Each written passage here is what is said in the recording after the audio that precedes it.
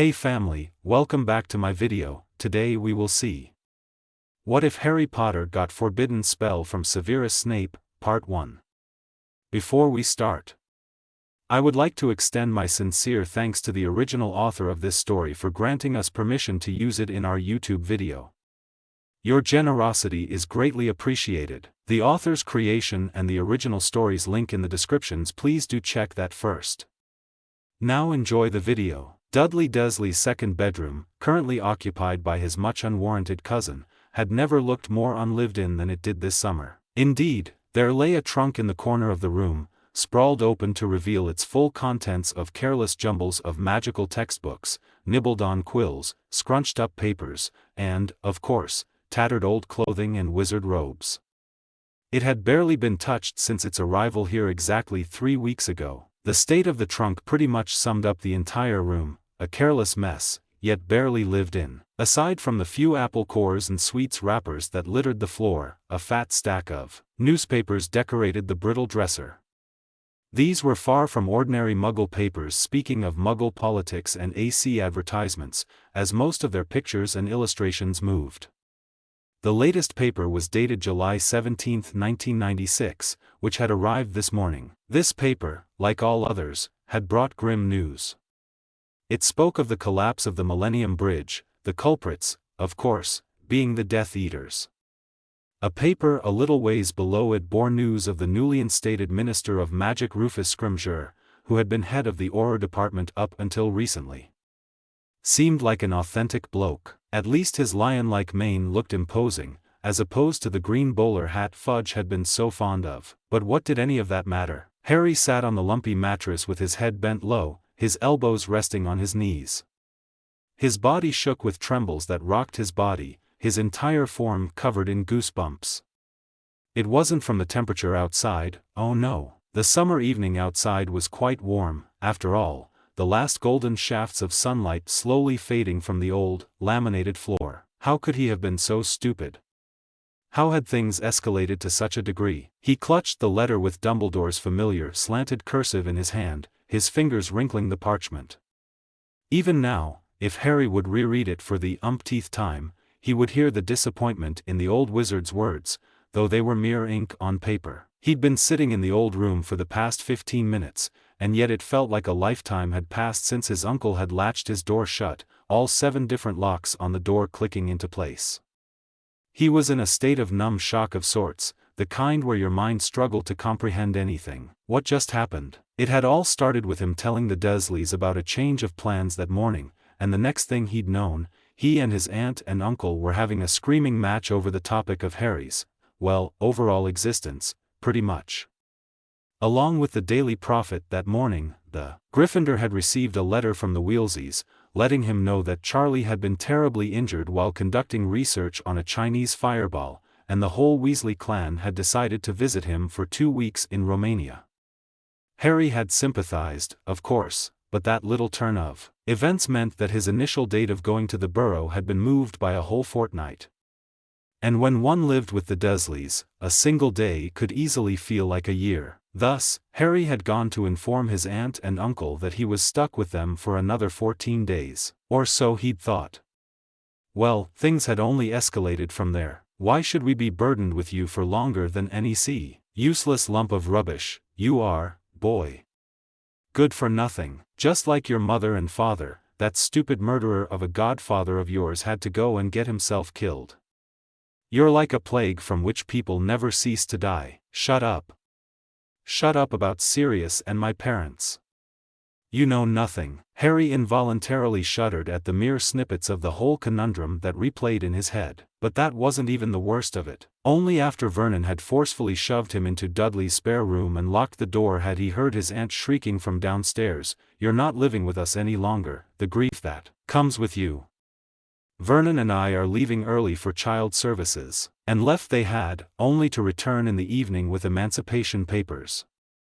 They had been shoved into Harry's face with glee and bliss, and Harry had felt his heart sink. Not that there was any lost love between them, Merlin forbid. But the gesture had felt like a searing arrow to Harry. No one wanted him. A burden. he was truly alone. It was nearly a whole month since the Battle of the Department of Mysteries, as people had dubbed it. And tomorrow would mark a whole month since the death of Sirius Black. Upon returning to the Dursleys, they hadn't shown him a sliver of sympathy. Not that Harry had expected any. But there was a gaping hole in Harry's chest at his recent loss, the memory of Sirius' laughter-filled face vanishing through the veil still livid in his retinas. And to have been rejected by his only blood relatives had felt like a shockwave to him. But that was nothing compared to how he felt now, after having read Dumbledore's letter, which he'd received not 15 minutes ago. Harry, a charm has informed me that the blood wards over your aunt and uncle's residence have fallen.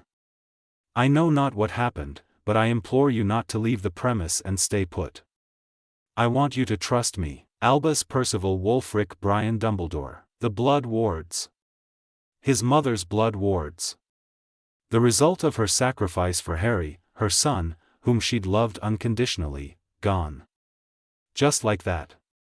It still felt as though someone had taken his head and submerged it into an ice-filled bucket. What had he done? This was the question Harry had found himself asking for the last month. What had he done? Why had he done it? What if he'd done things differently? Why had he been so stupid? Why had he gone to the ministry? Why hadn't he listened to Hermione? So many whys rampaged through his head, as well as what-ifs. What if Harry had just fled to Grimmauld Place and checked for Sirius himself? What if Harry had listened to Hermione's advice and not let his emotions overrule his sense of logic? What if Harry had cast a shield charm in time to prevent Bellatrix's curse from hitting Sirius? What if he'd actually learned occlumency and been able to block out Voldemort's vision? Occlumency. Snape. It seemed routine that whenever Harry thought of the greasy bastard he would feel an inhumane urge to punch the nearest surface to him, regardless if it was in the Dursleys' presence or even a trash can outside, hence why his knuckles were so bruised. Thus, Harry twisted his body and threw a fist at the pillow behind him. It didn't bring him nearly as much satisfaction as a wall would have, though. How could Harry have held any sort of hope when he'd told Snape that Sirius Black was in danger? How could have he been so naive? Snape, help Black? Severus, what is he talking about? No idea. Harry knew he was responsible for Sirius' death, but Snape also made that list. It didn't matter what Dumbledore had tried telling Harry that Snape had tried to help. No, because how could the sodding Death Eater have tried to help his time-old enemy? Harry growled and flexed his fists, Dumbledore's letter crinkling. The pain that radiated through his knuckles made him only angrier. Oh, how the bastard must be relishing in his victory, he thought savagely. To have another marauder dead. Was this the man's revenge for the pensive incident? Merlin, just how cruel and twisted could a person be? But that was beyond his focal troubles now. Now, Harry was left to wait patiently for something from Dumbledore. Perhaps a Patronus? Another letter? He didn't know, but the trembles that quaked his body made him want nothing more than curl in on himself and have the ground swallow him whole. But what did anything matter anymore? It felt like things couldn't get any worse, come what may. The cold stone corridors were deserted of any sound or presence save for the soft echoing of boots and swishing of the robe of the dark-clad wizard. It was dark, save for the torches lining the stone wall that illuminated the stone in a fiery red. It had been a few weeks since the revolting dark mark on his forearm had last burned. Since that imbecile Potter's excursion to the Ministry of Magic, of all things, and since Lucius Malfoy's failure to retrieve the prophecy. The Dark Lord had shown little leeway towards the mishaps and disappointments of his loyal Death Eaters. Severus, of course, had managed to stay in his good graces, ever the trustworthy spy that he was. Now, he was en route to Dumbledore's office. According to his Phoenix Patronus message not a few minutes ago, something had happened concerning James Potter reincarnated. Of course, thought Severus with a sneer, it isn't enough that the idiot had caused an entire Armageddon at the ministry, and now he's done something else. Raspberry sorbet, ground out the wizard silkily, and the stone gargoyle gave way to the twisting staircase. Severus didn't have the time nor patience for the self-moving staircase to take him to the top. the pace of a Gryffindor's head in potions class, so he quickly climbed them himself. Reaching the wooden door, he knocked and let himself in when he was permitted entry. Albus Dumbledore was sitting in his huge chair behind his large desk, his eyes no longer twinkling as they usually did. The man's aged face, lined so heavily, was worried and tired, almost stricken. "Severus," he greeted him, who nodded in return. "Please, have a seat," he invited, gesturing at the armchair Severus usually occupied. The man complied, sensing urgency in Dumbledore's tone. "I'm assuming this is no social call, Albus," he inferred smoothly, raising an eyebrow. Uncharacteristic as it was for him, Albus hadn't even offered his usual lemon drops to his guest. "When has it truly ever been, Severus?" sighed the man sadly. "I'm afraid something terrible has happened, and we must take immediate action." Severus felt himself go tense. For Albus, something terrible typically meant that either the world was ending or someone had died. "Humor me, what do you know of Harry Potter's relatives?" The question caught him completely off guard, but he didn't let it show. "Only that he is staying with his aunt and uncle due to the protection of the blood wards, as you've already informed me," he said slowly. Dumbledore nodded. "Quite right. And I am afraid that they have somehow fallen." Severus remained stoic, though his eyes narrowed. "Fallen?" he parroted woodenly, suddenly wondering the implications. "Lily's sacrificial magic?" Albus slowly rose from his chair, his aged bones crackling, and set about pacing the circular office. "It happened some half-hour ago, I believe. I was informed immediately through a charm I had put over the house when I left him there 15 years ago. I do not know the details, but I wrote to him shortly after to stay put and to not leave the premise." Albus paused, concern etched on his features. Severus internally sneered. Just like the previous year, arrogant Potter just couldn't sit still for the life of him and not find trouble. Lily's sacrifice was for naught. She must be rolling in her grave at what's become of her son. Such a waste of one's life. Lily's, no less. "Surprised much, headmaster?" he sneered, unable to help himself, but smoothed out his features at the man's stony glare. "Severus, this is no laughing matter. Without the protection of the blood wards, Harry Potter is vulnerable. Now, normally, I would send him to the Weasleys, but seeing as they are in Romania for another 2 weeks, the option becomes invalid," finished Severus, already aware of the redhead's impromptu departure. "Place him with the werewolf, for all I care, headmaster. The boy is too damn resilient to die. I would wager death cowers at the mere mention of his name. You know as well as I, Severus, that Lupin is away on a mission with the werewolves for me," refuted Albus evenly, ignoring his unwarranted comment. "Grimmauld Place is also out of the question. Not many Order members occupy it anymore, and I'm afraid of the psychological impact it might have on Harry. Furthermore, there is the question of inheritance." Severus scoffed. Stupid teenagers with their problems. No doubt the boy was still sulking about the death of the mutt. Well, he'd brought it on himself. "Let the boy stay here, at the castle, then," he threw in noncommittedly, rising from his chair. He had a potion for the Dark Lord simmering back in Cokeworth, and the last worry he needed on his mind was James Potter reincarnated. Merlin forbid, were it not for Lily. "Severus." The Slytherin halted, the hem of his cloak swinging forward in the momentum. He'd only heard his name spoken in that tone a handful of times, evenly, yet firmly and warningly. Slowly, he turned. "I would love nothing more than to have Harry stay with me. However, I am going away for an indefinite amount of time, possibly a few weeks or so, in search of an artifact I believe is crucial to Voldemort's ultimate downfall." Severus flinched slightly at the use of the Dark Lord's name, just barely suppressing it. His left hand twitched at his side. "And that may be?" he inquired, curiosity piqued. "You shall have to wait and see, my boy.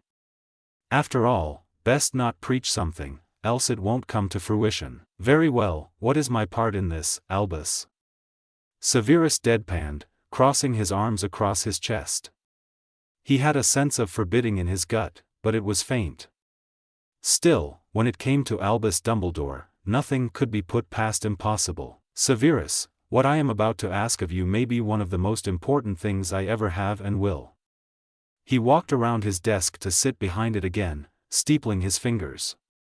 I want you to accommodate Harry for 2 weeks. The Death Eater felt his eye twitch and his nostrils flare, cold disbelief at the old codger's audacity washing over him. I beg your pardon, he said softly and dangerously, dark eyes trained on the old face. Tell me, headmaster, are my sins so irredeemable that no matter the risks at which I put my life, it will never be enough for you? Do I not do enough for you as it is, serving as double agent and facing the Dark Lord, placing carefully chosen lies in truth's stead about his sworn enemies, all straight to his face? Severus hadn't even realized he was standing in front of Albus' large mahogany desk, his outward composure belying his internal seething fury. You are aware, he plowed on in the same tone, that certain Death Eaters, him included, know of my residence in Cokeworth? What do you imagine any of their reactions to be when they see me coddling Harry Bloody Potter, reading him bedtime stories over butterbeer? Ah, but that is precisely my point, interrupted Dumbledore, holding up a finger in a halting gesture. You see, Harry would be hidden in plain sight. No one would ever suspect him residing at your place, Severus. And, if I recall correctly, he added knowingly, your place is well warded, and I trust no one more than you. The Death Eater sneered openly, his disgust showing on his face. Save your accolades, you have gone senile, old man, he seethed. What of the Dark Lord's connection with Potter's mind? If he invades it and discovers I am housing him? Ah, but just as well, for Potter and I will have slaughtered one another by next morning. Well, more likely Severus would be the murderer in this case. The conceited Gryffindor held the magical knowledge of Argus Filch. Voldemort will not attempt to invade Harry's mind again, of this I am certain. It causes him pain, pain beyond anything he has ever experienced. Your proof? Am I truly to blindly take that assumption at face value? Albus sighed. Severus, has it ever occurred to you that you ask too much, headmaster? That perhaps I do not want to do this anymore? The old wizard's expression retained its impassiveness. Ah, but will you, Severus? Will you stop doing this? Was it not 16 years ago when you swore to my face you were willing to do anything? Severus held himself rigidly still. You swore to protect her son, Severus. Yes, but protecting him never entailed coddling. Coddling him was never implied. You will merely be providing him with protection during a time when he is most vulnerable and exposed. No one is asking you to coddle him, Severus. Something changed in his tone to a more gentle and imploring level. However, if you would just look beyond that mask that has blinded you so, I do believe what you would see would surprise you. The younger wizard neither did nor said anything, simply stood there, arms crossed over his chest. Now, additionally, he continued, a satisfied silver lining his voice as he reshuffled some parchment, I would like you to take up training Harry Potter, not a clemency, I assure you, he hastened to explain when Severus had opened his mouth in outrage. Sharpen his dueling skills, tutor him in countering dark spells and curses, and so on. When the time comes, Harry will need all the knowledge he has gained over these years, and Merlin knows he will need to be ready. Neither spoke for several deafeningly silent moments. This is ludicrosity. I refuse. Good day, headmaster. With that flat, final word, Severus spun on his heel and shot for the wooden door. You claimed you loved her, Severus. Dumbledore's sharp words halted him just as his hand settled on the handle. Or, so I had thought. Lily Potter loved her son so much so that she cast herself between him and the darkest wizard of the century, wandless and desperate, because of a mistake you made. And those words pierced Severus like the cruciatus seeping into his every fiber of being. Because they were the bitter truth. The crippling truth. More silence reigned for several long moments, yet both knew how it would end. Severus gave a single curt nod, back still turned to the headmaster, hand hovering over the door handle. He pushed it down, jaw clenched, and disappeared. The old coot knew he'd won the argument. Severus cursed every house in the neighborhood for being an exact replica of the other, with the neatly pruned driveways and brick roofs. He also cursed Albus Dumbledore, Harry Bloody Potter, Toonie Dursley, Voldemort, and literally everyone else he could think of except Lily. If it weren't for her sake, or the mistakes he'd made, Severus would never have found himself in this position. And now, here he was expected to house the bane of his existence reincarnated for 2 weeks. How was he going to keep his sanity? Severus gritted his teeth at the realization that Potter would most likely not come quietly.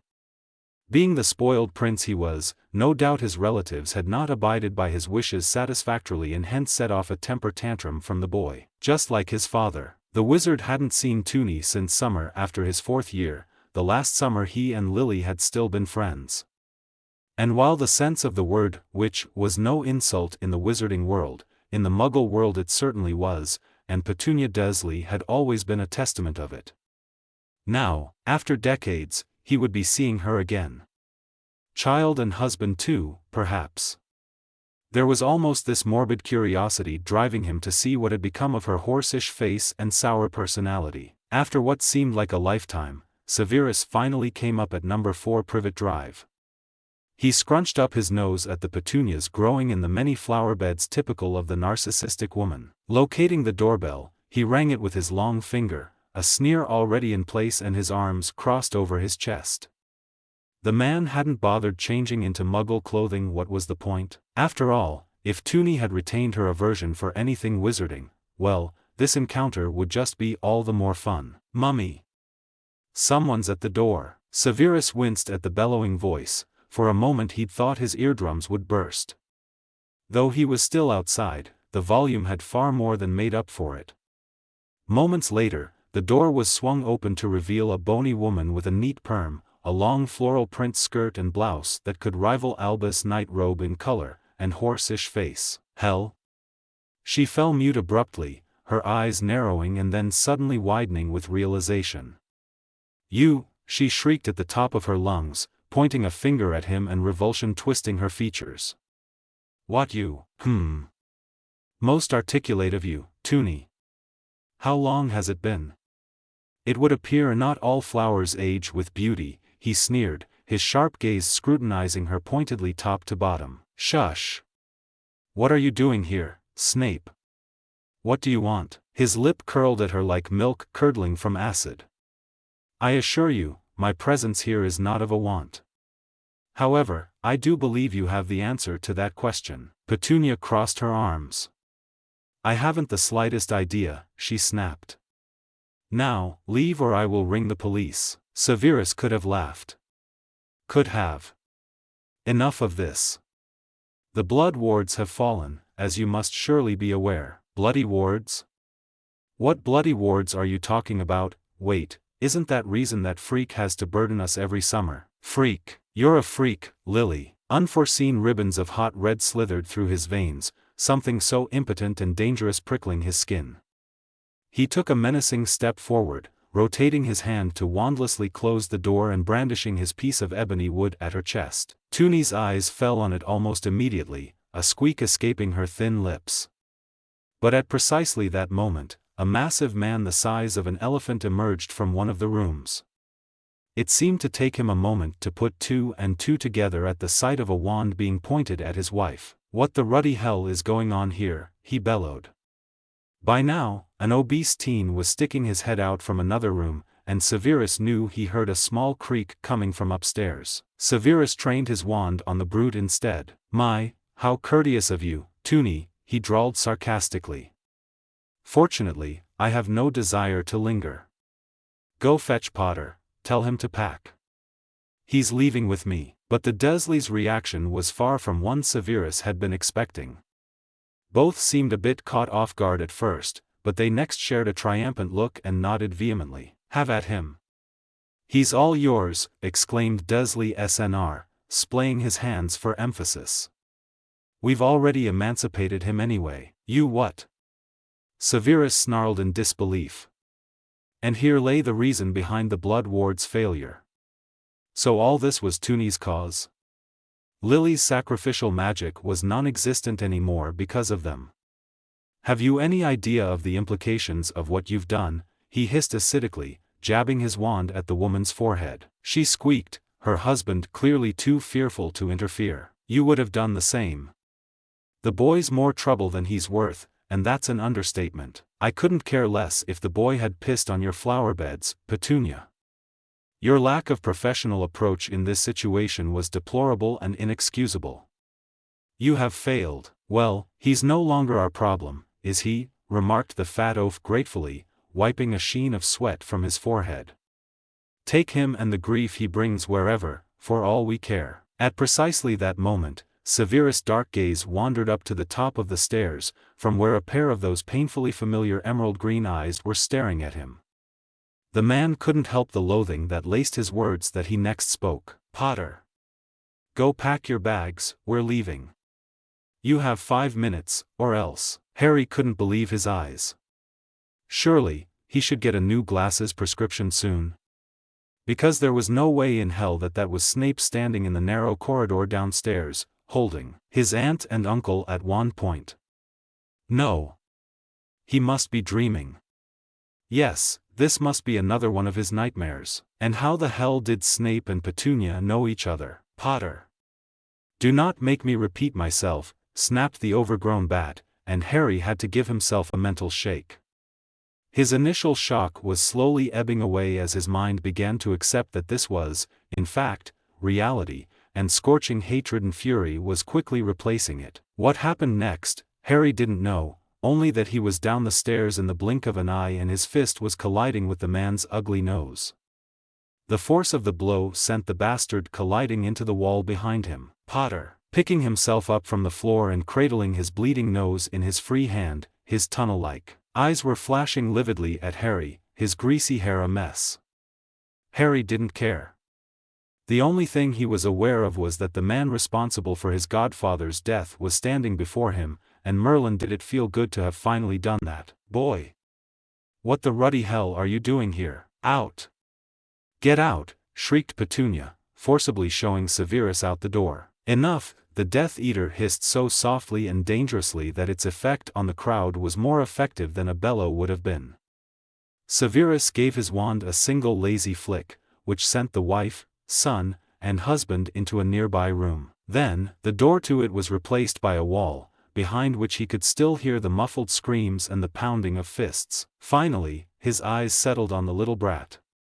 The pain searing through his nose wasn't beyond unmanageable. Severus had sustained and endured far worse injuries in his years, and a potentially broken nose was an absurdly easy fix. But no, what truly made him cross the few feet of space separating him and Potter, grab him by the scruff, and pin him to the wall, was the sheer audacity of the teen. Harry was completely caught off guard when a pair of big, cold hands grasped his collar and he felt solid behind him.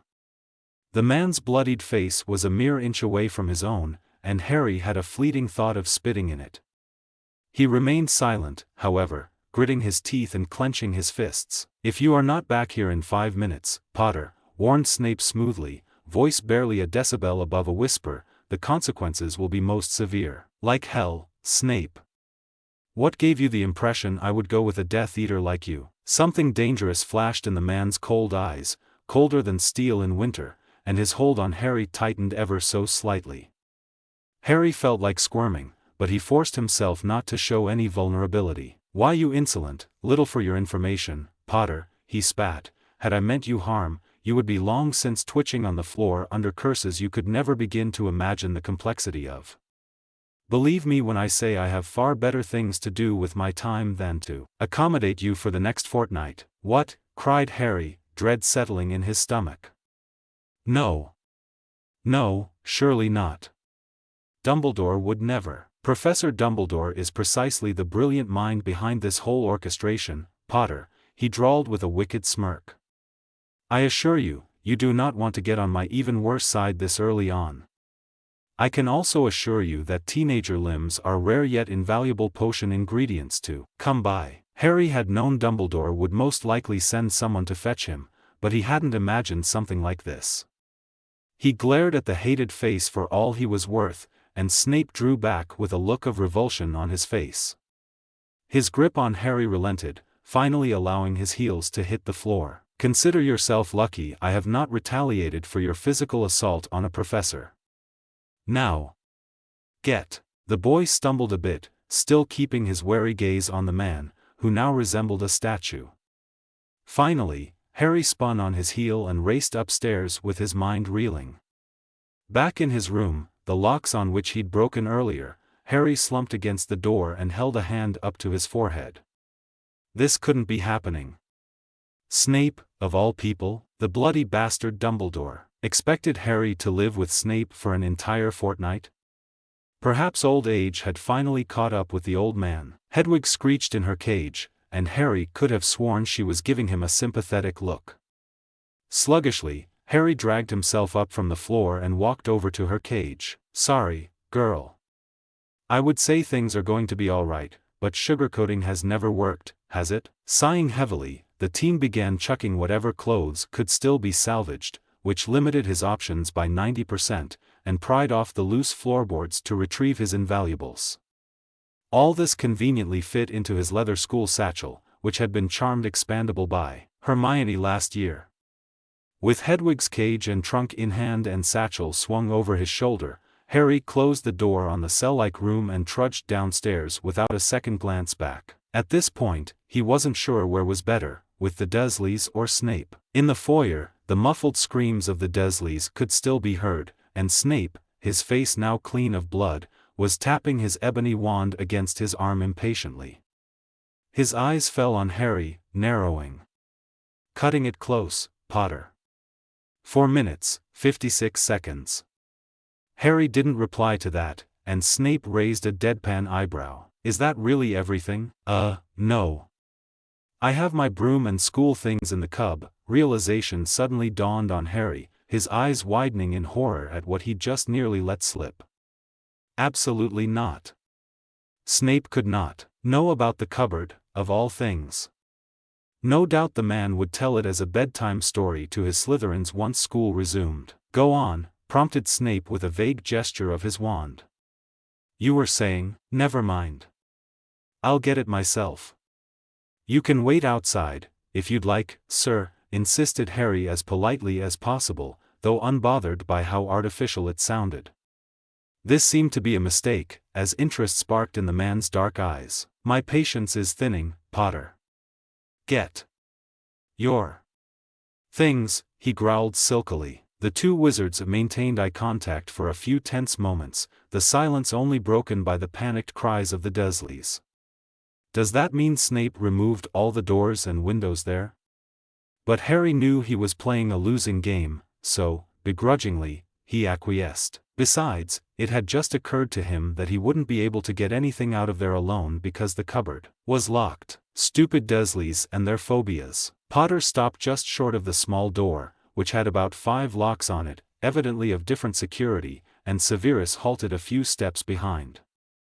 He watched with morbid curiosity as the boy shuffled his feet awkwardly and then raised his head with a slight blush tinting his cheeks and ears. Being the spy that he was, Severus was quickly able to deduce that the brat's supplies were kept in there. Why the bloody hell, though? But he wasn't about to excuse him from asking for his assistance with unlocking the damn thing.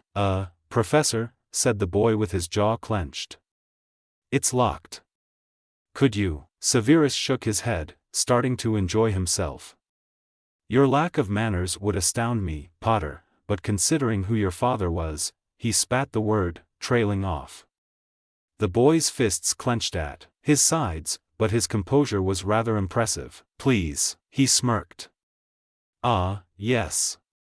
Vengeance was sweet. With an effortless flick of his wand, 5 clicks sounded, and the door swung open. Potter wasted not a moment and dove in. His body concealed his view of the interior, so Severus was unable to satisfy his curiosity completely. In under an impressive 10 seconds, Potter managed to stuff his pre-shrunken broomstick and other necessities into his rather worse-for-wear satchel. "I trust you have your cloak and wand on your person?" Potter's face showed his disbelief as clear as bold text on parchment. Severus scoffed. "Honestly, do you take me for an imbecile, Potter? I've known of that insufferable cloak for years. Now, cease wasting time and follow me." Without a single other word, Severus spun on his heel, cloak swishing in the momentum, and left for the front door. Potter's shuffling of feet told him his exact position, and the man took great pleasure in letting the door accidentally swing shut to nearly hit his face. Only once they were outside did Severus remember about the Dursley mess he was leaving behind, and knowing it wouldn't do to deal with the bloody ministry, he lifted the spell that had been confining the family in their living room. "Grab my arm, huh?" "Why?" Severus sighed. "I would like to offer you a dance, Potter," he drawled caustically, then said seriously, "We are going to apparate. Now hand me your trunk and do as I say." And with a pinched expression, Potter complied and grabbed his offered wrist, lips drawn into a tight line. Severus rolled his eyes before closing them, saying a prayer to Merlin to give him strength enough to endure the coming fortnight and apparate them away. Harry staggered forward as his feet collided sharply with the pavement. Hedwig's cage rattled loudly as it rolled away from him, reducing the poor nocturnal to screeching its head off.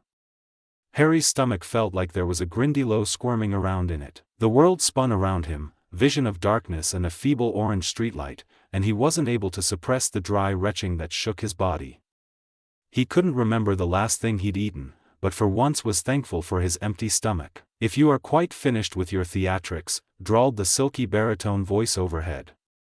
Harry eventually straightened up and glared up at the man. What was that?" "Where are we?" he asked sharply, his head pivoting this way and that as fast as he dared, else the nausea returned. "Spinner's End, Cokeworth, Manchester. What you just experienced was apparition. Don that infernal cloak of yours and keep your wand at the ready," he ordered briskly, already spinning on his heel and walking away.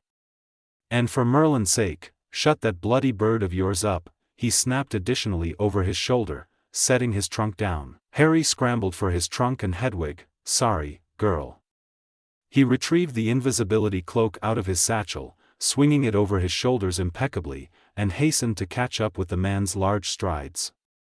He made sure to keep a few feet's distance, though, his holly wand ready in his trousers pocket. Looking around properly for the first time, he noted the weathered and deserted cobble street. Pitch darkness shrouded it, a lone street light flickering not far from them.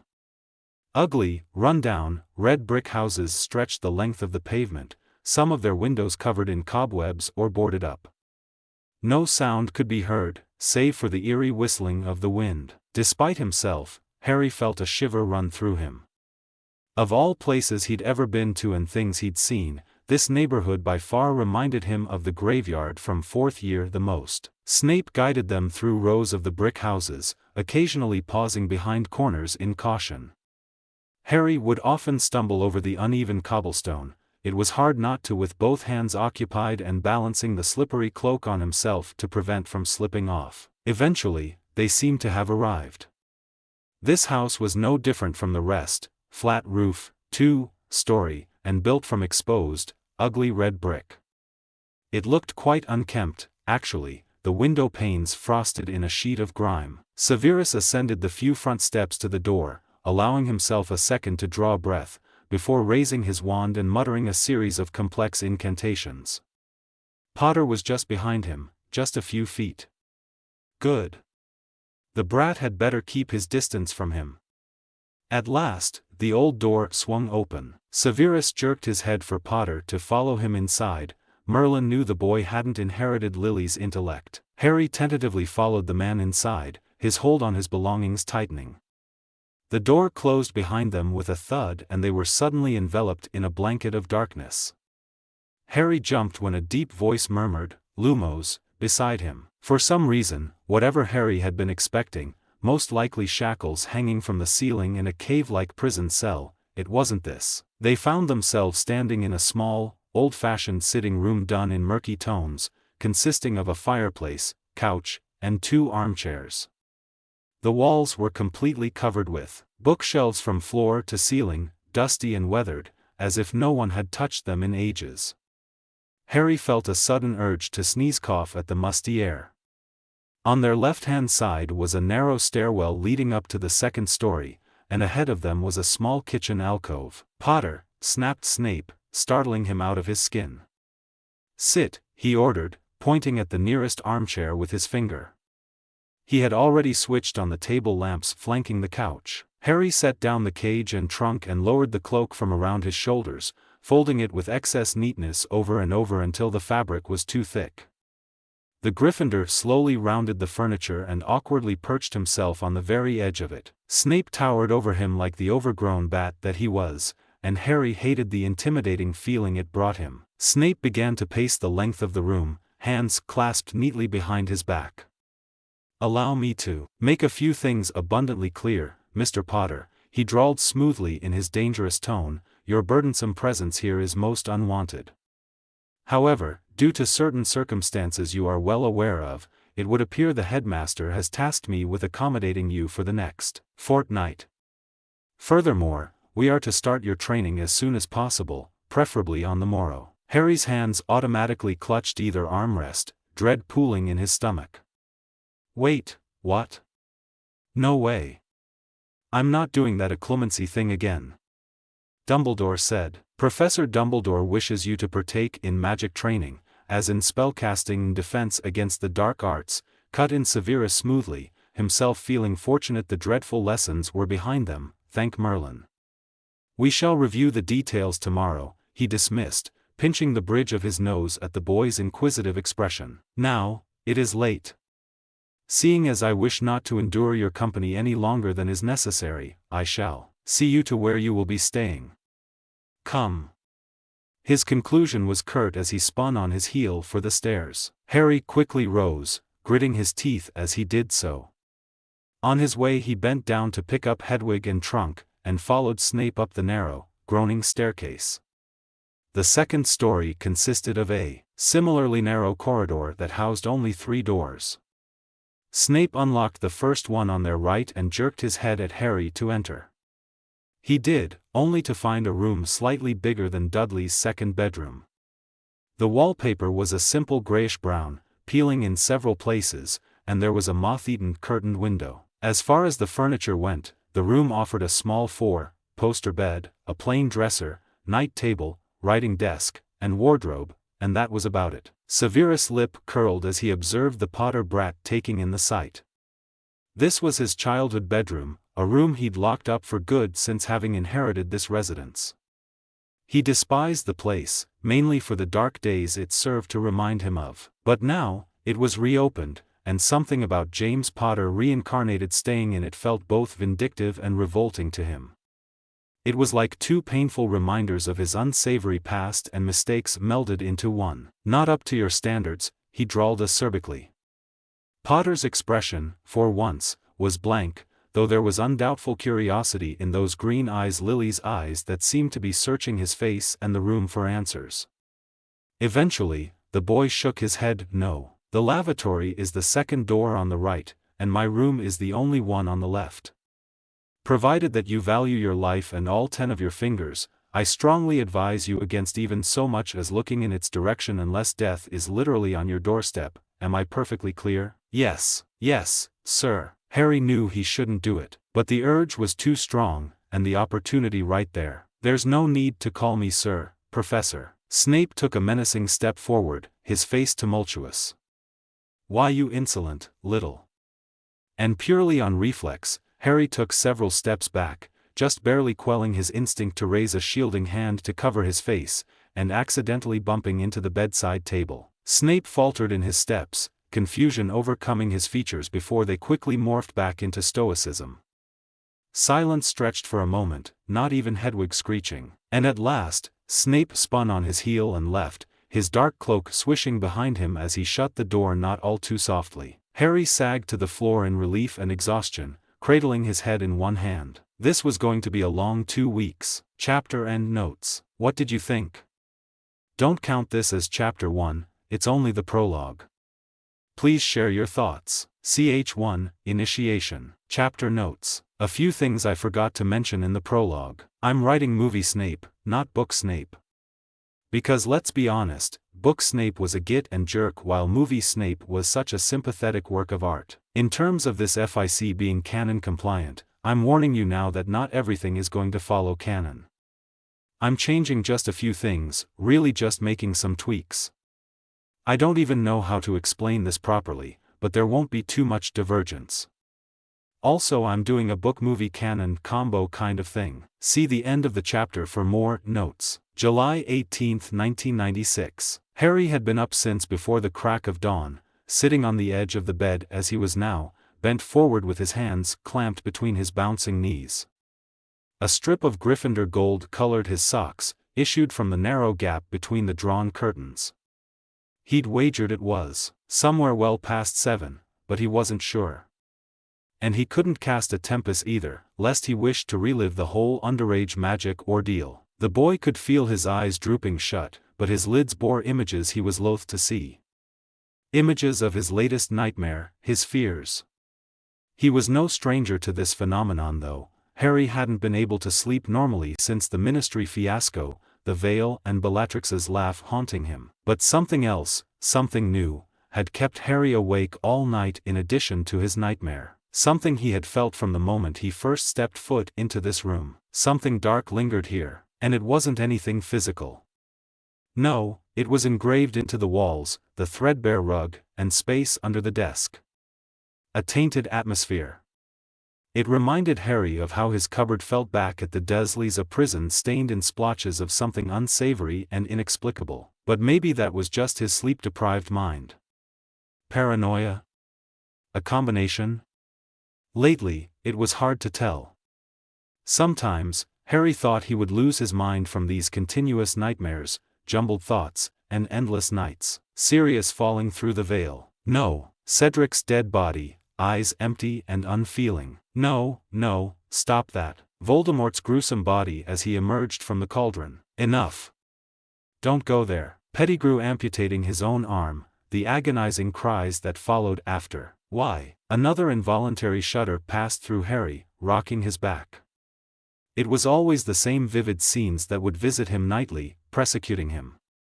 He would often see his godfather's mirthful face, seconds before he died, Bellatrix's triumphant cheers in the background. Or sometimes, he would be back at the graveyard, and the entire ritual would play out in front of him like a film. I can touch you now. But Harry had always awoken from these form-trembling nightmares in a familiar space, be it the Gryffindor dormitories or the spare room at the Dursleys. This, however, was very unfamiliar territory. This setting, this place, the company in the room just down the hall. Harry was far from stupid. He knew this room must have been Snape's childhood bedroom. But there was something severely off-putting about it. As though a presence had died here and its ghost lingered to haunt. Snape, last night. Harry groaned as his swirling thoughts switched lanes. Again. It was hard to keep up with any of them nowadays. He had spent half the night trying to, fruitlessly, convince himself that Dumbledore hadn't placed him to live with Snape for the next fortnight. The mere idea sounded like a suicide guarantee mission. Why couldn't he have been placed at Grimmauld Place with the Aurors? Like Tonks or Moody, or, hell, isolate him in a room with 4 windowless walls. He would even be willing to sit there all by himself rather than with the greasy bastard. Harry's fist clenched tightly around the duvet he was clutching, so hard that his knuckles turned white. At that moment, he wasn't sure whom he hated more, Dumbledore or Snape. He'd held hope, after the revealing conversation with the old man after the Ministry battle, that Dumbledore would finally be more inclusive of Harry, that he would keep his opinions and thoughts, and even emotional needs, in mind, that he wouldn't just ignore him, cast him aside, like he had all through last year. Yes, Dumbledore had sent him that letter about the blood wards having failed, but it still hadn't been enough.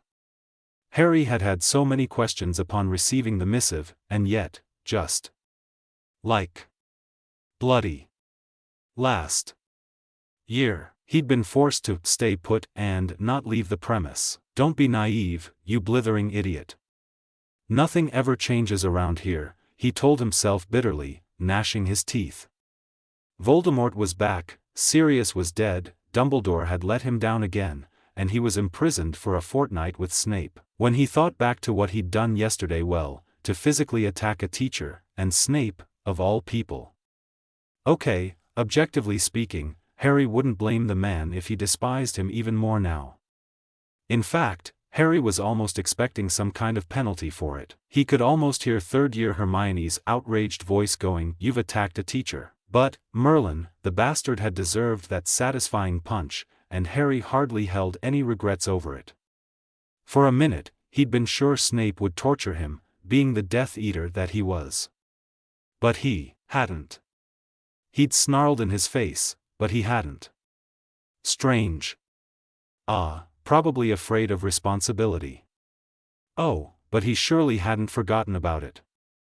Oh, no, not Snape. Vernon's lack of self-control would never, mused the Gryffindor.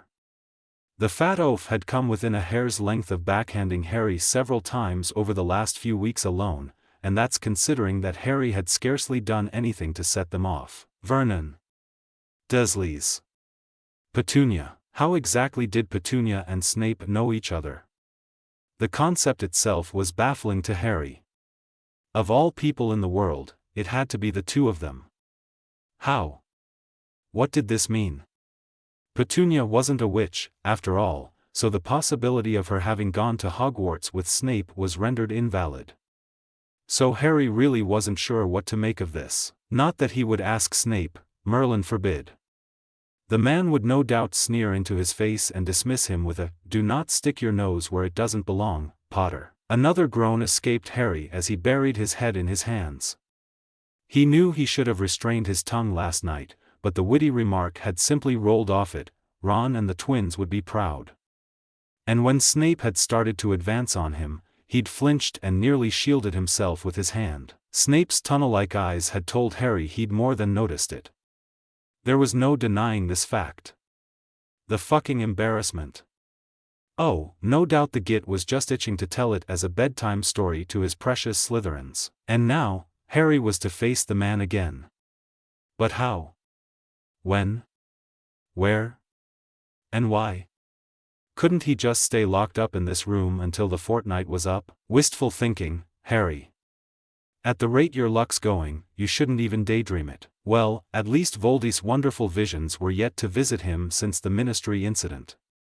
That was probably one of his only reliefs in his recent life. Harry sighed heavily. If only he had a calendar here, like the one that hung in Dudley's second bedroom. It had been like a reward when he'd wake and cross out another date, the number of boxes lessening until the circled red one that was labeled the Burrow. On second thought, Harry quickly rose and rushed over to his trunk. He rummaged through its contents, until finally pulling out a spare parchment and self-inking quill, however faulty and old it was. Shuffling over to the desk, Harry sketched out a small chart and racked his brains as he calculated. 2 weeks. That's 14 days, 336 hours. 20,160 minutes. The number in seconds seemed too big to calculate. He took several steps back, as if a better perspective would make the numbers look smaller. Well, he only had to survive 2 weeks, or 14 days, or 336 hours, or 20,160 minutes. The initiation had begun. Hold on, wasn't today the... Harry felt his heart sink in cold realization, as if an invisible hand had squeezed his windpipe. Today was the 18th, exactly 1 month ago since Sirius' death. 1 month. 1 month. 30 days. How was it already a month?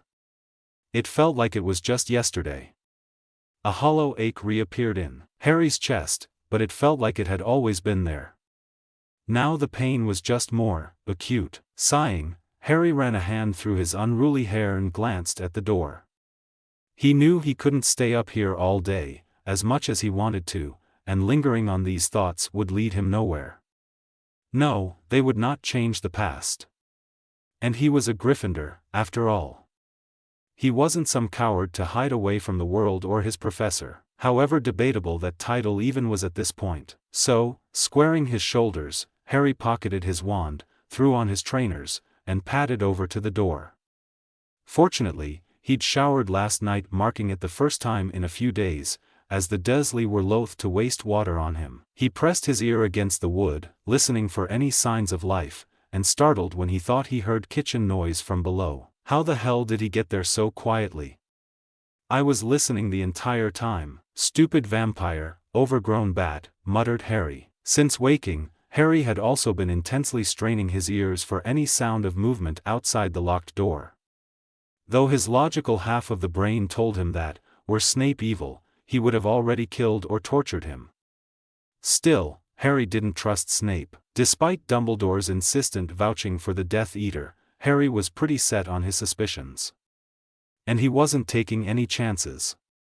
Not after their 6-year mutual hate relationship. Slowly, he pressed down on the cold handle. Peering out into the narrow, unlit corridor, Harry carefully closed the door and started creeping down the stairs.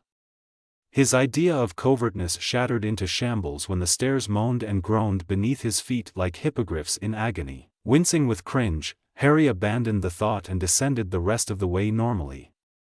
He entered the sunlit sitting room, and immediately heard movement coming from the kitchen, a strong smell of herbal tea wafting through the air.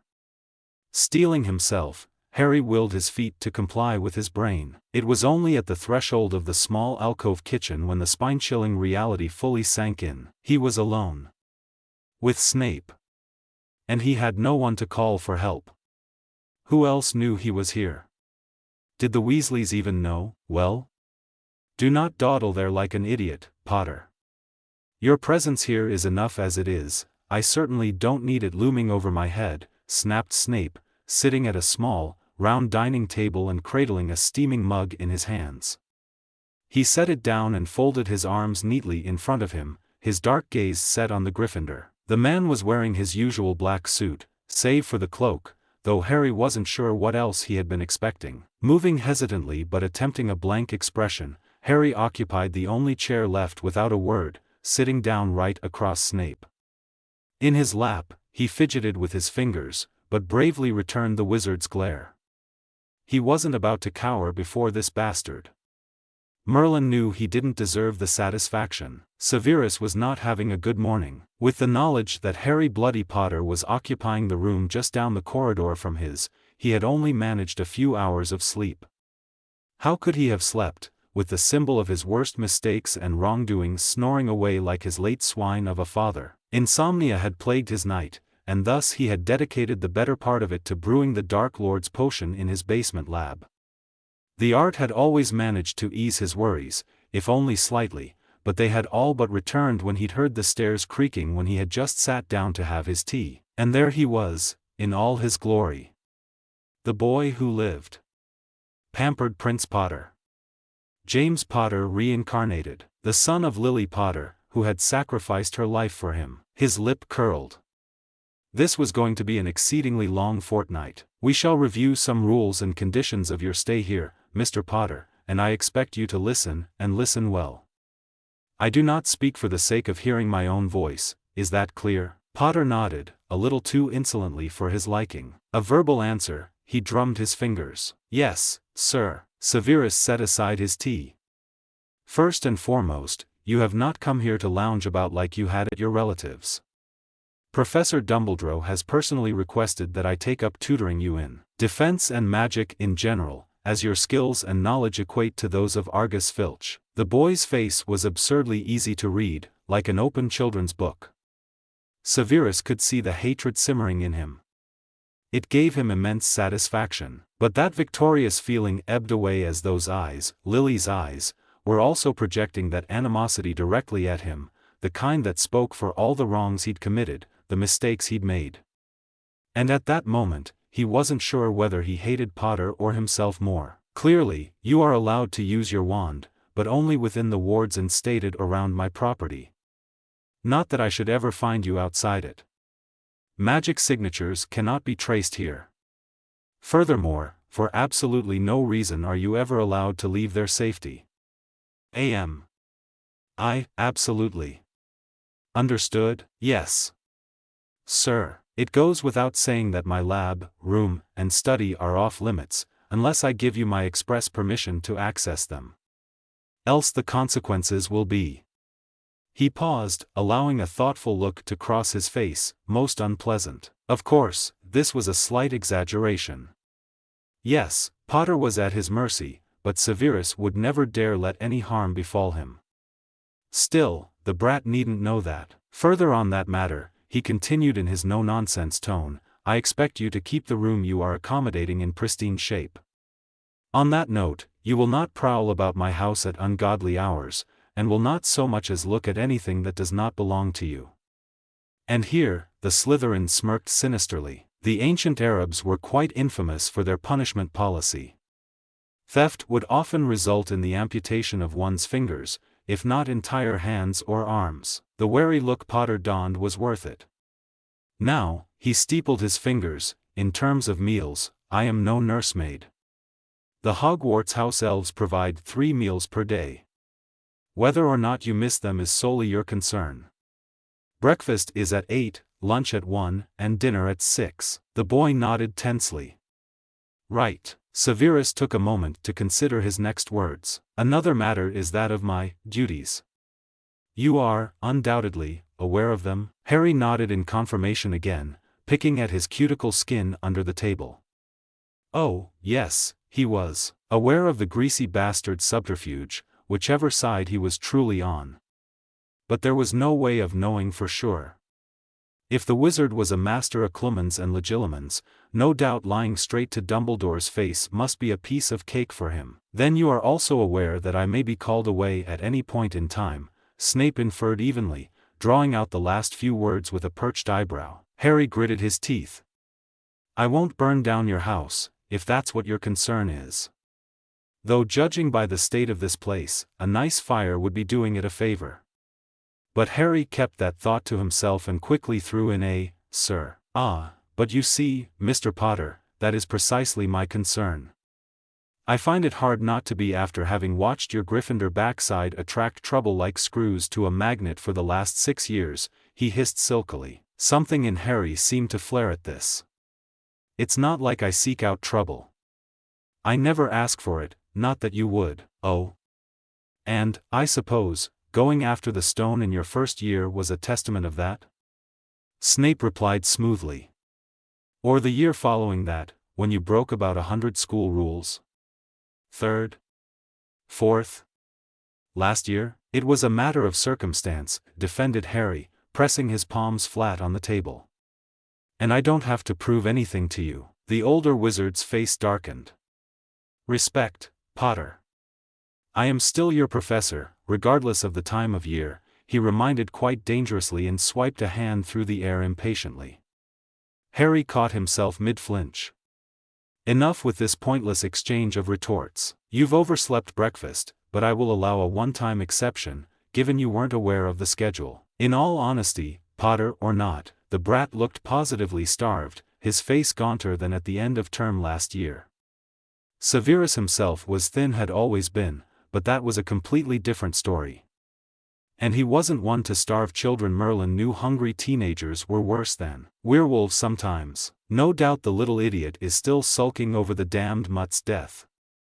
Probably refused to consume anything for show and sympathy. Potter blinked at him for a moment, those emerald eyes trapped behind the insufferable round frames. Severus' lip curled over what he was about to say next. "Our first lesson is to be held at noon sharp. Till then, you shall indulge yourself in your school assignments, as I've no doubt they have yet to be touched," he said, rising from his chair and banishing the cold tea with a lazy flick of his wand. Potter's face shone with indignance, and Severus smirked. "Indeed. And I will personally endeavor to check them over. Should I deem anything below an exceeds expectations, you will redo it. That is my policy, Mr. Potter, and under my roof you are subjected to my rules," was his smooth ending. Potter just glared impertinently at him, but Severus could sense he was fuming. "Good. Let the brat. I will be in my lab. Unless the Dark Lord himself is at the door, do not disturb me for any reason. You have my express permission to make use of my study library. But only the shelves within your reach. I have ways of knowing what has or hasn't been touched, Mr. Potter." With that, he spun sharply on and made to leave. "Wait." The man halted, raising an eyebrow at the boy's audacity. "What is it now, Potter? Unlike you, I haven't all day." The Gryffindor looked nervous, his arms crossed over his chest as a bit into his lips, as opposed to the ridiculous, stoic facade he'd been trying and failing to maintain, an air of indifference, almost. Now that sign of impertinence and defiance was gone, replaced with hesitation and worry. "See, can I write to my friends?" Harry blurted out, trying to meet the dark eyes squarely. After that whole little introduction to the hell that awaited him here, Harry knew correspondence with his friends would be the only thing keeping him sane. But the catch was that he couldn't let his desperation his weakness show. Snape was a sadist, after all. The dark-clad wizard leaned too casually against the doorframe, his thin, pale lips parting in an amused manner. Yes. How absurd of me to forget about our celebrity's little fan club, he drawled sarcastically. I suppose the Dark Lord will simply be overjoyed to come across an intercepted letter from one Harry Potter or the Golden Trio, he sneered. Stupid boy, has such a thought not crossed your brilliant mind? Arrogant, conceited just like your father, that was the last straw. If there was one thing Harry would never tolerate from anyone, let alone Snape, it was bad-mouthing the only people who had ever loved him. Gone. Dead. Sacrificed. He was on his feet in seconds, fists clenched tightly enough to feel his nails breaking his skin.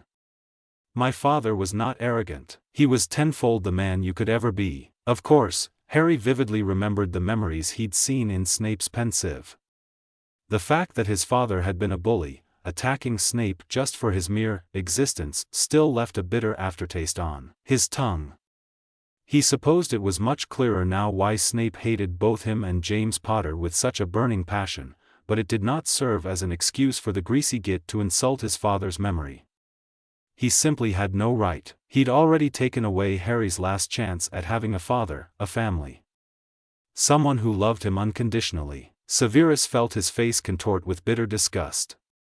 Unbeknownst to him as to why, but that last retort had struck something in him. Perhaps it was that it had come from the bearer of those blasted emerald green eyes. It was truly a foreign feeling, and Severus suddenly resented himself for it as much as he did the boy, and the cause of it was sitting right before him. It was a given that the brat would side with his father after he'd witnessed him humiliate his hated potions professor. How could he not? Like father, like son, as the time-old saying went, your father was nothing but a condescending swine, Potter. Severus snarled, baring his crooked teeth at the 15-year-old. An arrogant, lazy, weak prince. Just like you. Potter suddenly slammed down both palms onto the table as he rose. I am not weak, and neither was my father, he shouted, his face turning red. This gave Severus a sudden epiphany. It was cruel and unfair, so was life, and it would serve to shut the brat up. You are weak, Potter, have no doubt in that. You will never amount to anything. However the wizarding world can rely so pathetically on you is beyond me.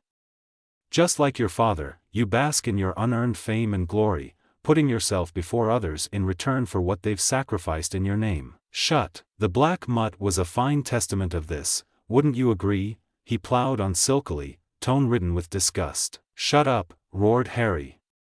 He hadn't felt so livid in months. He knew he shouldn't even bother taking the bastard's words to heart, but his grief mixed with anger to form a deadly concoction. You sadistic bastard, Sirius is dead only because of. And then, a sickeningly familiar feeling overcame him, halting him mid-shout. He realized his amateur mistake of maintaining eye contact with the man. There was an unmistakable foreign presence in his mind, and it had intensified just now. Memories flashed by like cards being shuffled, a choppy film. Harry, Ron, and Hermione studying in the library. Umbridge interrupting Dumbledore's start-of-term speech. Wind rushing and whistling in his ears as they flew over London on thestrals. Without warning, the connection ceased.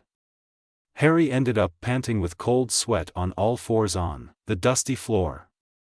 His heart felt like he'd just run a marathon, and a nasty headache was brewing up in his temple. Weak, hissed Snape, sauntering over to tower over Harry. The boy could only see his boots and got a sudden urge to vomit on them. You said no legilimency, he rasped out accusingly. Suddenly, a strong hand grasped his collar and roughly pulled him to his feet in one swift motion. You imbecile boy, this isn't about a stupid promise. Snape seethed. That was barely even an attempt to penetrate your mind. I didn't even use my wand. You are a weakling if you fail to grasp even the slightest control over your thoughts and emotions. The Dark Lord will access it with absurd ease if he ever wishes to again." Snape released his hold on him and withdrew in disgust. The wizarding world is doomed if their beacon of hope is an incompetent teenage boy whose actions run on his hormonal emotions. Harry said nothing. He was leaning against the dining table, breathing hard from anger and shock as he glared defiantly at Snape for all he was worth. But he had nothing to say. Because, loath as he was to admit it, Snape was right. Perhaps he really was weak. And how could the world rely on him to defeat the darkest wizard of the century? After all, Harry had let his emotions coerce his actions that night he'd received the vision of Sirius. And the worst part was it stung. Because it was the painful truth. "Get out of my sight," hissed Snape before pivoting on his heel. No sooner had he left than Harry had slumped down unceremoniously onto the nearest chair. To his disdain, it was Snape's. The boy cradled his still spinning head in his hands, shutting his eyes tightly against the vertigo. Well, what else had he been expecting? Snape was a sadist, and sadists weren't beyond exploiting the mind arts on their hated students. Then again, it still deeply unsettled Harry. He was fully aware that he was at Snape's mercy for the next 2 weeks. And Merlin knew what could only happen in that span of time, especially at the rate things were going. After all, which side Snape really was on remained debatable. A heavy sigh escaped his lips as Harry revised everything Snape had told him. Homework, lessons, training, and pretty much no contact with the outside world. All for 2 weeks, 14 days, 336 hours, 20,160 minutes. Hell, Harry peeked out through the gaps of his fingers at a loudly ticking clock mounted on the wall he hadn't noticed before. It was 10:30, which meant he still had 2.5 hours to occupy himself before the dreaded lesson with Snape. What would it even look like? Would Snape tutor him in the dark arts? Would he teach him dark spells, the kind his Death Eater friends must use on a daily basis, or would he attempt to unfairly jinx Harry? Maybe they would even duel. Harry felt a lump of saliva get lodged in his throat, especially at the last thought.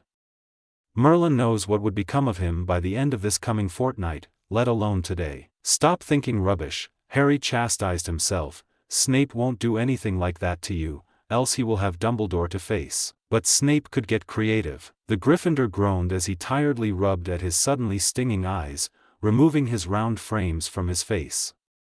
There was no denying that he was exhausted.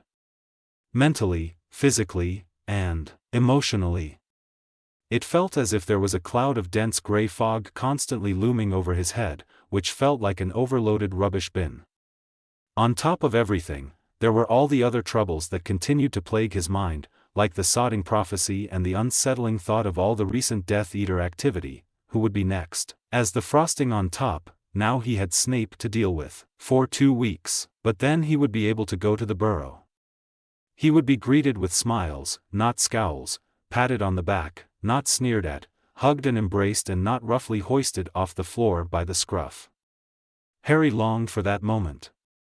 He'd had this longing for a while now, this feeling of comfort, safety, and security, and perhaps something a little more. But also not quite. It was a longing he couldn't quite pinpoint, a longing for something so far out of his reach that he couldn't even describe it. Steeling himself, Harry pushed off his palms to rise from the table. So much for that breakfast, he thought dryly. But just as well. In reality, he wasn't that hungry. In fact, it was the strangest thing to feel hunger but not have an appetite. So he took a moment to contemplate what to occupy himself with until noon, and eventually decided on exploring the study Snape had granted him access to. Harry dragged his feet as he willed them to take him to wherever Snape's lesson was to take place. It was currently 5 till noon, and had it not been for the alarm he had set on his wand, he would have definitely missed it. Strange, as his alarm charm had only worked on his 3rd try. Snape's study was about double the size of Dudley's 2nd bedroom, except all the walls were completely covered in bookshelves that stretched from floor to ceiling. Harry had indulged himself in skimming through a few interesting-looking books.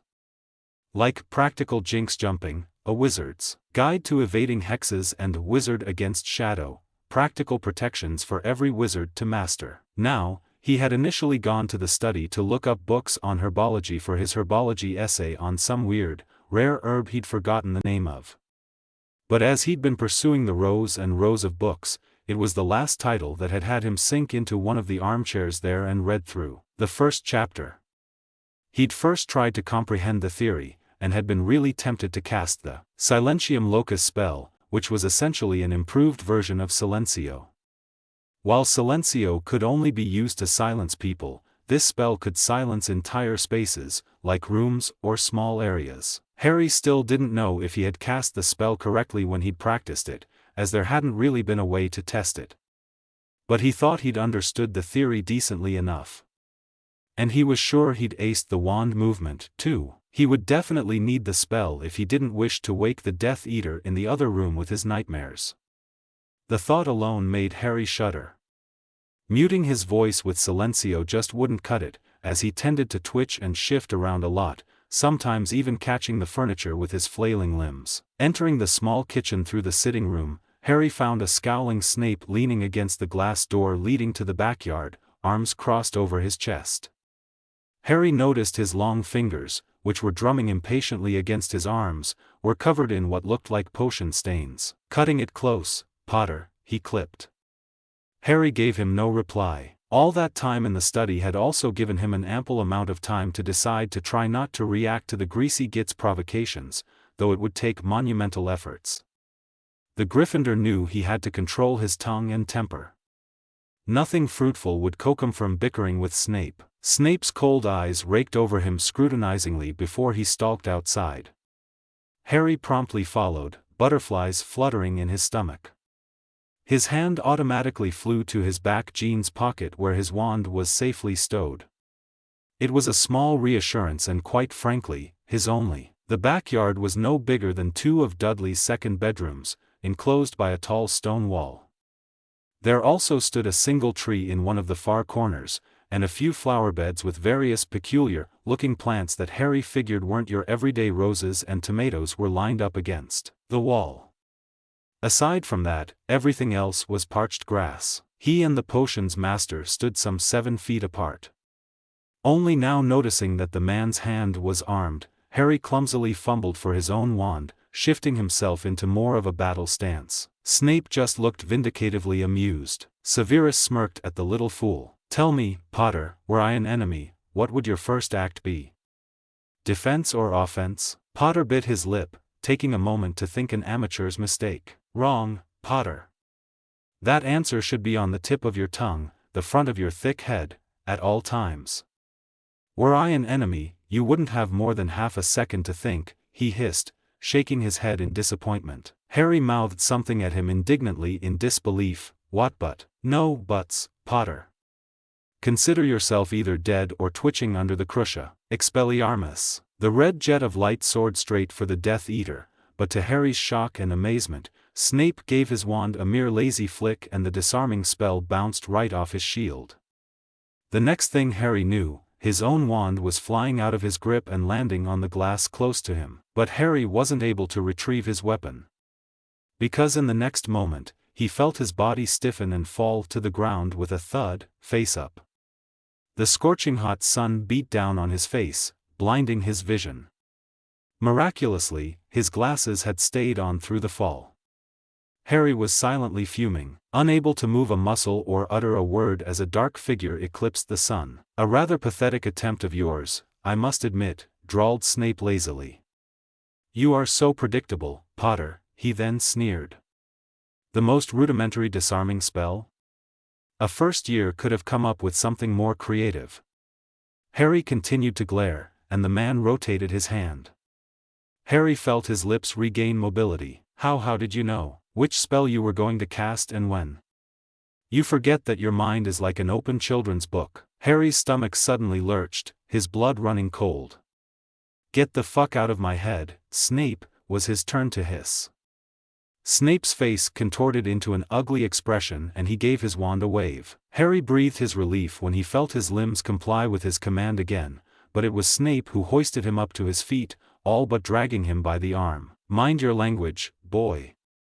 Believe me, Potter, who would pity the person unfortunate enough to have a mere peek into it," he retorted scathingly. "Enough." Severus returned to his initial position. "The mind arts are not something I will be endeavoring to teach you anymore, fortunately, though it is your own loss. Now, I will throw an array of unfriendly spells at you and you will attempt to block them. The longer we duel, the more challenging the task will become." He raised an eyebrow at him. "Has your minuscule brain able to digest that simple overview?" Harry furrowed his face and readjusted the grip on his wand. He would not let down his guard like that again.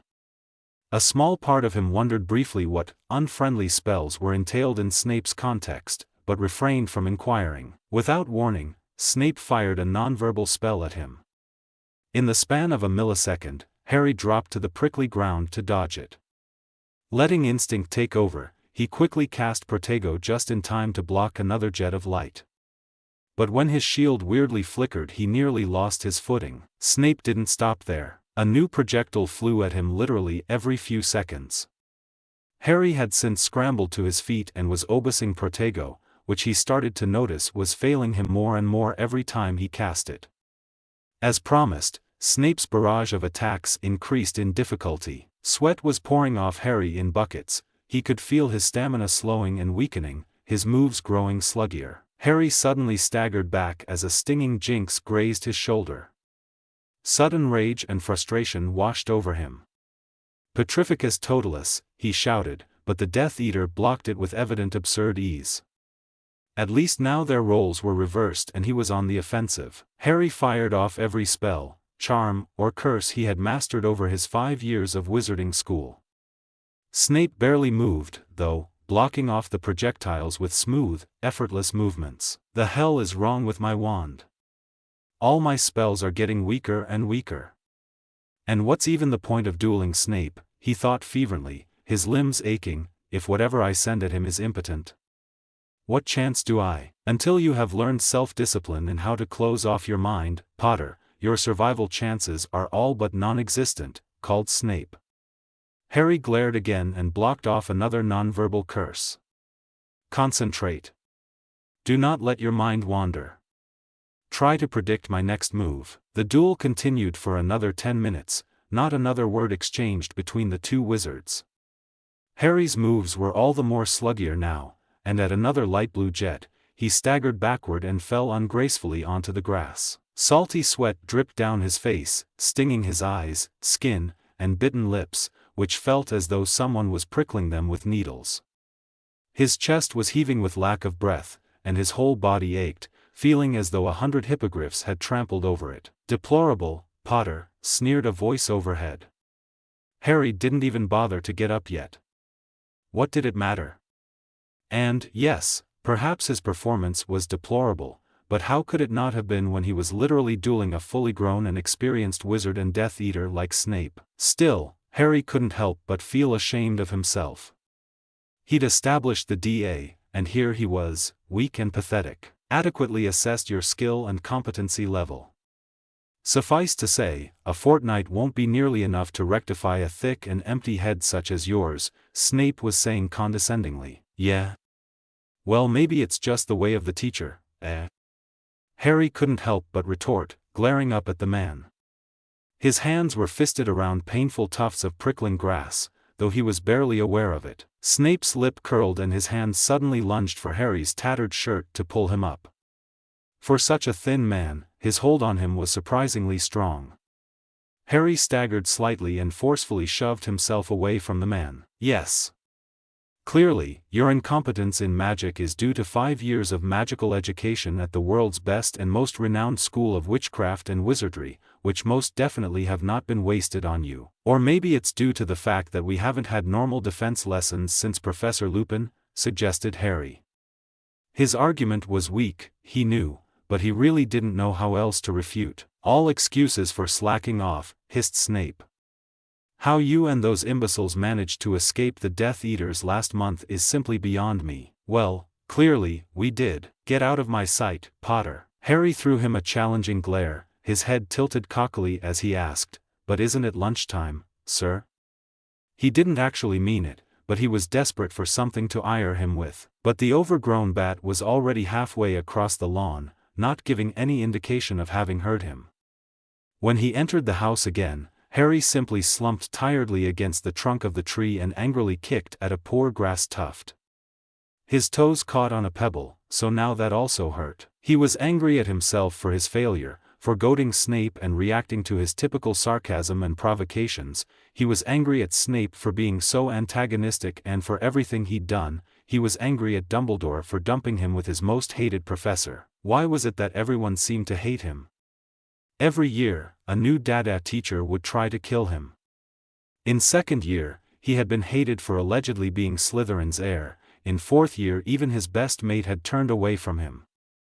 And in fifth year, literally the entire Ministry of Magic had kept trying to rub his name more and more into the dirt. Then there were the Dursleys, who had disowned him. And Snape, who had despised Harry's guts since before he had even known the man. And he'd lost Sirius. The reminder stung his heart in an aching ripple. What would his life be like right now if Sirius were still alive? Would he have taken Harry in for the summer from the Dursleys? Would he hate his godson for having gone to the ministry that night? Would he care? Not that Harry would ever know. The last chance he'd had at family had been ripped from him by one stupid mistake. There hadn't even been a body to bury for Harry to properly mourn his loss. He was simply gone, like he'd never existed in the first place. Harry didn't even have a single photograph of him with his godfather, unlike other families who often insisted on taking an overly excess amount of photos of themselves with their children to later display on mantels and fridge doors. His aunt and uncle were fine testaments of this, plastering every bare surface with hundreds of framed photos of Dudleykins. Harry had never had that. And probably never would. Time had completely escaped his notice, and Harry realized this when he was no longer in a sunlit area. Glancing down, he was on the very edge of the tree's shadow. For whatever reason, his mind associated it with his ever-haunting nightmares. He dreaded the night and yet awaited the next day, because with every morning that dawned, he was closer to leaving for the burrow. When Harry finally entered the house, the kitchen was scarce of any soul but his. At that precise moment, his stomach gave a loud gurgle. He honestly couldn't remember the last time he'd had something to eat. How long had it been since that stale, leftover soup? Admittedly, he had been feeling increasingly more fatigued with every passing day since Hogwarts, but he just didn't think he could stomach anything without it coming back up, either from his nightmares at night or from his shrunken stomach. Though, he briefly wondered if Snape was going to let him starve. Not that he would put it past him. Another gurgle, this one more painful. He would be fine. He had his magic to keep him alive, as it had done his entire life. Spending the rest of the summer with the Weasleys would more than make up for it. The basement didn't differ much from the Hogwarts dungeons in looks, for bare stone walls, mounted shelves and cabinets filled with colorful vials and ingredients, and a few workbenches positioned to cut through the middle in rows. About 5 cauldrons had delicate smoke of various colors puffing upwards the ceiling, their soft simmering a therapeutic sound to the potion master's ears. Here there was no Potter to bother him, not a single whiff of him. No Albus Dumbledore either, with his inane requests and favors, and no Dark Lord to torture him. Here was his latibule, an escape, however temporary.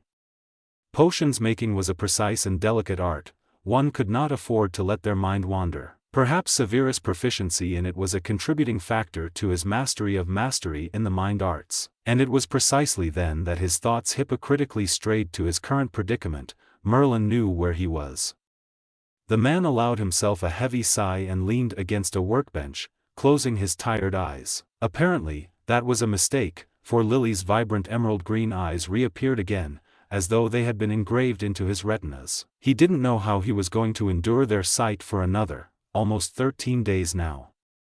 Or 312 hours, or 18,720 minutes. Taking advantage of his solitude, the potion's master cursed out a string of expletives as colorful as the old codger's robes. Coincidentally, the old codger was the one the language was aimed at, the one who had placed Severus into this predicament in the first place. The orchestrator of this whole hellish arrangement. He has her eyes, Severus. Severus gritted his teeth, nails scratching against the splintery surface. Yes, indeed the boy did. And what a joyous thing to rejoice over. Those eyes were a constant pain to meet, a reminder of the pathetic mistakes he had made, of the night he had closed Lily's eyes and wept tears of grief, remorse, and pain over her, staining her red hair. Those eyes were especially torture since they were on James Potter Reincarnated's face. So ridden with rage, contempt, and disgust. All behind those obnoxious round frames. Potter never looked at him with anything but hatred, and at times it almost felt like it was Lily projecting all her disappointment at him through her son. A sharp sizzle suddenly startled the man out of his thoughts.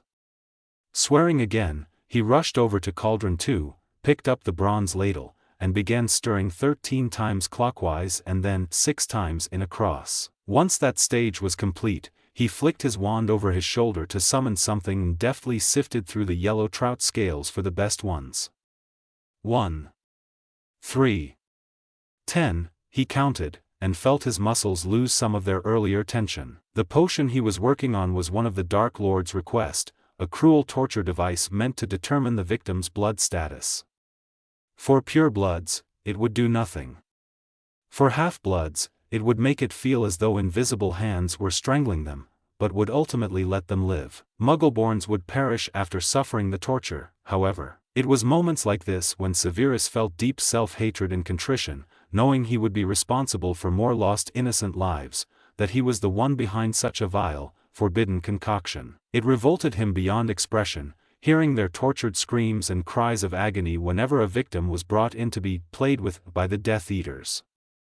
So far, there had been 4 of those since the Battle of the Department of Mysteries, but Severus had been forced to only participate in 2. Severus himself knew the experience firsthand, as did many of the other Death Eaters who had ever dissatisfied the Dark Lord. He shuddered to think what the bastard wouldn't do to him should he ever discover that his right-hand man was housing the boy who lived. A quick and painless Avada Kedavra would be a wistful wish. Every morning, the same questions would flicker to his mind: why? Why do I do this? For what? For whom? And the answers would come to him almost immediately, as though code on a Muggle computer. The same mantra he had been repeatedly preaching to himself for the last 15 years. Lily, for his sins, wrongdoings, and mistakes could never be atoned for, he knew. Never would be, having forever stained his hands. And because he'd taken that bloody vow to protect and watch over her son. What kind of life even was this? He had no life, no one to live for. He only had his vow to Lily to upkeep and fulfill. After the war, whether Potter survived or not, well, he would cross that bridge when he got to it. Giving himself a mental shake, Severus put the potion on stasis. It was the 5th of the 7 bases that would ultimately comprise the final result, the Strangulatus potion, which was due on the 26th of July. What was to come then, no one knew. The Dark Lord had recently been quite paranoid about impostors in his midst, so the event that was to take place that day was extremely confidential. As far as Severus was aware, only he and Lestrange were aware of the Strangulatus potion. Lucius Malfoy would have also made this list, were it not for his imprisonment in Azkaban after the whole Ministry fiasco.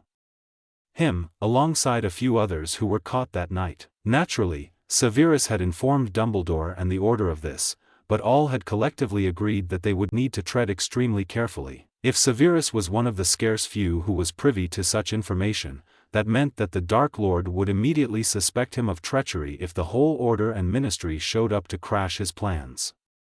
So, as always, Severus' life was put in danger for the sake of the greater good. Typical. Nothing new. What did his life matter anyway? Frustrated again, Severus left his lab in determined strides, a change of topic having suddenly overcome him. It had completely escaped his mind that he had a 15-year-old burden just upstairs. who had been left to his own devices since lunch, which he had been deprived of. As well as breakfast. Shit. And burden or not, Potter looked like he couldn't afford to miss a single meal. The boy was a scrawny thing. How was his body still even functioning? It most certainly wouldn't do to starve the boy. Any further, Merlin knew Severus would then rather face the Dark Lord than a pissed-off Albus Dumbledore. But when Severus emerged in the sitting room, it was to find it completely shrouded in darkness, not a sound to be heard. He frowned, realizing it must be well past dinner time too. It was a bit peculiar that he hadn't heard a peep from the boy all day. Why hadn't the brat pestered me about his hunger? Ah, yes, no doubt sulking after his atrocious performance today. Prince Potter didn't have something go his way for once in his entire life.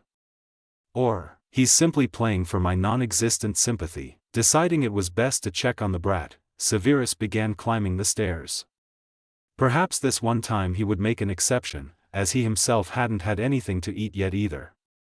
Surely, the Eves wouldn't mind the impromptu order. Before the door, he considered knocking, but quickly sneered at himself for such a sentimental thought. Uncaringly, he turned the handle and barged in. The room was basked in feeble night light from the window.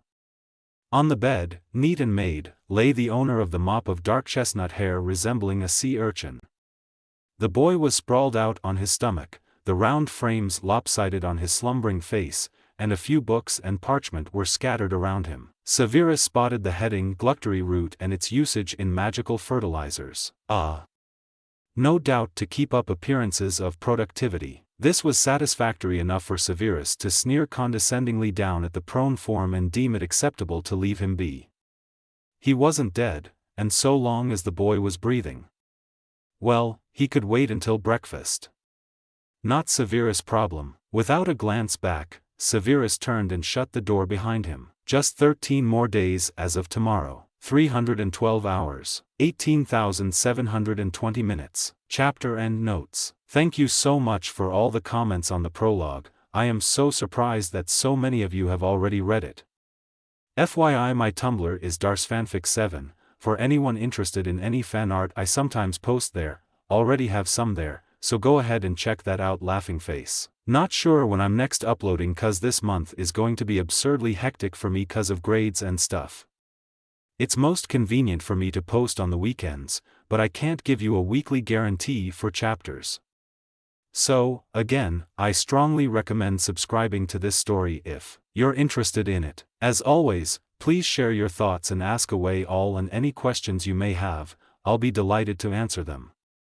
I don't bite winky face. Ch2, Bloodied Shards. Chapter notes. Well, here's a 9K word monster for you, people. See the end of the chapter for more notes. July 19, 1996. Harry sat perched upon the edge of the bed, twirling his holly wand in his hands as he stared unseeingly out the window. The sun shone brightly this morning, the way it was typically portrayed in cartoons. Its light spilled through the gap left between the curtains.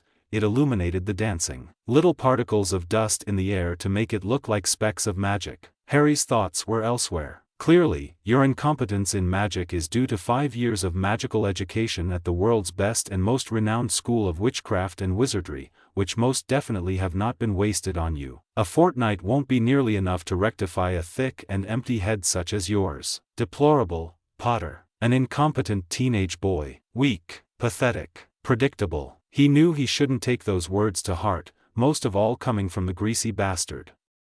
They were prejudiced, biased, untrue, were they? Harry, once again, had awoken with ear-splitting screams from yet another nightmare, not to mention sore from yesterday, his muscles searing. It should be mentioned that, apparently, the Silentium Locus spell had worked, for there had been no seething Snape barging in at 2:30 in the dead of night. But that was, quite frankly, the only relief he'd been granted last night. Not only had Harry refused to climb into bed, but he'd also refused any attempt at sleep again, the pointless endeavor that it would have been. Instead, he'd perched himself on the edge of the bed to await sunrise. Since 2:30. That was 3 hours ago. Just him and his own thoughts for sanity. Amongst those thoughts had been yesterday's disastrous dueling session. And the plaguing question remained, Were all those things Snape had spat at him true? Looking back at the Ministry fiasco a month ago, he and his friends had managed rather well against a number of grown-ass Death Eaters. Harry had cursed, blocked, and blasted spells and curses, and it was him who had thrown a cruciatus at Bellatrix Lestrange, not the other way around, or, at least he tried to. But it should still count. Point was, that had been enough. He'd survived, and so had his friends, except Sirius hadn't, and he'd had help. It hadn't been him alone, it had been a team effort. With Hermione, Ron, Ginny, Luna, and Neville. Yesterday had been a one-on-one with Snape. Harry had fought solo against him. And judging by his deplorable performance, what chance would he stand against a real threat? But no, wait. Harry shook his head. The odds had been too great against him, too unfair. His wand had been acting up. He hadn't been able to cast a normal Protego half the time. Additionally, Snape could read his mind. Obviously Harry's opponent had an advantage scarcely few other witches or wizards did. So, clearly, the duel hadn't been fair. Life isn't fair. All excuses for slacking off. Were they excuses though? It had Harry concerned. Though he loathed the mere fact, he was the chosen one, on whom lay the weight of the wizarding world's expectations. Neither can live while the other survives. And at the brilliant rate things were going, Harry's chances of survival were steadily dropping. How was he supposed to defeat the darkest wizard of the century when he couldn't even best his professor in a mock duel? Your incompetence in magic. Incompetent. But what exactly defined incompetent? A wizard could, say, be well versed in theory of magic but have never practiced it. That wouldn't deem him incompetent, right? Many adult wizards couldn't perform nonverbal magic or even cast rudimentary spells, as Harry had come to know over the years. Hell, many couldn't even cast an epiphany suddenly went off in Harry's head, invoking a smirk to grace his face. The Patronus. Snape certainly was one to speak of magical incompetence, huh? Well, could Death Eaters even cast it? Probably not, since the charm required pure happiness. It was pure light magic. So how could a wizard, especially one like Snape, be able to conjure one? It just wouldn't make any logical sense. It was also something that gave Harry something akin to superiority over Snape. In a way. If one were to tilt their head and squint, Harry suddenly raised his wand. Expecto Patronum. As expected, a beautiful and corporeal stag burst out of the tip of Harry's wand. It sprang into the air and made to prance the perimeter of the room. But it never finished the circle as intended. Instead, the Patronus dissolved mid-prance. Harry was rendered speechless with shock. That's never happened before. He looked down at his wand, which was shaking in his slightly trembling hands. What was going on? Was the problem in his wand or him? Why was his magic acting up lately? No, it couldn't be. He couldn't be losing his magic, right? That was impossible. He couldn't lose his magic. What would that even mean for him? What wouldn't that make him? A surge of panic elevated his breathing so suddenly that Harry caught himself only when he was on the precipice of hyperventilation. Though it took him immense willpower, he sucked in a deep breath. It made his head feel weirdly light, the world around him doing a little spin like a merry-go-round. Maybe he was simply tired? The thought helped to ease his nerves slightly. Otherwise, what other explanation could there be? What was worse, he had no confidant for the next. Harry stumbled over to the nightstand and lunged for the small bit of parchment and self-inking quill. He calculated, 13 days. 312 hours. 18,720 minutes. Shit. Shit, shit, shit, shit, shit, shit, he breathed, reality sinking in deeper. What's happening to me? It wasn't long before Harry was descending the stairs to breakfast. His mind was still heavy after his Patronus had diminished, so the worry felt like a suffocating cloth stuffed in his windpipe. He didn't know what was happening to him, but it was such foreign territory. In all his life, the Patronus had never failed him. Even when he was attacked by the Dementors last summer, as soon as his feet hit the bottom stair a heavenly sweet smell of eggs and bacon flooded his lungs. Harry's mouth watered, his stomach lurching in desire, and he subconsciously hastened his strides. Despite his predicament, he had already missed 3 meals yesterday, so he was pretty sure his body would shut down eventually if he continued this streak. Just don't react to him. It doesn't matter what he says, he's a bastard and a bully and there's nothing you can do about that. Harry's steps faltered on the threshold of the kitchen, though he wasn't sure why. Sitting at the table was Snape, his back turned to him. He didn't turn around to acknowledge Harry's presence, but this suited the boy all the better. Without a single word, he hesitantly made his way over to the chair he had occupied yesterday. There was no plate or silverware set out for him on the table that was laden with all sorts of breakfast foods, all of which Harry remembered being served at Hogwarts. The house elves forgot to send the silverware. You will find some in the second cupboard on the left. If you will able, drawled Snape's monotonous voice, his eyes not once rising from the daily profit he was pursuing over a bowl of plain porridge with berries set out before him. The back cover of the paper, much to Harry's disdain and disgust, was none other than The Boy Who Lived, the heading too far away to read. Whatever. Harry gave himself a small mental shake before retrieving a clean plate, mug, and fork. He found that there wasn't a wide selection of anything in the cupboard, but then again he was pretty sure Snape wasn't one for company. Back in his seat, Harry tentatively began piling on some scrambled eggs. He took about 2 spoonfuls, knowing he wouldn't able to stomach any more. In the stifling silence, he was uncomfortably aware of Snape's scrutinizing gaze on his plate, but he pointedly ignored him and focused on pacing himself. He wasn't new to this, as he had had to do it at every single start-of-term feast for the last 6 years. Just let him try and utter a single word about my eating habits or deplorable table manners, sticking his overly large nose into other people's plates. The first bite of his food felt like his taste buds had hit heaven. The yolk was just slightly runny, it oozed and melted in his mouth. He hadn't eaten like this since that one time Dudley had stuffed himself with too much toast and left his unfinished meal to Harry. That was last year. Pace yourself, you idiot, he reminded himself scoldingly. The pair continued to eat, but the uncomfortable silence soon started pressing pressuringly on Harry's eardrums. There was only the clatter of cutlery to keep them from imploding. It made Harry wonder if this was how it was going to be for the next 13 days, just stifling silence and ignorance. Potter. Harry's head snapped up at the silky voice. Yes? Earning a pointed glare, he quickly added, Sir. Snape banished his bowl and profit and neatly folded his hands in front of him, regarding Harry with a deadpan expression. I would like to reiterate a point I do not believe was stressed enough yesterday, he said evenly, lips thinning. Concerning your little boredom problem. Harry did a double take, his meal forgotten. My boredom problem? There's something new. Under no circumstances are any of your insufferable friends to know of this arrangement. As of currently, only the headmaster is aware, as we intend to keep it. Should such information fall into the wrong hands, it could very well cost us our lives as well as countless others.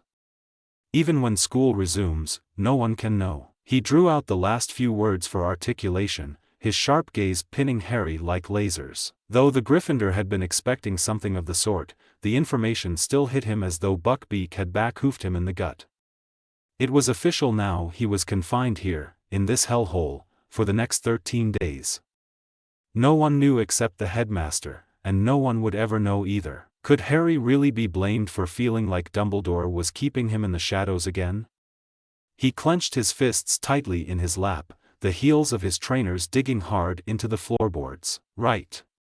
But what will I tell them? Precisely nothing, Mr. Potter, interjected Snape, hand raised to halt him. He sipped his tea with the other, appearing calm but intimidating as ever. Consider yourself still residing with your relatives. Upon the Weasleys' return, I assume Professor Dumbledore will personally escort you there for the remainder of summer. They will be none the wiser of where you had spent the last fortnight. I should also mention that my wards prevent any owls other than ministry ones from finding this location, so do not hold hope of receiving anything from those friends of yours. Harry bobbed his head curtly, his own lips thinning and his foot starting to bounce under the table. This brought him to a question that had been nagging at him for a while now. The chances of Snape answering him satisfactorily were exceedingly low, but he was willing to give it a shot. "Sir, can I ask a question? It's May, Potter." His jaw clenched in the effort it took to swallow down a colorful expletive lodged in his throat. So, that was the game he wanted to play? Well, Harry would do him one better. "Actually, sir, it's July." Snape just looked at him as though he were the biggest idiot he'd ever laid eyes on, like he wished nothing more than to strangle him. Harry knew he would never. Satisfied, "So, may I ask?" "I believe you just did." Snape snapped. "Brilliant," spat Harry with the same attitude. "May I ask you questions?" The Slytherin looked both vindictive, amused, and impatient. "Sometime this year, if you will. Is there a way for me to speak with Dumbledore?" Severus felt his lip curl at the audacious question. Yes. No doubt the new living conditions weren't up to Prince Potter's standards, and he now wished to express his dissatisfaction to the headmaster. Well, little did he know that Severus wished nothing more than to do the exact same thing himself. Alas, such was the reality. "Professor Dumbledore is unavailable. Will be unavailable for some time. He is traveling." "Traveling?" parroted Harry blankly. "Traveling where?" "To a faraway land called None of Your Business," remarked the man with finality. Before Harry could fit in another word, Snape abruptly changed the topic. "I have made a slight adjustment to our schedule. Given yesterday's revealing performance, we are to have lessons at noon and at 4. In the window between I will assign you work, such as reading or writing an essay." He clucked his tongue as though an idea had sprung to mind. "Further on that note, you owe me 200 lines on respecting your professors and a paper on offensive and defensive tactics that are not first-year spells. You have access to my library. 200 lines. The paper is due by noon, the lines by 4. Snape downed the rest of his tea and rose from his seat, banishing away all the food. Harry gaped at him rather indignantly in his misfortune and disbelief, not because of his barely touched meal. "I will be in my lab. You are not to disturb me unless Voldemort himself is at the doorstep." "I know," snapped Harry cheekily. He took satisfaction in when the Death Eater failed to suppress a small flinch at the name. "Brief. Very brief." Snape's face soon contorted with cold hatred, his left hand twitching at his side. "Do not speak his name." Severus hissed acerbically at the brat, whose arms were crossed defiantly over his chest. Just like his father. Disgusting. Lily was never like that. She would never say, but who was he to say? How would he know, after having offended her so all those years ago? But surely, she wouldn't take pleasure in abusing the name in spite of Severus. No. That was a purely Potter inherent trait. Like father, like son. Disgusting. With one of his best sneers in place, Severus spun on his heel and left without another glance or word. The ungrateful brat wasn't worth wasting breath over. Harry's fingers caressed the spines of the dusty books sandwiched on the many mahogany shelves, his green eyes half-heartedly reading over the names. He hadn't explored them much the first time he was here yesterday, having quickly chosen that one book to read, and he was surprised to find much Muggle literature neatly organized on 2 whole bookcases standing side by side. Wasn't that weird for a pureblood? The rest was either wizarding literature or just your typical magic books, and then some. Harry had never really been much of a bookworm. That was Hermione's position. Yet, even he had to appreciate the vast collection his professor harbored here. He had greatly misspoken earlier, for these were far from typical magic books one would find at the Hogwarts library. Though he had been denied permission to access them, the leather spines on the upper shelves sounded particularly intriguing. Most of them were about or related to the dark arts, like Forsaken Curses of the 17th Century, Witch Burnings, or Unaliving the Shadows. Of course, the subject that dominated the overall collection was on potions. In fact, most of the bookshelves were filled with worn and new-looking tomes on brewing, ingredients, properties, even Muggle chemistry. Thankfully, potion guides were not something the young wizard was browsing the shelves for. On that note, would he ever again?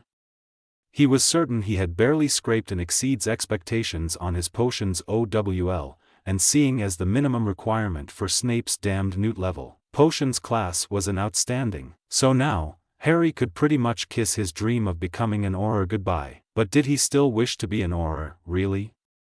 Hadn't he had enough of dark wizards chasing him, and the other way around? Harry sighed at this new personal dilemma. How could he even bring himself to wonder about his future when it was already decided for him? He would either be dead or a murderer. There, easy. He was a mere weapon in this whole damned war. And what hurt most was knowing that after everything, should he miraculously survive, he wouldn't have anyone to turn to for help or guidance. No family, not even relatives anymore. Not even a single one. Even Sirius was dead. The Weasleys and his friends were the closest people he had to family, but did they really need him? Would they need him? A murderer? No. Stop. Don't think like that. Ron and Hermione love you. And even Mrs. Weasley considers you as good as her son, but exactly how deep did that run? Blood was thicker than water, after all. A time-old saying. Harry actually resorted to face-palming himself, causing his frames to slide down his nose. These were dangerous thoughts he was treading in. He had to stop, else they consumed him along with his sanity. It was already enough that these thoughts realized themselves in his sleep. Harry realized he had been staring at the bookcase in front of him this whole time and shook his head, frustration overcoming him.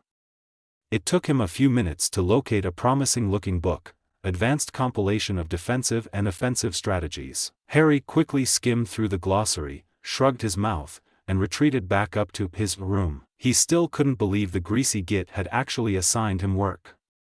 A whole essay and lines, at that. Well, had he really not seen it coming? Especially after that punch from the other day? He was more surprised that Snape hadn't brought it up, actually, but had merely told him to write lines on respecting his professors. Yet, with Snape, nothing was certain. The man was a Slytherin, a sly and witty one at that. And if it was one thing that Harry had learned from 5 years of magic, it was that nothing could be put past the dungeon's bat. The next few hours passed mundanely. Harry worked on that stupid essay. That was it. He didn't know how long it had to be, so he had decided on 12 inches, the average essay length professors usually assigned. The thought of half-assing it had crossed his mind on numerous occasions, but he'd immediately dismissed them for 3 primal reasons. 1. It kept his depressing thoughts at bay. 2. He was actually learning something. 3. The bastard IC professor would make him redo it. Why isn't bastardic a word? Mused Harry as he nibbled on the tip of his quill. Sounds authentic. An adjective that would perfectly describe many people, enrich the English vocabulary. Like Umbridge. If it were a real word in the dictionary, her name would probably be right next to it. At least Hedwig was keeping him company. The Nocturnal had since returned from her night hunt to her cage, where she was snoozing peacefully. She was a smart owl, and Harry always felt fortunate to have her. He would feed her a few of her favorite nibble treats, but he'd run out of them some week ago. And so, at exactly 5 till noon, Harry made his way back downstairs with his 12 inches of parchment in hand. Coincidentally, he and Snape nearly bumped into one another in the sitting room, the door leading to what Harry could only presume to be the lab swinging shut. Harry clumsily stumbled back, but neither offered any apology of sorts. He made quick work to ensure there was at least 3 feet of air between them. Either opt for a stronger glasses prescription or watch where you're going, puh. He didn't get to finish that sentence for Harry promptly definitely not shoved the essay into his hands. The man accepted it with a curt gesture, glaring steadily at his student without so much as a glance at the parchment. He then made a beeline for the kitchen back door, barking out a "come" over his shoulder. The next hour dragged on tortuously slowly. He and Snape were dueling again, out in the oven-hot mid-July sun. But dueling should be taken lightly. The count for the amount of times Harry's wand was either spelled out of his grip or malfunctioned had been lost after 14, and for the number of times Snape's stinging jinx had grazed him was just slightly above that. Harry could feel his body shaking with anger, frustration, and adamant determination. Exhaustion went without saying here. His muscles felt like they were on fire in yesterday's aftermath, as if someone were stretching and squeezing them to constrict in spasms. Plus his throat and mouth were more scarce of saliva than a desert of water, and his clothes were all sticky and gross with salty sweat, biting his skin like hundreds of tiny ants. Snape looked just peachy in comparison, despite being dressed in a dark suit. Must be like 100 cooling charms at work. Scrooge. But Harry couldn't give up. He had to prove to himself that he wasn't weak or pathetic, that he was a competent wizard and proficient in magic. That he wasn't losing his magic. And he wanted to prove the man standing before him wrong, just for the sake of feeling that sliver of satisfaction he's had the privilege of tasting at breakfast during their small battle of wits. Confundus, he roared. But Snape merely swiped his wand even more effortlessly through the air than he seemed to have the previous times. This could only mean that Harry's attacks were getting progressively weaker. For the 10th time, Potter, adjust your grip. You are not some toddler who's never held a wand before in his life. Snape snapped at him impatiently as Harry just barely caught the holy wood when it had slipped out of his hand again. Harry, panting heavily, shifted his fingers a bit around his wand. How the bloody hell was he supposed to hold it? This was the way he'd held it since first year, and it had worked for him all these years, hadn't it? Harry had actually figured out why he must be failing at dueling so miserably: nonverbal magic. It was definitely one of the trickiest forms of magic they were ever taught at Hogwarts. Most of his friends, specifically Hermione, had quite grasped it. But Harry had always had difficulties with it. Hence, he knew that his chances of catching the Slytherin off guard were way beyond his reach. Stupefy, he cried again desperately, but his voice came out as more of a hoarse rasp toward the end. His spell sailed weakly at his opponent, who thwarted it by merely raising his palm, almost experimentally.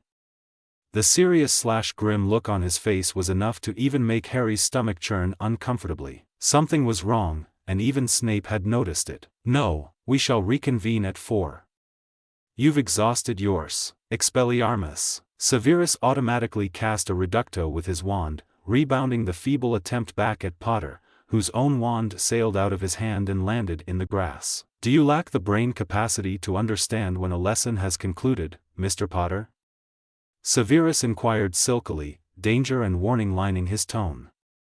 You must learn when to stop, control yourself and that tongue of yours. Reckless desperation and Gryffindor stubbornness won't get you very far. It would appear you have temporarily exhausted your magic, so do abstain from using it until our next lesson. Am I understood? The boy looked as though he'd awoken from some kind of horror, a wild and desperate look in his eyes, his mop of urchin-like hair sticking to his glistening forehead. There was defeat but also stubborn determination on his face, a hell of a concoction, really. He'd clearly all but exhausted his magic stores, a foolish endeavor. He would have to allow it time to replenish. Just as well, as they had several hours until their next lesson. Potter crossed his arms over his chest, turning his head away. Sure. He quickly threw in the sir as though it were an afterthought. Severus sneered at the teen, but chose not to reply. He spun sharply on his heel and went back inside the cool kitchen, the brat following shortly after. He instructed Potter, in a tone that brooked no argument, to go shower, as he made it perfectly clear that he had no desire to dine with a swine. 15 minutes later, the boy returned. He'd clearly done as instructed, if his damp hair was anything to go by, but his clothes spoke a different story. They were new, but only in the sense that Severus had never seen them. Otherwise, they looked like that same tattered rags he'd seen the boy in the last 2 days, with smudges or dirt and tiny holes decorating the fabric. Potter, he snapped, eyes narrowing at the scrawny figure, I thought I told you to clean up? Even your swine of a father would have able to accumulate enough brain cells to change his clothes into something that didn't give him the appearance of a bloody house elf. Potter's knuckles, hands holding the back of his chair at the dining table, turned white, the wood giving a small creak under his grip. They gave off a slight twitch, the beginning of trembling. "They're clean. I laundried them back at the Dursleys," Potter ground out through clenched teeth, though a rosy tint coloring his cheeks. "And what's it to you what I wear?" "Respect, Potter," Severus hissed, patience running dry. "Remember your place, for it seems to keep slipping your mind." At precisely that moment, their lunch appeared. Potter continued standing there awkwardly, and Severus felt beyond the point of exhaustion and exasperation to care any more. With a vague and intricate gesture, he motioned to the boy to sit. There was a tense silence as they both began piling their plates with potatoes, gravy, and salad. In his morbid curiosity, Severus, again, found his eyes wandering to the boy's plate. He had a portion smaller than what a cat would eat, and his eating habit was peculiar. Severus wasn't a spy for nothing. He had, indeed, noticed the precisely 10-second intervals between which the boy ate, as if pacing himself. His mind completely reverted back to a time long, long ago. But that just made him give himself a firm reality check, which was that this was spoiled Prince Potter sitting in front of him. And he'd locked away his own past deep within the recesses of his mind some 20 years ago. But as they continued to eat, Severus found himself carefully observing the boy as he had at breakfast. There was something off about the Gryffindor. His performance today had been even worse than yesterday's. His results had belied the initial vigor with which he had started off the duel. It was normal for young wizards to have trouble with spellcasting and such here and there, but this was different. It was even hard to formulate. Inexplicable. Surely, Potter had merely tired himself out? This was usually seen as a result of exhaustion, both mental and physical, though it often occurred in the face of more severe circumstances. But burnout, especially at such a young age, wasn't common. "As if I was suffering from a lack of problems." Blasted Potter. Severus mentally rolled his eyes at his own audacious thoughts. Prince Potter with a luxurious life like his, doted on and pampered his entire life mentally or physically struggling? As if. The thought alone was ridiculous. No, this was no doubt just a play for sympathy and pity. A mere subterfuge. Well, Severus could smell a wolf in sheep's clothing from a mile away. Potter's relatives must have finally grown tired of waiting on him hand and foot and disowned him. The brat must only be having trouble coming to terms with reality. Lunch was wrapped up shortly after Severus had mentally established this conclusion.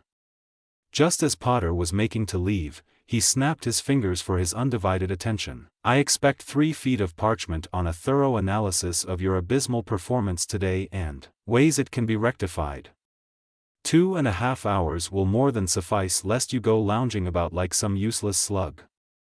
And do not forget about those lines," he drawled. The boy nodded his head. "I require a verbal answer, Potter." "Of course, sir," he ground out and left as soon as the last word hit his lips. By the time 3:50 p.m. rolled around, the long parchment on the desk had only a single tiny splotch of ink over where his quill had been suspended for the last 2 hours. Harry's expression mirrored the paper perfectly, a blank masterpiece. 3 feet of parchment on a thorough analysis of your abysmal performance today and ways it can be rectified. A thorough analysis of his abysmal performance. What was Harry supposed to write when he himself didn't know the answer? What was it? Incompetence? Insomnia? Exhaustion? Snape being too harsh and overpowered?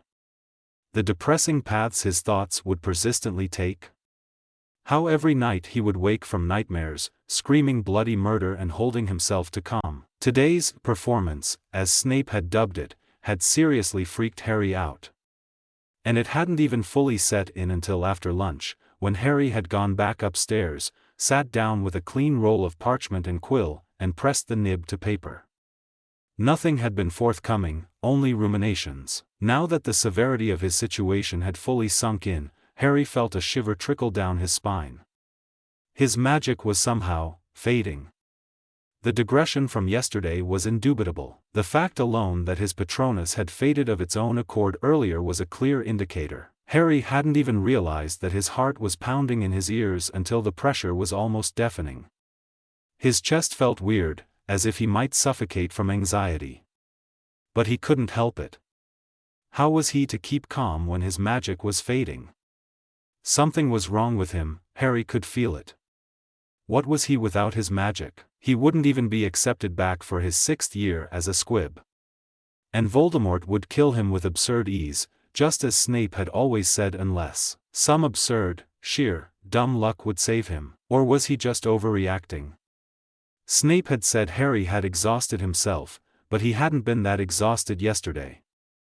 Maybe he was just out of practice from not having used any magic for a month, but no, that hadn't been an issue all those other summers. Harry forced himself to take a deep breath and hold it in for several seconds. Worrying himself into a fit wouldn't do. Not now, at least. He sighed heavily and decided to ignore his racing heart and focus on the blank parchment in front of him. Snape had asked him for both lines and paper, but Harry had accomplished neither so far. The man would surely profanize him, perhaps even deny him of dinner. But he surely wouldn't kill Harry. And besides, who cared at this point? What were a few more spits in the face? Harry wouldn't even try to justify or explain himself, just stand there, and take Snape's barrage of insults. Because no matter what he ever said or did, it was never fruitful. Hedwig suddenly hooted softly at him from her cage on the windowsill, almost as if in encouragement. Harry gave her a weak half-smile, rolled up his essay and lines into 2 neat scrolls, and made downstairs for his execution. And, of course, Snape was already waiting for him in the kitchen, holding a familiar-looking scroll in one hand. Acceptable, but bordering on poor, Potter, informed Snape sourly as they exchanged works. Harry unfurled this morning's essay to find it a bit less than half of it read with sarcastic comments he had no desire to review. But he didn't care. It didn't matter. Snape could shove his comments up his. Potter, the Slytherin hissed with utmost venom and ice, holding 2 clean parchments aloft, an outraged look on his face that was questioning Harry's audacity. "Tell me, are your ears intact?" Harry squared his shoulders. "Yes, sir." "And are both your eyeballs still housed by your sockets?" "Yes, sir." "Then, pray tell, why have you failed to follow the simple assignment I gave you?" he said coolly. Harry continued to hold himself stoically. "If I remember correctly, which I undoubtedly do, I asked for 3 feet of parchment. But of course. A lack of forethought on my part, for it appears I should have specified that I required a written essay, not spare parchment of that length." The man's voice had risen and he'd practically yelled the last part. Harry inwardly cringed, but gave no reaction. Though his fists were tightly clenched at his sides again. "Are you being deliberately obtuse?" he demanded. "Then perhaps you have an untreated concussion from falling over so many times yesterday? Or maybe it's simply genetics. I wouldn't be surprised, given who your father." "Shut up. Don't say a word against my father. You know no shit," he'd reacted. But it felt good. Snape suddenly leaned in close. "Oh, but I know much more than you can imagine," he hissed, his lip curling in great aversion, hatred as clear in his cold, dark eyes as the ink splotch on that parchment. "You've just bought yourself detention tomorrow, Mr. Potter. And I assure you, you will find it most displeasing. On top of that, you still owe me this essay with double the amount of lines. By this evening." With that said, Snape tossed the scrolls into the nearby trash bin and strode out into the backyard. It took Harry several moments to calm himself enough to regain his composure. He told himself to breathe, that Snape was just a pathetic git and sadist, and that there was nothing for it. 13 more days, Harry encouraged himself mentally as he went to join the man outside. 13 days, 312 hours, 18,720 minutes. Outside, the sun was no longer that blistering lemon yellow but more of a golden shade, and the air definitely wasn't as suffocatingly hot as it had been that morning. He allowed himself to breathe it in and felt a calm wash over him, though it did smell quite polluted. He was reminded of the Burrow, of the summers he'd spent there with his friends and the Weasleys. The air was never contaminated there, hills stretching over the horizon. That seemed like a lifetime ago and away, and it filled him with melancholy. Snape cleared his throat impatiently, startling Harry out of his musings. They retook their initial posts across from one another. Harry drew his wand while his opponent's was already in his hand. As the saying goes, Mr. Potter, began his professor, practice makes perfect. In your case, however, we have days, not years. He cocked his head mockingly. Still better than nothing though.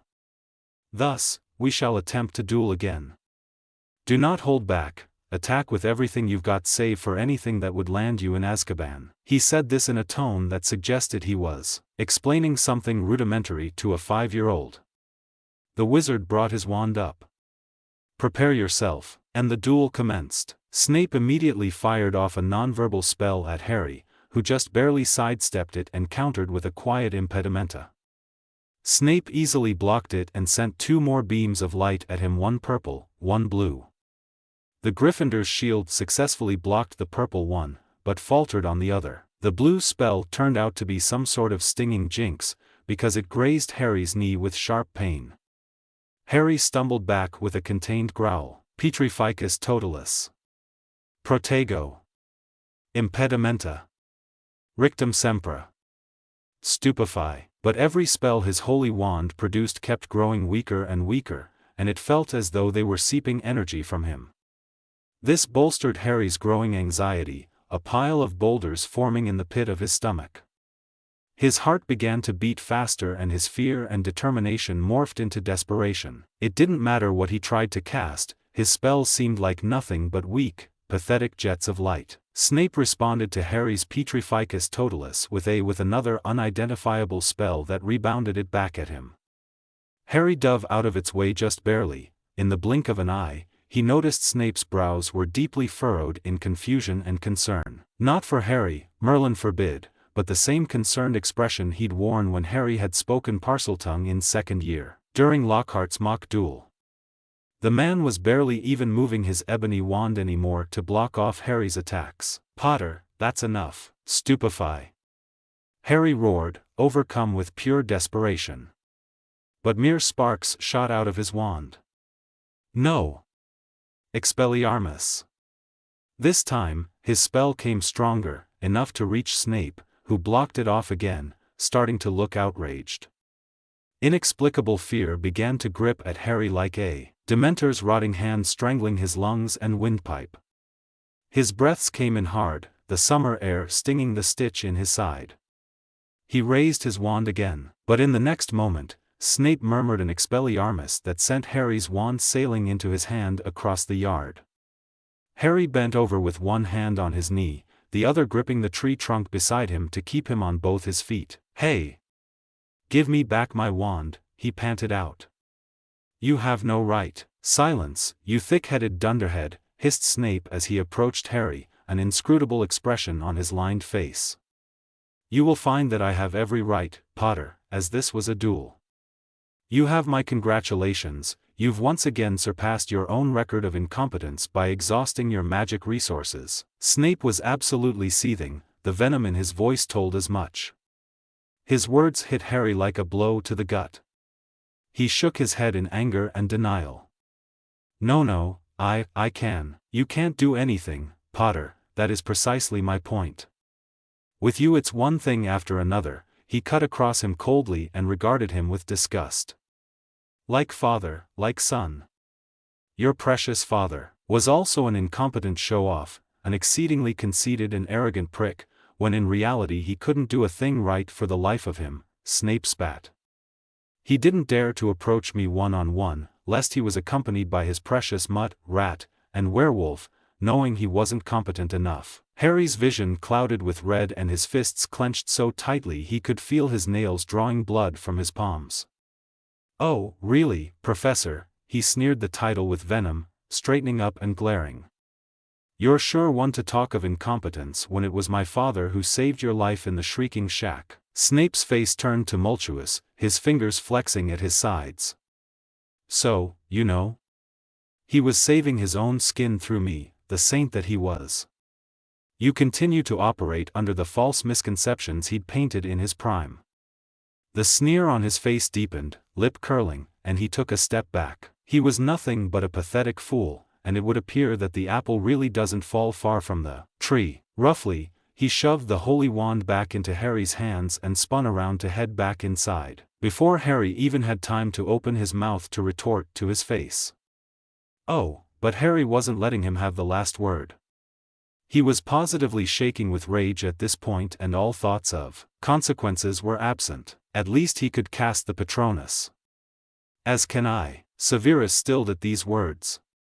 His back was turned to the boy and his feet were a meter away from the threshold. For a moment, he couldn't do anything but think, the brat dares.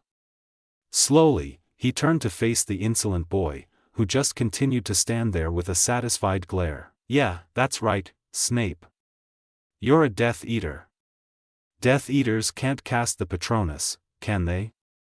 It wasn't even a question, but a statement. Severus closed his eyes to maintain composure, but the temptation to go and shake the boy, hard, was powerful.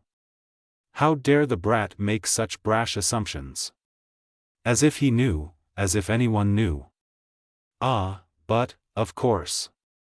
What else would be expected of a Death Eater like him? Of a filthy, marked man bearing the repugnant dark mark? Whoever would expect him to be capable of happiness, love, emotion? How typical. But Potter wasn't too far off either. As far as Severus was aware, and he was rarely ever wrong, he was the only Death Eater capable of producing a corporeal Patronus. He wasn't a heartless bastard. His Do Patronus Lily's former Patronus was probably the only existential piece of evidence supporting this. It was his tether to living, his anchor that would come to him in the darkest of times, but that was a sacred topic he was not willing to touch. The guilt, the remorse, regret. He'd barely survived discovering his Patronus had changed when he'd cast it some years after Lily's death, on a cold night when he'd felt utterly miserable and alone. And he was adamant as hell not to revisit those memories again. And the boy, the symbol of all his pain, suffering, and torment, was standing in front of him, accusing him of being incapable of such humane things. The sheer audacity. The things he'd suffered through, the amount he'd sacrificed, had put his life on the line, all for any possible chance at redemption, however slim. Perhaps it was a fruitless endeavor to seek atonement and redemption for his past. Dumbledore certainly seemed to think so. But this was the life Severus had chosen, the path he'd taken, and thus had to pay the consequences. Severus crossed the breadth between him and the boy in precisely 5 rage-fueled strides and pinned the 15-year-old to the tree by the scruff, bringing his slim face inches within his own. Potter weighed and looked like a starved rat, who had gasped and was now trying to draw away from him. But Severus' hold only tightened. What to say? What to say? To hurt him, to make him feel like he felt? To get sweet revenge? "You should be more careful with your assumptions, Mr. Potter," he growled in such a low and dangerous voice that Potter's pupils actually dilated. After all, it is what had brought about a certain someone's recent death, is it not? Unmistakable pain flashed through those widened green eyes. A certain mutt, was it not? One of the few who seemed to still tolerate your insolence. Of course, even that dolt wasn't able to tell the difference between you and late Potter. Severus smirked at him vindicatively and abruptly released his hold on the boy. Potter stumbled and stared at him in hurt and disbelief, chest heaving slightly, and then pivoted uncoordinatedly back inside the house. But the memory of the pain that had shone in Lily's emerald green eyes just now suddenly cut Severus' triumph short, making it feel more like a loss. And he'd lost control. He profanated the brat for having inherited her exact eyes. And himself for such vulnerabilities. Severus Snape was still very much fuming as he sat alone at the dinner table in the kitchen that same evening. It was just 6:10. The house elves had since sent the food: fried salmon, rice, and salad. Severus' plate was full yet untouched. He absent-mindedly fidgeted with his fork, before he realized his childish action and quickly set it down. This wasn't his problem. If Potter wished to sulk and starve himself, let him. The brat was, no doubt, playing for Severus' sympathy. Putting on an act. Sulking away. Severus brought a forkful to his mouth, though it never reached his lips. He's thinner than a stick. His body is clearly weak, and it is surely the cause of his magic's depletion. What did he care? But Albus would surely slaughter Severus if anything remotely bad happened to his golden boy, and murder by the old codger's wand sounded far more terrifying than by the Dark Lord's. The boy was warned about missing meals, but his magic core was clearly very weakened. Severus didn't know why, or how, but something was clearly very wrong with Potter. Cheeky as he was, Potter looked as though he'd risen from the dead, with prominent dark circles under his eyes and his sickly thin figure. Since his coming here, he'd barely consumed anything. Prisoners in Azkaban were fed more than what the boy had eaten in his time here, and the carefully timed intervals between bites. Once more, Severus shook his head. What was the brat doing to him, making him waste his life time pondering such things? This was Prince Potter, after all, and Severus was simply looking too deeply into things. But blast it all, the brat still needed to eat. Severus might not like Potter, an understatement, but he was still a child that had been placed in his care. And responsibility or not, no child should ever be denied food. Severus knew this quite well. And so, with a heavy sigh, the wizard rose from the table, cast a warming charm over the food, and made his way upstairs, contemplating his approach and what he would find in the process. No, he would not beg Potter on his knees to eat. He would give him a direct order to. Sulking would never work with Severus Snape. Disregarding customary manners, the man bothered not with knocking and simply barged in. He was genuinely surprised not to find a pigsty, only a few books scattered on the bed again. He craned his head to spot out the brat in the darkened room, and spot him he did. A mop of dark hair was peeking out from the other side of the bed. Severus rounded it to find Potter sitting on the floor against the bed frame, knees drawn close to his chest. But he was cradling something. Something visibly reflective through the gaps of his fingers. It reflected the pink sky in the window. 100 questions swirled in Severus' head, such as why the boy was sitting in the dark, if he was even aware of Severus' presence, and what it was that he was cradling to his chest. But instead of snapping, he quelled his instinct and slowly shifted his position to better see. Severus' heart nearly gave out at the sight that met him. In his hands, Potter held a broken mirror shard, a jagged mirror shard, in his red hands. Blood-stained hands. Fingers covered in blood. With a vacant look in his green eyes. Potter, he snarled once he'd found his voice again. Though it came out much weaker than he'd intended it to. Potter's eyes blinked and fluttered for a second, as though surfacing from a trance. His head pivoted this way and that in confusion, until his gaze found Severus' livid, bemused one. Professor, he startled, clambering to his feet. Only then did he seem to notice the state of his hands and mirror shard he was holding. Severus watched his face blanch to the color of parchment. He gasped softly. Now that Severus had a more advantageous view, he could clearly make out a prominent gash in one of his palms. Potter's other hand made a movement as if to touch the wound, and Severus deftly snatched his injured hand by the wrist. "You dunderhead! Have you completely lost whatever brain cells you had left?" he hissed. Potter snatched his hand away, a defensive and bewildered look on his face where had once been shock. "Give me your hand, Potter. What are you doing here?" Potter demanded hotly, retreating a step. I'll do you one better, Mr. Potter. What are you doing?" "Nothing," cried the boy, amateurly trying to hide the shard behind his back. Severus' gaze followed the movement. "Hand it over," he ordered, presenting his palm. Fear crossed Potter's eyes and he started backing away even more, clutching the bloodied object close. "Potter," Severus growled warningly. He also took a step forward in hopes of intimidating the idiot into compliance. But the boy was as obstinate as ever. Severus inwardly cringed when he saw his fist tightening around the sharp object.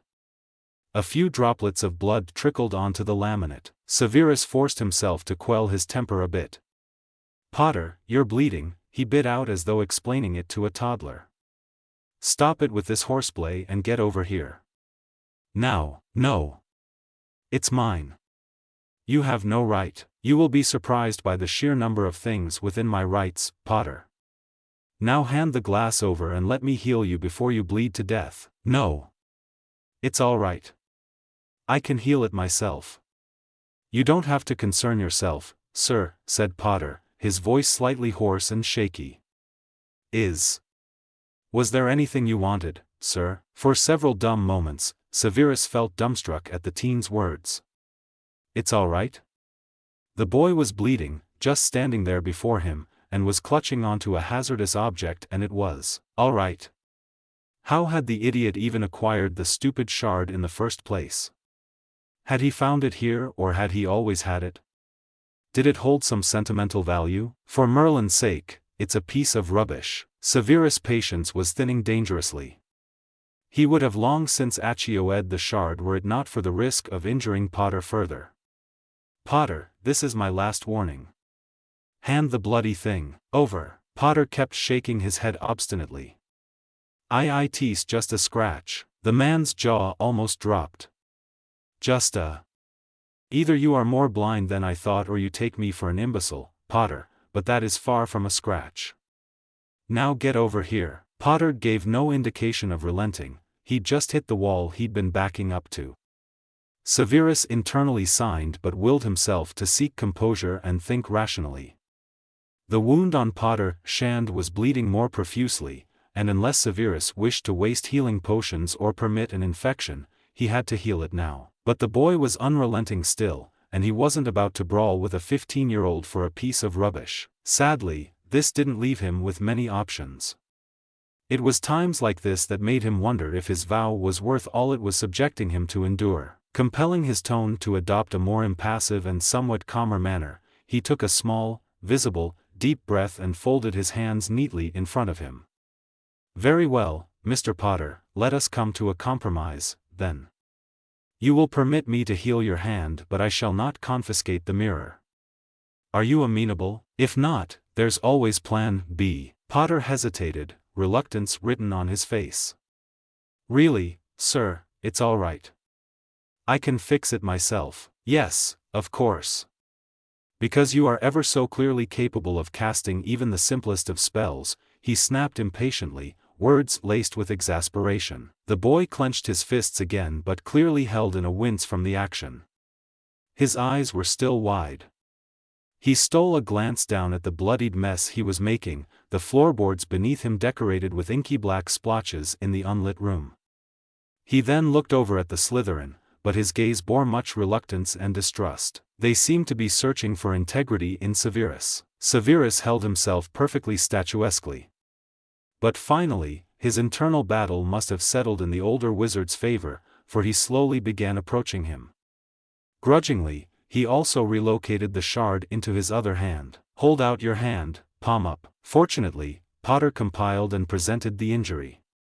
The slash stretched from the inner pad of his thumb to middle of his palm, where the inky liquid flowed between the skin crevices like eerie tree branches. Severus swallowed at a spine-chilling thought that briefly crossed his mind. But he shook it away and brandished his wand. He rolled up Potter's overly large sleeve and cautiously placed the hand into his free one. Scourgify. He thought to cast non-verbally. All the blood vanished in the blink of an eye. Out loud, he said, Episci. The slash weaved itself closed. It left absolutely no trace or scar in its wake, as though nothing had ever happened. Potter retrieved his hand and inspected it up close. Thank you, he stammered awkwardly. Severus merely scoffed, and his eyes traveled down to his other hand. Your end of the bargain, Potter. His eyes shot up to meet his, wide again. The teen pressed his lips tightly together, but ultimately brought the shard up to show him. In one quick decision, Severus swished his wand in 2 smooth circles around the object and tapped it. It shone briefly with a bright blue, and, what did you do? Calm yourself, Potter, I've merely dulled its edges with a simple charm. Severus deftly holstered his wand. Potter turned the object over several times and traced a finger along the edges, the sharp corners indeed rounded. Oh. Severus rolled his eyes. Indeed.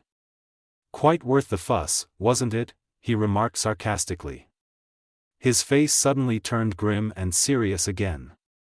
I trust this was merely an accident, Potter. The relief that flooded through Severus at Potter's genuine face of absurdity at the implied accusation was immeasurable.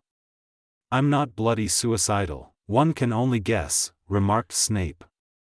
This closed that particular matter. Now, come. You must eat something.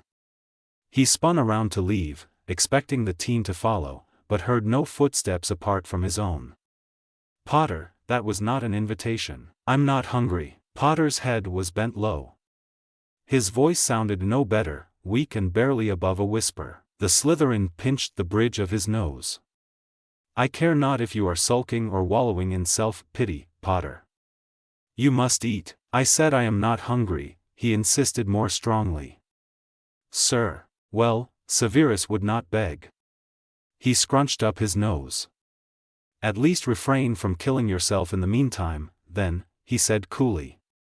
It truly would be a shame to read a headline in the Daily Prophet, boy who lived bested by his own idiocy. He did not require an answer. Severus shut the door sharply behind him and made a beeline for his lab downstairs, intent on locating that one forsaken fire whiskey he'd been gifted in emolument. He had some things to mull over. Back in the spare bedroom, the 15-year-old slid tiredly to the floor against the wall in relief. He felt hot, the wall was cool. He pressed his cheek against it, cradling the two-way mirror shard closer to his chest, which felt as though someone had knocked the wind out of it. Little did he know what tonight would bring. Chapter end notes. Thank you all so much for all the amazing reviews on the last 2 chapters, you guys are simply amazing. I was not expecting that much feedback. Loudly crying face. I am so excited about posting all the other chapters, but it's such a cumbersome task to consistently keep glancing left and right between my notebook and screen, and it takes forever to copy it all down. But I am literally so dedicated to this story, and your reviews just inspire me to persevere so much. Please share your thoughts on this chapter. I am always ecstatic to read your opinions. Not sure when I will post the next chapter, however. Could be next week, could be in a bit longer, we'll see. I really hope I haven't missed to add/mention anything in this chapter, story related. Let me know if I did. See ya. Ch3, Sinking Anchors. Chapter notes. I'm back.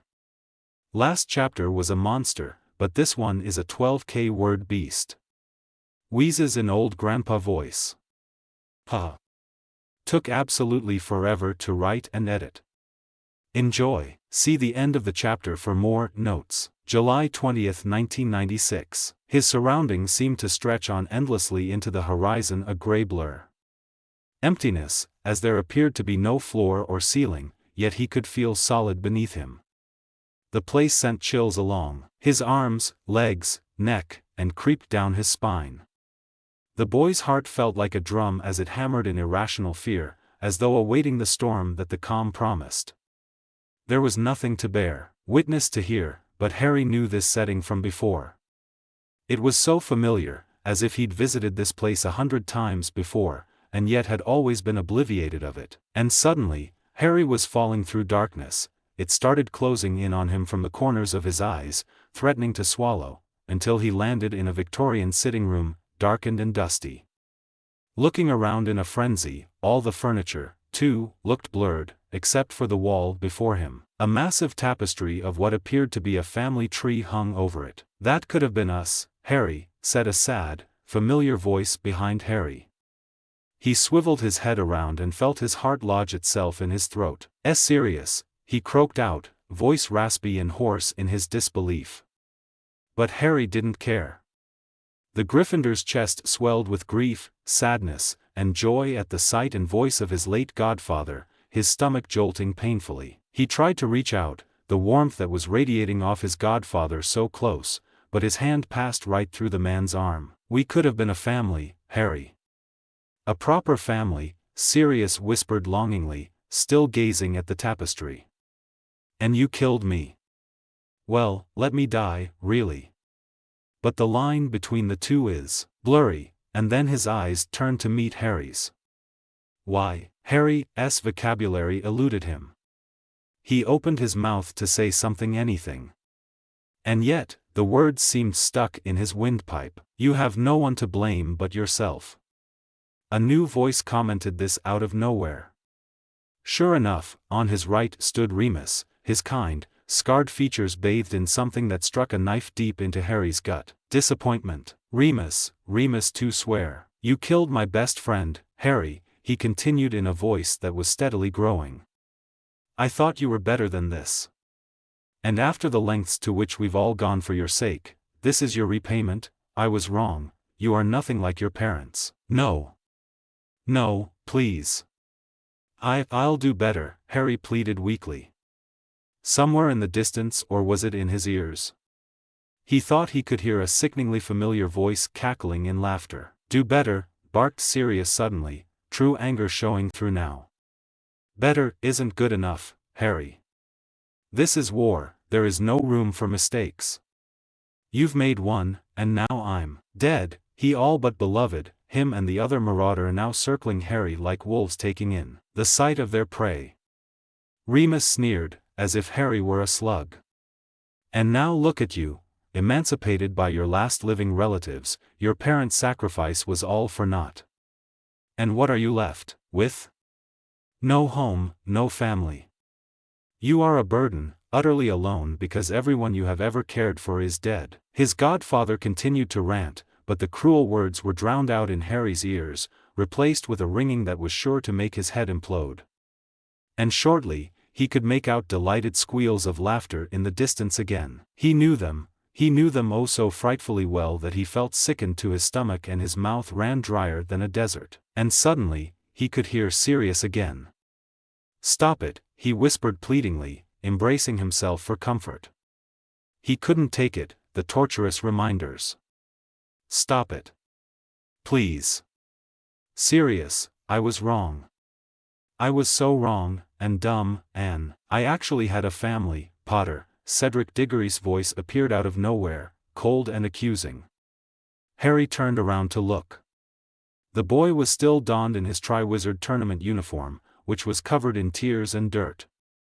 How could you do it, just stand there and watch as I was murdered? You did nothing, because you knew there would always be a person to die for you. His face contorted into a sneer. Harry could not remember every seeing upon his face. It was you who was meant to die, not me. You know who called me a spare. I was not a spare.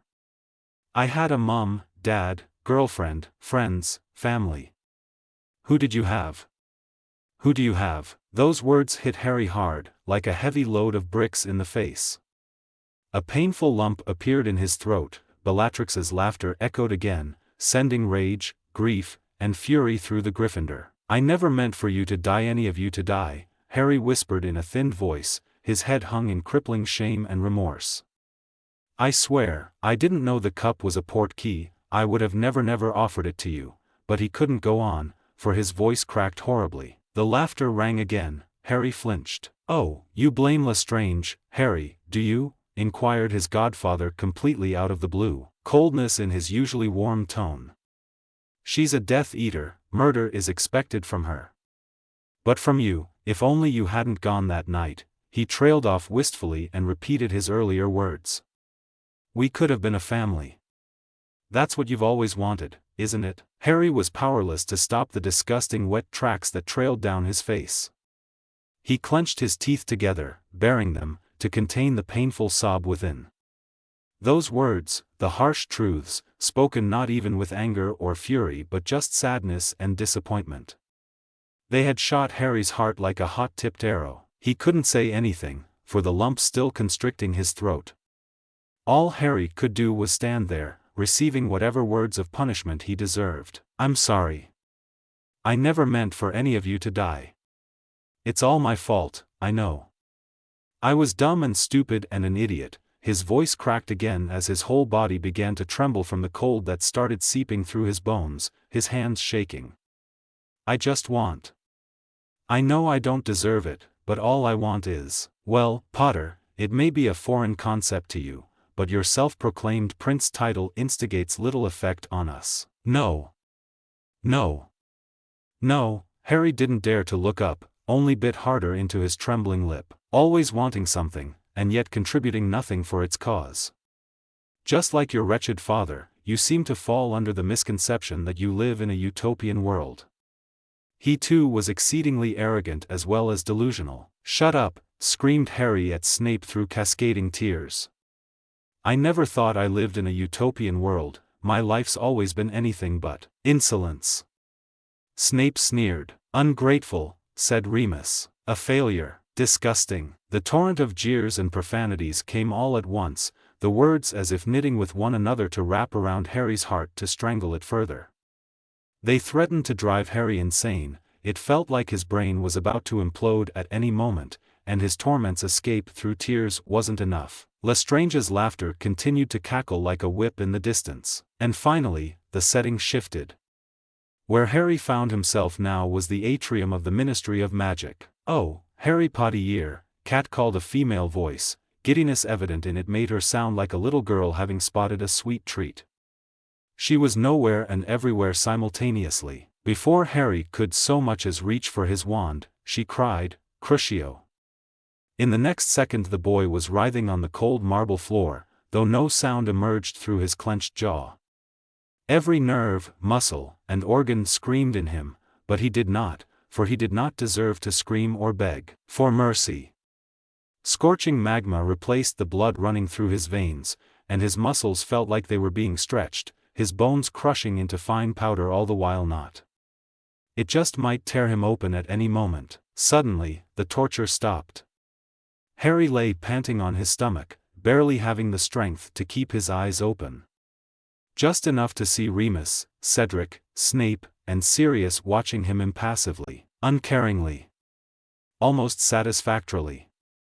Their lack of reaction hurt way worse than the curse. Heels clanked as they neared Harry, a pungent perfume filled his nostrils that made him want to gag, the smell as sweet as it was sadistic and foul. "Poor, itty-bitty, baby," cooed Lestrange sickeningly sweetly.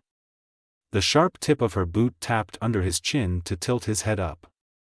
Harry's pained eyes found her dark merciless ones. He couldn't even muster up the energy for more than a weak glare. "Look around you, Potter," she whispered with glee, "look at all who have come to join us today." With an elaborate hand wave, several apparition cracks sounded in a semicircle around them. Sirius, Remus, the Weasleys, his friends, even the Dursleys and his parents. Harry's throat closed up from the sensation of a million needles prickling it. "We can't be friends anymore, Harry," said Hermione forlongingly. "Ron and I," she swallowed, "we don't want to die." And before Harry could formulate a response, Avada Kedavra, two green lights sailed from Lestrange's wand and hit Ron, the Weasleys, and Hermione straight in the chests.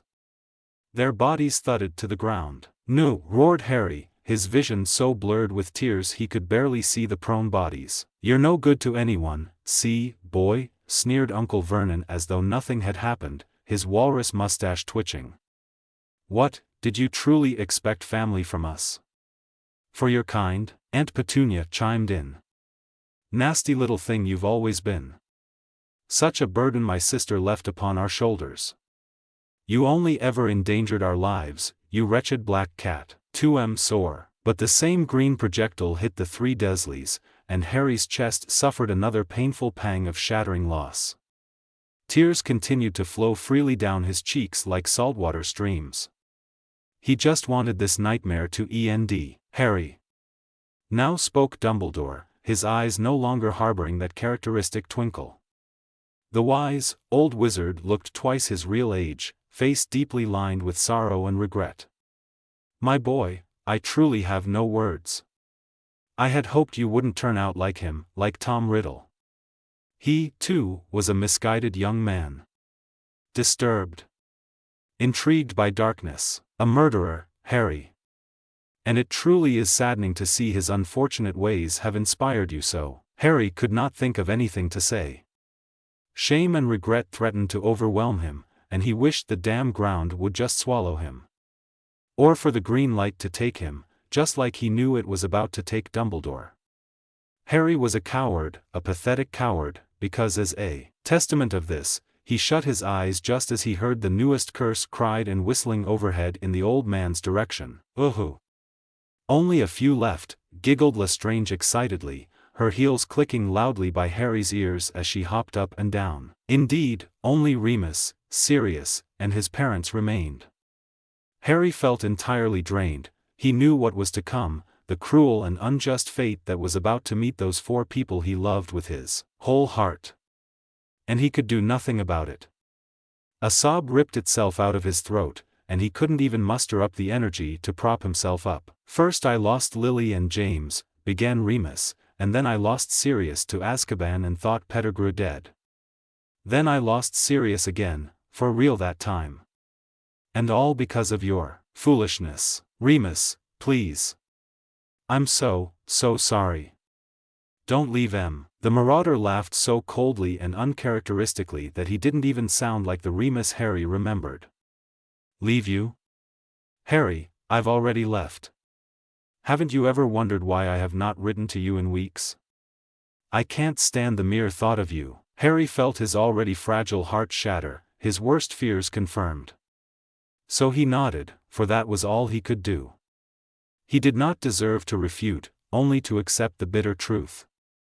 The green flash penetrated his lids, and he couldn't help the next pitiful sob that escaped him. Only his parents and Sirius remained, but Harry realized that Lily and James were becoming more transparent, as if fading out of existence.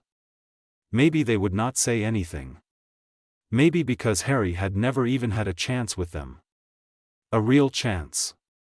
They were simply gone, non-existent memories, and hence had nothing to say to him. Harry didn't know why Lestrange wasn't taunting or mocking him anymore, but he didn't care. The only thing that mattered was Sirius approaching him now.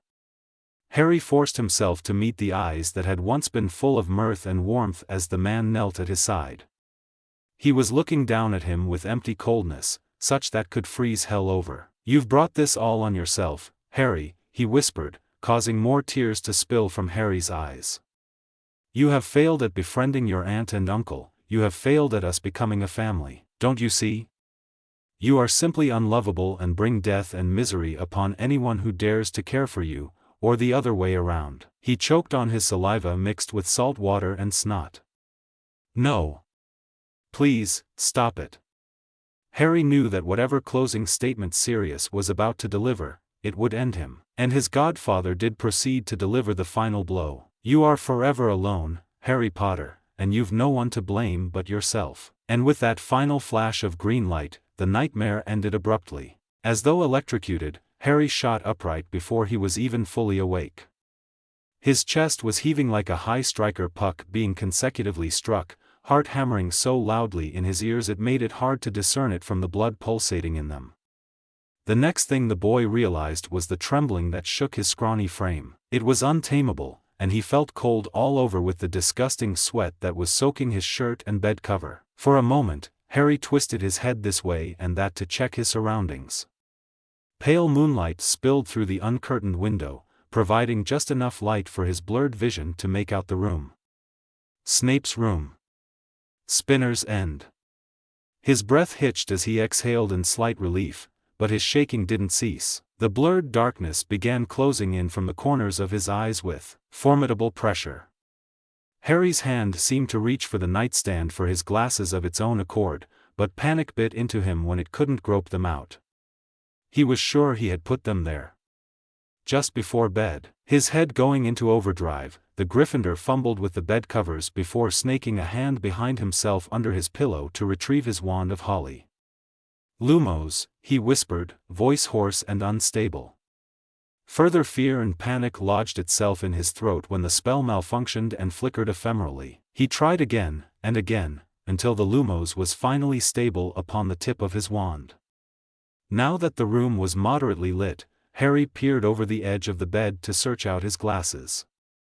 There they were, lying on the floor at the foot of the small nightstand. Must have knocked them off at some point. Harry slid the glasses on and immediately his vision cleared. Still poor, as he hadn't changed them in, ever, and he felt slightly calmer. Only slightly. Drawing his knees close to his chest, Harry buried his face in them as he rocked himself back and forth. Images from his nightmare fresh from hell replayed in his head like a film on TV. Words of deprecation and hatred, sneering expressions of loathing and disgust, jets of vile green sailing at their next victims. We could have been a family, Harry. A proper family. You have no one to blame but yourself. Leave you? Harry, I have already left you. You are forever alone, Harry. Those thoughts felt like poison-tipped arrows, slowly and agonizingly seeping through his body and accelerating his pulse. Every breath he sucked in felt like it would be his last, too shallow to savor. His lungs were greedy for more. Panic crashed over him in turbulent waves, and Harry wasn't even aware of its source. The fear, the panic, it was suffocating, threatening to engulf him whole. Was he spiraling? Hyperventilating? What was the difference? This had never happened before. Yes, Harry had not once before awoken from gruesome and horror-ridden nightmares, but the aftermath had never entailed anything like this. Harry felt one thought overpowering another, before it was overpowered by another, like a never-ending chain. They buzzed in his head, which was either stuffed with cotton or he was losing his marbles, because it felt like a beehive.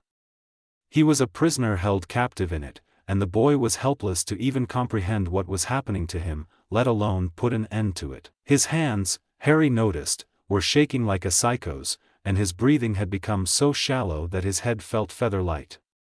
He thought he must surely be dying, and his heart could sense it, beating at top speed in its last moments. Cold sweat, so disgusting and putrid, covered his body. He could feel it dirtying his face, sliding down his neck, and further chilling him, as if the shivers racing across his skin weren't enough. But he also felt inordinately hot, as though he were running a fever. It didn't make a modicum of sense, and not knowing piqued his fear to top heights. A sudden thought struck Harry so forcefully that a shudder rocked his body. Were the Dementors here? Was this their effect? He was cold and felt as though all light had been sucked out of the world, leaving him in a pit of fear and despair. But no. No, why would there be Dementors here? And Snape would have done something by now if that were the case. Am I dying? Is this what it feels like? Did my parents or Sirius feel this way moments before Harry's distress multiplied tenfold at this stomach-churning thought. What felt like tendrils of nausea began twining themselves around his stomach and slithering up his throat, so strongly that the boy was certain he would throw up any minute. But nothing was forthcoming. His stomach continued to twist and churn as though a steel hand were toying with it like a chew toy. Breathing. Harry tried to breathe, but his lungs didn't feel like his own, and this only exacerbated the nausea to the point that Harry felt no other choice than to sprint to the bathroom. Disorientedly, Harry tried to swing his legs over the edge of the bed but quickly discovered just how tangled they were in the blankets when he ungracefully landed on the hardwood floor. His wand clattered against the laminate as it rolled somewhere under the bed. But the impromptu shock served to somewhat snap the nausea out of his system, and he felt it receding ever so slightly, but only to be replaced with new bouts of fear. Rippling. Churning again, chest still heaving, Harry felt absolutely spent and with no energy to crawl back onto the bed, which suddenly seemed to be the height of a skyscraper. Dragging his aching body to the parallel wall was an arduous feat. Harry slumped against it and buried his head in his knees again, hugging himself as though his life depended on it, on this minuscule bit of comfort he could never have any more of. He was scared, confused, disoriented, and felt like he was only sinking deeper into the unnamed abyss, where the most crippling thoughts and memories lurked, any light from the surface scarce. Merlin, how he wanted someone to, it was childish, weak, pathetic, and Harry resented himself for it. This vulnerability, this weakness of his, holes in his armor, but he just felt so alone, so empty, so cold. All he'd ever wanted, dating back as far as he could remember, was for someone to be there for him, to comfort him in times of distress, turmoil, and anguish. Yet he was all so utterly alone. And it stung so damn bad.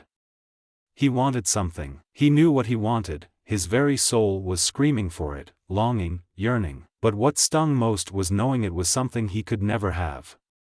Like a tunnel that promised no light or resolution at its end, like that ancient Greek's punishment wherein fruit hung overhead yet he would never reach it, forever subjected to standing in a pool of water that has his own mistakes, his sins. It was torture. It constricted Harry's chest in a pain that could compare to the cruciatus, making it ache with an unfileable hollowness. Cold and empty. And Harry didn't know if he wanted to weep or kick something more, but crying never solved anything. And he was too spent to do anything more than embrace himself tighter, trying to salvage whatever warmth he could. He hadn't cried in years. He hadn't even cried over serious death, but if this was what dying felt like he was suffocating in his own fear. If Harry really was dying, he saw no reason to resist it. Perhaps he would see his parents and Sirius again soon, but death never came. Harry didn't know how long he'd sat there for, time seemed to be eluding his comprehension. All the while, it felt like long, endless hours had passed in a matter of minutes which had been stretched out into more excruciating hours. But at least his breathing had calmed slightly. It was a mystery to Harry how that had come to be, but he supposed it was the matter of time. Breathing deeply helped, but several times when Harry had thought he had calmed himself, the panic would just come rushing back again, undoing his progress. Soft pastels of dawn were slowly mixing over the industrial pipes on the horizon. They seemed to have somewhat of a calming effect on the Gryffindor, mocking as they were with their jovial hues. Hard to believe that such beauty had still shown itself despite the night Harry had had. But some 15 minutes later, dark, foreboding clouds began to shroud the clear sky. Harry couldn't decide which of the two was better, mockery or portrayal of his state. Not having slept another wink since the nightmare, Harry was fatigued with exhaustion to the point where it felt arduous to lift his hands to massage his temples, to hold himself for comfort. His chest had settled by now, but it was replaced with powerful drowsiness, dawning anvils on his lids. It was a struggle to keep them open. His eyes would burn every time they shuttered.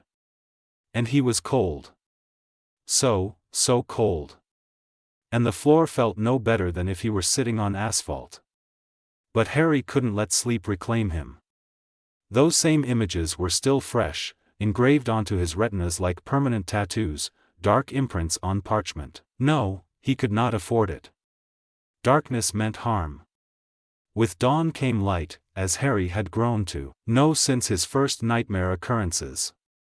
This hadn't always been the case back at the Dursleys though.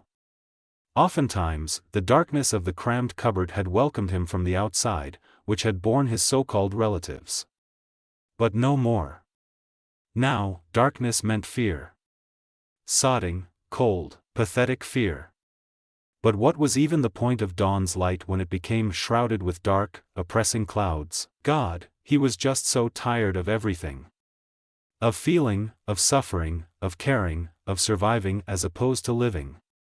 He was tired of being the sodding boy who lived, of being the chosen one, of just being. The nightmares, Voldemort, murder, imposter teachers out for his neck yearly, and now his newest living arrangement with a person who hated his guts because his despised, sodding orphan ass got emancipated by his last living relatives. He just wanted everything to end. God, he was tired. Truthfully, things had gotten extremely close to ending last evening with that two-way mirror shard. The memory alone sent an eerie tingle through Harry as he ruminated on it. He hadn't even been aware that he'd cut himself with the sharp glass until Snape had barged in. Harry had only been examining it, longing for that small bit of comfort after that nasty little quarrel with the Death Eater. In his grief and guilt-burdened chest, Harry had retreated back up to his room and clutched the mirror to himself, and he sort of zoned out. He wasn't suicidal. Suicide was for the weak, those who wanted an easy way out. Harry wasn't one of those people, no matter how tempting the offer was. Because he did not want to realize nightmare-serious words to fruition and render all of his late loved ones' deaths and sacrifices for naught. And there was nothing for it, no point or resolution to this internal rant of his. Hedwig chose precisely that moment to fly in through the window from her nightly hunt. He always kept it open just for her needs. Harry flinched, startled. She hooted loudly, perhaps to give him a wake-up call, as she landed gracefully on the wire of the opening of her birdcage. She tilted her head at her master, those big yellow eyes almost inquiring whether he was all right. Sighing, Harry slowly climbed to his feet on legs that felt inordinately weak, like that instant ramen Dudley was so fond of. He used the wall to aid him in reaching the railing of the four-poster bed in support. Colors whirled and mixed in a nauseating blur. He took a moment for the static to clear from his dizzy head and, in a similar fashion, tottered over to the sill. "Hey, girl," Harry whispered fondly, though his voice was hoarse. "Good hunt? Catch anything much?" Hedwig hooted softly and nuzzled her head against the back of Harry's still shaking shand. She even pecked at one of his fingers affectionately. Warmth spread through Harry at his loyal companion. In her eyes, he could have sworn he saw genuine concern. For him, wasn't that something? "I'm all right," he lied automatically and offered her a weak smile. He imagined her rolling her eyes knowingly at him. A piece of parchment suddenly redirected his attention. When Harry moved the book covering it, he recognized it to be the paper he'd been using to count the time left he had to endure here, in this hellhole. Locating a quill on the desk, almost stumbling on his way to the desk, Harry set out to attain his daily boost of morale, if one could call it that. 12 days. 228 hours. 17,280 minutes. That still felt like an eternity away. Like an endless thread that promised to end by the time he would have perished of old age. Still operating on shaky legs, Harry groped around for his wand under the bed, hand making acquaintance with a spider or two, and attempted to cast a tempest. 1 try, 2 tries. He was ready to chuck the stupid piece of wood back under the bed when the numbers 445 shimmered into existence, though they were faint. So faint that Harry had to squint to see them. It should have unnerved him, and perhaps it did, but he simply couldn't summon up the energy to worry. It seemed as though all of it had seeped from him in these last few hours, and he still had 3 hours and 15 minutes until breakfast. The idea of pointlessly waiting around here in this dingy old bedroom hardly enticed him. But he also couldn't risk waking the old dungeon's bat. Snape, no. No, absolutely not. Harry would not think about him, about last evening, lest he truly wished his head to cave in on itself. It would be too much for his mind to bear. And there was nothing to even look into. The git had only been worried for his own ass when his eyes had gone wide with bemusement. After all, it certainly wouldn't do to have your boss discover that his golden boy had bled to death under your care. No, there was never any concern for Harry. Only the boy who lived. Had always been so. Serious. No. Stop that. Proper family. Shut up. These were dangerous waters to be wading through, of piranhas that would devour you piece by piece, skin to bone. And if Harry didn't give himself a firm mental shake, which he did with a growl, he would be their next victim. The boy then ran his hand through his disheveled hair and down his weary face. He felt sticky and gross with sweat and lingering memories. Shower. He desperately needed a shower. A scorching hot shower to burn everything off him. Or maybe a freezing one to shock his head back to a semblance of normality. Yawning widely, with the consolation that the silencing spell must still be active, Harry rummaged in his trunk for fresh clothes and padded out of his room down the narrow corridor to the bathroom. 15 minutes later, a luxury he'd never had at the Dursleys, Harry chose to wait out the remaining time back in the bedroom, just perched uncomfortably on the windowsill while stroking Hedwig kindly with one hand and twirling his wand in the other. The shower had surely woken him up. He'd settled for the most freezing temperature, or at least enough that he now felt like a zombie. The sky had since turned a repulsing blue-gray, and thunder rolled somewhere in the distance. Maybe if it rains, Snape will cancel the lessons? Nah. Bet he would just cast some water-repelling charm over himself and watch me get soaked to the bone. At 2 minutes to 8, Harry journeyed downstairs to the kitchen, wondering what fresh hell awaited him next. Not to his surprise, Snape was already seated at the same small table already laden with food. The wafting smells were initially tempting and inviting, but then made Harry's stomach clench and unclench with a newly found roll of nausea. He more felt than knew that Snape was casting him a searching look, as though Harry were a most peculiar but repulsive-smelling potion. The Gryffindor blatantly gave him a wide berth and took his seat, while Snape returned to his bowl of porridge. A heavy silence fell, broken only by the soft clatter of the man's spoon and rustling of the Daily Prophet in his free hand. Harry couldn't care less about the stupid paper, so he didn't even bother glancing at the headline. Eggs, fruits, bacon, toast of 3 kinds, hams and cheeses all lined the table, but Harry's hands just couldn't seem able to reach for anything. The plate set out in front of him was scarce of anything but his own ghastly reflection, and he stared right down at it. He was starving, but again felt absolutely no appetite whatsoever. Everything just seemed so gray. Devoid of color, taste, or sound. He felt like absolute shit. He could practically feel the vituperative memories overbearing his thoughts, trickling slowly from the ceiling to the bottom of his mind like some medieval torture device. As though they were famished werewolves circling their newly found prey, readying to pounce and tear. He was so exhausted, both physically and mentally. Drained and spent, and hollow. Just so hollow, though buried deep within burned impotent grief and fury. But Harry obstinately refused to let a sliver of that weakness show, moreover to the Slytherin sitting across from him. And he also knew that his body would surely fail him if he didn't sate his hunger now. So the boy reached for a small bit of toast and nibbled on it.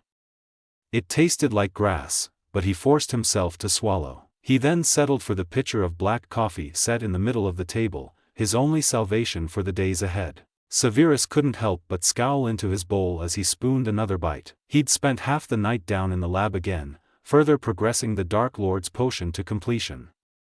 That 5th potion base was nearing its final stage and was currently simmering. Severus had truly thought the base wouldn't turn out or that the cauldron would explode from his recent lack of concentration, but disaster had miraculously been avoided. His mind had kept feeding him memories of last evening's encounter, always those same images of the boy's distant look in Lily's eyes and the bloodied shard clutched within his hands. As if Severus needed more problems, 4 Merlins. Something about Potter didn't seem quite right to him anymore, something so off-putting that it had caught even his attention. Severus wouldn't be a spy if he didn't notice every small sign and detail in everything. It was something about the brat's mental state that made him suspicious. Observing, moreover psychoanalyzing people and situations was his forte, and the Potter spawn was proving to be an interesting but irritating case. Severus saw it in the rigid way Potter held himself, in the way he was staring into his empty plate with a bit of a haunted look in his eyes. His eyes. Was it a shadow or were those dark circles under the green orbs? Potter reached for the coffee pitcher again, pouring a second helping. And drank. He wasn't so much as looking the food's way even once. He just sat there. Silent. All traces of that insolent Potter cheek were gone. He just looked like, what the fuck is wrong with the imbecile? Where's the self-proclaimed flair? Where's the flamboyance? It made Severus think back to yesterday's incident once more. Was Potter's current state and yesterday connected? Were his marbles rolling? What was going on in that head of his? Severus could easily use legilimency, except he himself felt too sleep-deprived to even bother wasting his energy on such rubbish. Let the brat be. Everyone dug their own graves, as the saying went. Moreover, Severus' priorities ended at ensuring Potter's physical well-being. So long as the boy wasn't bloody suicidal, and Severus had seen the integrity in his eyes behind that reassurance yesterday, it was none of his problems. If the boy was a nut job, he could go sulking to the Weasleys or the headmaster. Severus cleared his throat just as Potter was pouring his 3rd helping of coffee like the swine his father had been. Severus could feel his lip curl as he informed, "I have relocated our lessons indoors today due to the unfortunate weather.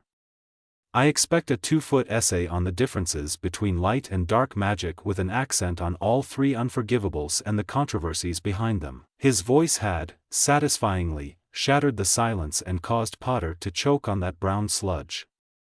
Severus smirked as he watched the boy struggle for composure. "Yes, sir," he answered at last, though his voice was as hollow as it was polite. Severus scoffed. "If you've plans on sulking around all day, whinging about how miserable your life has been, rest assured I will ensure that you have enough occupying that brain of yours to cure your infernal boredom." Potter said nothing at all this time. Severus felt his brows crinkle together as they furrowed. The boy had yet to even look at him, of all the disrespect. "To my face, Potter," he snapped with annoyance. "I know not what barn animals raised you, but you will look at me when I am speaking to you, and vice versa." With clear reluctance, he saw the Gryffindor straightening his posture and dragging his eyes up to meet his own dark ones. "Yes, sir." But Severus nearly did a double take at the sight of Potter's face. No, those really weren't shadows under his eyes. His duller-looking green eyes. Eyes behind those infernal glasses that were slightly lopsided on that gaunt face of his. Yet he returned Severus' stare with a hard and defiant glare. Frustration overcoming Severus for even finding the sight slightly unsettling, he sneered one of his best sneers, abandoned his profit and porridge, and turned to leave. "Stay out of my sight till noon," he spat acerbically and fled the kitchen. Time seemed to be stretching. What was an hour? A minute? A second? What was its value? People preached about appreciating every moment of life, for it was a fickle thing. Transient. It felt as though two giant hands had taken time and were stretching it like some chewing gum. Harry hadn't moved from the kitchen table. It was void of any food or drink now, but the boy was hardly aware of the fact. The weathered, white wall ahead was fuzzy in his unfocused vision, as was everything else. There was something inexplicable about the splatter of raindrops against the tall window panes. Almost like white noise, softly lulling him into the trench that was his own mind, trapping him within. His eyelids would sometimes droop closed too, which stung like hellfire. So had begun another day, with the same sneering Snape, with the same stupid assignments, the same setting. Everything was the bloody same. Harry wondered if this was what the next 2 weeks would look like, ridden with sleepless nights, anxiety, and Snape. Harry wasn't entirely sure why, but these revelations had only dawned on him after Snape had briefed him on the day ahead. Why was he so alone? Why did everyone hate him? Why was he still thinking about all this like some sulking child? Why did it hurt so much? Why was he always somehow placed with people who despised his guts so much that they looked repulsed by the mere sight of him? And he'd lost Sirius. That thought was always in the back of his mind, toying with his strings of sanity and reminding him of reality. He could not seem to get a reprieve from it. Again, Harry shivered and wrapped his arms around himself for comfort. He wanted to cry, to curl in on himself into a fetal position and weep. He wanted to wail his eyes out and to scream and hurl things in all directions, like he'd done in Dumbledore's office. He wanted to act like an utter child and feel safe within someone's, to be comforted by someone. But that was such utter wistful thinking. That was a privilege he would never have. He couldn't afford to break, not when the whole bloody world relied on him. When was the last time he'd cried? And he'd lost Sirius, and he'd no doubt lost Remus too, wherever he was now, so that ruled out any possibility of that someone. Harry hadn't received a single letter from him all summer, and every passing day without word from him felt like building pressure on his chest. Dread. Dread at what his father's best friend must think of Harry. At how much he'd failed his parents and so many others. What was his life even? Harry Potter, the trump card in this damned war, a weapon to be ultimately used against Voldemort. Dumbledore wanted Snape to tutor him in magic. Clearly, Harry was nothing more than a pig for slaughter. No one could care less about what the process of this was like for him, only the end result mattered. And just how peachy was the fact that he seemed to be losing his magic. With all these troubles accumulated, he just felt numb and hollow. Like he couldn't give a single fuck, but also felt like he was on the precipice of breaking. Precisely these thoughts had been shrouding his mind for the last 5 hours. Or had it only been 20 minutes? Harry honestly didn't know, but he still couldn't bring himself to rise from the chair. Harry's thoughts could only be described as a precarious wanderer that kept taking arbitrary turns through dense woods of thoughts. Some paths would even take him to the most unlikely of places. Uncle Vernon jabbing a beefy finger at him, his face the color of prunes and spittle flying from his mouth. Aunt Petunia's pinched expression that one night long ago, when he'd naively asked to show her something. Potter. Umbridge giggling in poorly contained sadistic pleasure as she spectated the blood quill doing its work. She was causing Harry pain, and she was relishing in it. Potter. The utmost hatred and disappointment in his parents' Sirius and Remus faces. As though an electric shock had hit him, Harry sprang out of his seat with a horrible flinch, hands clenched into defensive fists, and then he saw him. Snape.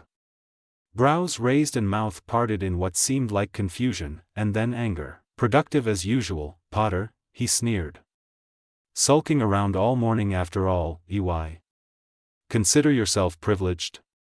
Feeling sentimental? His heartbeat having slowed, Harry just couldn't find the energy to do more than scowl. Defending himself would be a pointless endeavor, and he really didn't have many excuses for himself. And what did it matter what Snape thought? What did anything matter at this point? Well, prompted the man impatiently, irritation prominent in his features. Do not ignore me like some pathetic toddler and answer me. Oh, but the jibes felt like an irritating itch he couldn't quite reach. It frustrated Harry and made him want to growl and scratch at his entire body until he had sated it. Yes, sir, Severus groaned internally. Not only did Potter seem completely out of it, like he was broken or something, but Severus' patience was quickly running thin. Where was the sarcasm? The arrogance? The Potter flamboyance? Disobedience? Impertinence? A lustrous vocabulary range you appear to have. Well then? Where is your essay? It was a rhetorical question. Ah, but of course. You were preoccupied with sulking around for the last 4 hours. This is the second time you've failed at doing a set assignment. Do you find that acceptable? No, sir. Was the boy being serious? Severus scowled. Enough with these games. I expect a normal answer and explanation, not a pair of words a child could stitch together with absurd ease. Something hot and impotent slithered through Harry's chest, his heart rate accelerating. What did the man want from him? Why couldn't the git just saw it off, for Merlin's sake? Would no answer satisfy him? Snape was probing his nerves, testing them, the thin threads that they already were. But Harry refused to give him the satisfaction of knowing that. He needed a win, at least something as trivial and pathetic as not showing the sadist his words were getting to him. So Harry donned as calm a voice as he could and answered him. No, sir, I do not find that acceptable. Severus sighed, pinched the bridge of his nose, and took a few deep breaths.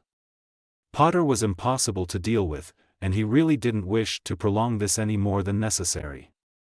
This conversation was getting them absolutely nowhere, and Severus really just wanted to wash his hands off Potter as quickly as possible. Then you will understand my reasons for assigning double detention on top of yesterday's, he said curtly. But to his dissatisfaction, Potter still gave him no reaction. As though Severus had just announced that the sky was blue. Follow me. The older spun and left the sitting room, Harry following mutely in his wake, fists clenched painfully at his sides. Oh, he'd seen the vague annoyance flashing in Snape's tunnel-like orbs, and that thought brought him satisfaction. But this feeling was ephemeral as it was quickly replaced with anxiety no sooner than when he stepped into the room. The problem of why his magic was acting up flooded back full force. He knew what was about to happen, was dreading it. He would utterly fail at something as trivial as casting a proper shield charm, and Snape would show him no mercy. It would be yet another testament to Harry's miserable weakness, his failures, and incompetence. He did not want a repeat of yesterday, and more than anything else he just wanted to collapse somewhere and let the floor swallow him whole. All that coffee had scarcely helped. Suck it up, he told himself firmly with disgust at his whiny thoughts. Whining had never worked. He just had to suck it up and endure. Our objective still remains to sharpen your offensive and defensive skills. But the rest of the lesson's introduction was drowned out in Harry's ears as they filled with something akin to white noise, the same he'd heard in the kitchen. He couldn't seem to focus on anything other than his thoughts and the scenes that continued to flash in his eyes from his nightmare. English just sounded like illegible gibberish now, rendered incomprehensible. Sirius, Vale, Lestrange, alone. You've no one to blame but yourself. Something impacted into Harry's chest with such force that it sent him toppling backwards. A fresh wave of panic overcame him, heart beating a mile a minute. Seeing Snape, wand drawn, he clambered to his shaky feet, fumbling in his trousers for his wand as he did so, while his professor yelled, "Absolute incompetent imbecile! Had I been a true enemy, you would long since be dead. Get up!" Harry was already up, trembling with a dangerous concoction of rage, fury, exhaustion, and embarrassment. He could feel his chest drumming with the force of all those emotions and the effort to keep himself composed. He didn't understand why it was so. One minute he felt resigned and uncaring, the next he thought he could kill. Oh, but that bastard, he'd known Harry was out of it and he'd exploited that. Just to spite him. Professor Flitwick McGonagall had always called it a coward's move to attack someone from behind, when the person was disarmed and unaware. There was even a Latin phrase for it. You know that's a coward's move, right? Motus Ignavus dared the Gryffindor, boring his gaze back into the Git's cold, black one. I was unprepared, you knew that. Snape's face contorted into an ugly, nasty expression. He deftly switched his wand from one hand to the other, eyes never once straying from the Gryffindor. Words of wisdom will not help you on the battlefield, Potter. This is war, not a duel with that Lockhart fool, he growled infuriatingly. In war, you are to use every opportunity to your advantage, else your enemies will beat you to it. There is no fairness, no equity. Harry actually smirked. Are you calling yourself my enemy, Professor? Yes, he'd snapped. He could feel his self-restraint slipping through his fingers like rainwater dripping from an overhang. Snape opened his mouth to reply, but paused in consideration and instead let an evil smirk play across his thin lips. Well, that remains to be seen, Mr. Potter. By all means, do continue to test my patience and nerves to test that theory. He drawled silkily, in such a tone that Harry drew back slightly. Death Eater.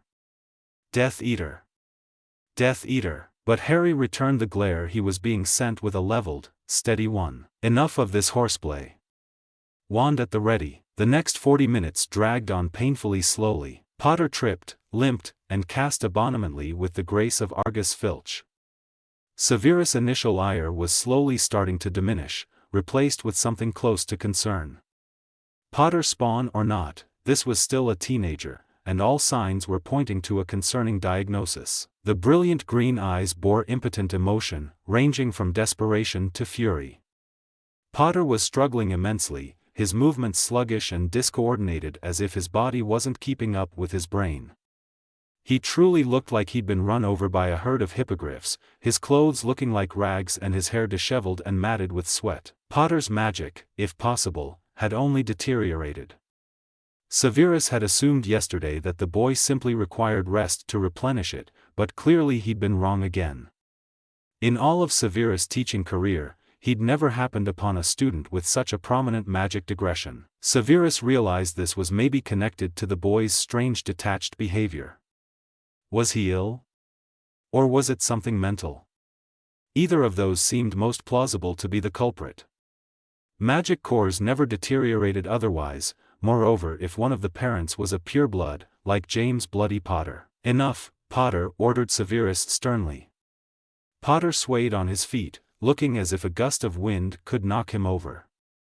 He used a nearby shelf to steady himself, breathing heavily with sweat pouring off him. Why did we stop? Severus' brows furrowed and lips parted in disbelief. You look like death has warmed over, you dunderhead, he snapped harshly. Are you ill? He demanded coldly. What? No. I'm fine, Potter asserted, now standing on his own. But in his eyes shone fear, whatever for Severus couldn't guess. Let's go again. No. I dare say this has been more than sufficient. Come. It is lunchtime, Severus said firmly, looking the boy up and down again. The sight of him never ceased to repulse him, the symbol that he was. A carbon copy of James Potter in looks, all except for Lily's eyes and that scrawny form of his. He truly looked like a malnourished rat. It surprised Severus how Potter's body still functioned on the minuscule portions of food he consumed. Severus couldn't afford to hand over a starved and magicless golden boy to Dumbledore in a fortnight, and as Severus led a disgruntled Potter to the kitchen, his mind became occupied with what he was to do about all this. The pair sat down as usual. When the food appeared, Severus kept a close eye on Potter, not even bothering to be covert about it. The boy's breathing was still slightly elevated, and he looked quite out of it, his eyes unfocused as if lost within his own world. He didn't reach for much the table offered, only scooped up a bit of rice on his plate and began prodding it distastefully, occasionally taking a bite, but immediately scrunching up his face in disgust. Was he really ill, or was he losing his marbles? Severus was surprised that the thought didn't entice him nearly as much as it normally would have. Harry Bloody Potter, James Potter's spawn, as well as a symbol of what Severus had lost to his own stupidity. Why did he even bother with any of this? Why had he vowed to keep Potter safe all those years ago? Was it out of self-loathing, that he had and still did felt like he deserved such punishment? I thought you loved her. Albus' words rang in his ears like the clapper of bells. Yes, that was the reason. True reason. Lily. Of course he still loved her. Always. If not for her, he would never have agreed to this whole arrangement. It was perhaps even harder to remember that the boy was also her son. He had her eyes, but they never looked at Severus with anything but contempt. Not that he deserved anything less, but right now, those brilliant green eyes were dulled and strangely blank. A memory sent a shiver down Severus' spine, a memory of the same blank eyes he'd closed 15 years ago. The mere thought of seeing them on her son's face made him sick to the stomach. He couldn't allow anything to happen to Lily's son, no matter his personal dislike and feelings of spite. So back on the topic of what to do with Potter Jr. From all his observations, Severus was able to draw only one plausible conclusion. The boy was indubitably spiraling into a depression. The signs were clear, for Severus recognized them as clear as day. Because Severus himself had been through this ugly state following Lily's death. His magic might not have regressed, but he hadn't felt like himself for months. The impact had been so great, pressuring Potter with dueling would only be counteractive, would hinder rather than help. If his core was somehow losing magic, it had to be preserved and sustained. But what was causing Potter's state in the first place? Severus thought back on yesterday again, the picture of the pale, bloodied fingers revisiting him. No. Potter isn't suicidal. I saw it in his eyes. Well, if he couldn't know the cause, at least he could offer a solution. Again, it certainly wouldn't do to hand over a magicless Harry Potter to Albus in a fortnight. But Severus wasn't Molly Weasley to mollycoddle the brat, and neither was he a bloody mind healer, Merlin forbid. Potter would have to wait until he returned to those Gryffindor friends of his for that. No, Severus' job was keeping him alive. And what had worked for Severus was preoccupying himself with physical labor. The boy must not have enough to keep his bored mind occupied. Poor prince. Just as well. I do believe he has a double detention to serve. Some cauldron scrubbing will do him well. Severus just barely suppressed a long, suffering sigh. When he'd been blackmailed into accommodating Potter, he'd sworn to himself and the old coot, silently, that he would not turn into a nursemaid or bother with anything beyond what he and Albus had discussed. Potter was far more trouble than he was worth, but he was still, apparently, the wizarding world's best hope at prevailing. In order to succeed, he would at least not have to be a basket case, sodding old coot. Wretched Potters. In his newly found ire, he snapped. Potter. Potter's flinch was a few seconds delayed, as though he'd taken a moment to process what happened. Emerald green eyes snapped up to meet his, confused, dulled, and wary. After lunch, you shall accompany me down to my lab. You didn't actually think I had forgotten about your detention, did you? Potter's nose scrunched up at the bridge, but that was all the reaction he received. Depression or not, Severus would not have the boy slacking off or disrespecting him. Verbal response: "No, sir. I've not forgotten," he gritted out tersely, face hardened. For once, Severus felt thrown off guard by his lack of reaction, and that irked him to no measure. It was so foreign, so uncharacteristic of Potter's spawn that Severus actually took a moment to just stare at him. Again, the temptation of using legilimency on him was bordering on overwhelming, but Severus abstained. Intruding a mind of such a fragile state could be highly risky. It could easily get overwhelmed by Severus' foreign presence, consequently leaving Potter in a vegetable-like state. The next 10 minutes were spent in silence, the older wizard managing a few more bites and Potter not even looking in the direction of more food than what little he'd had to stomach. He was just staring out the window now, the light and shadows accentuating the dark circles under his eyes. Potter was certainly one peculiar specimen, and purely out of morbid curiosity, Severus wanted to know what was going on in that thick head of his. As much as he detested the idea of Potter, walking disaster of potions class, down in his lab, he begrudgingly led the 15-year-old down to the basement. What felt like a million tiny ants were racing up and down his body as the chilly basement air collided with it. Harry's shirt, though long-sleeved, was very worn and thin, so it did little to preserve his body heat.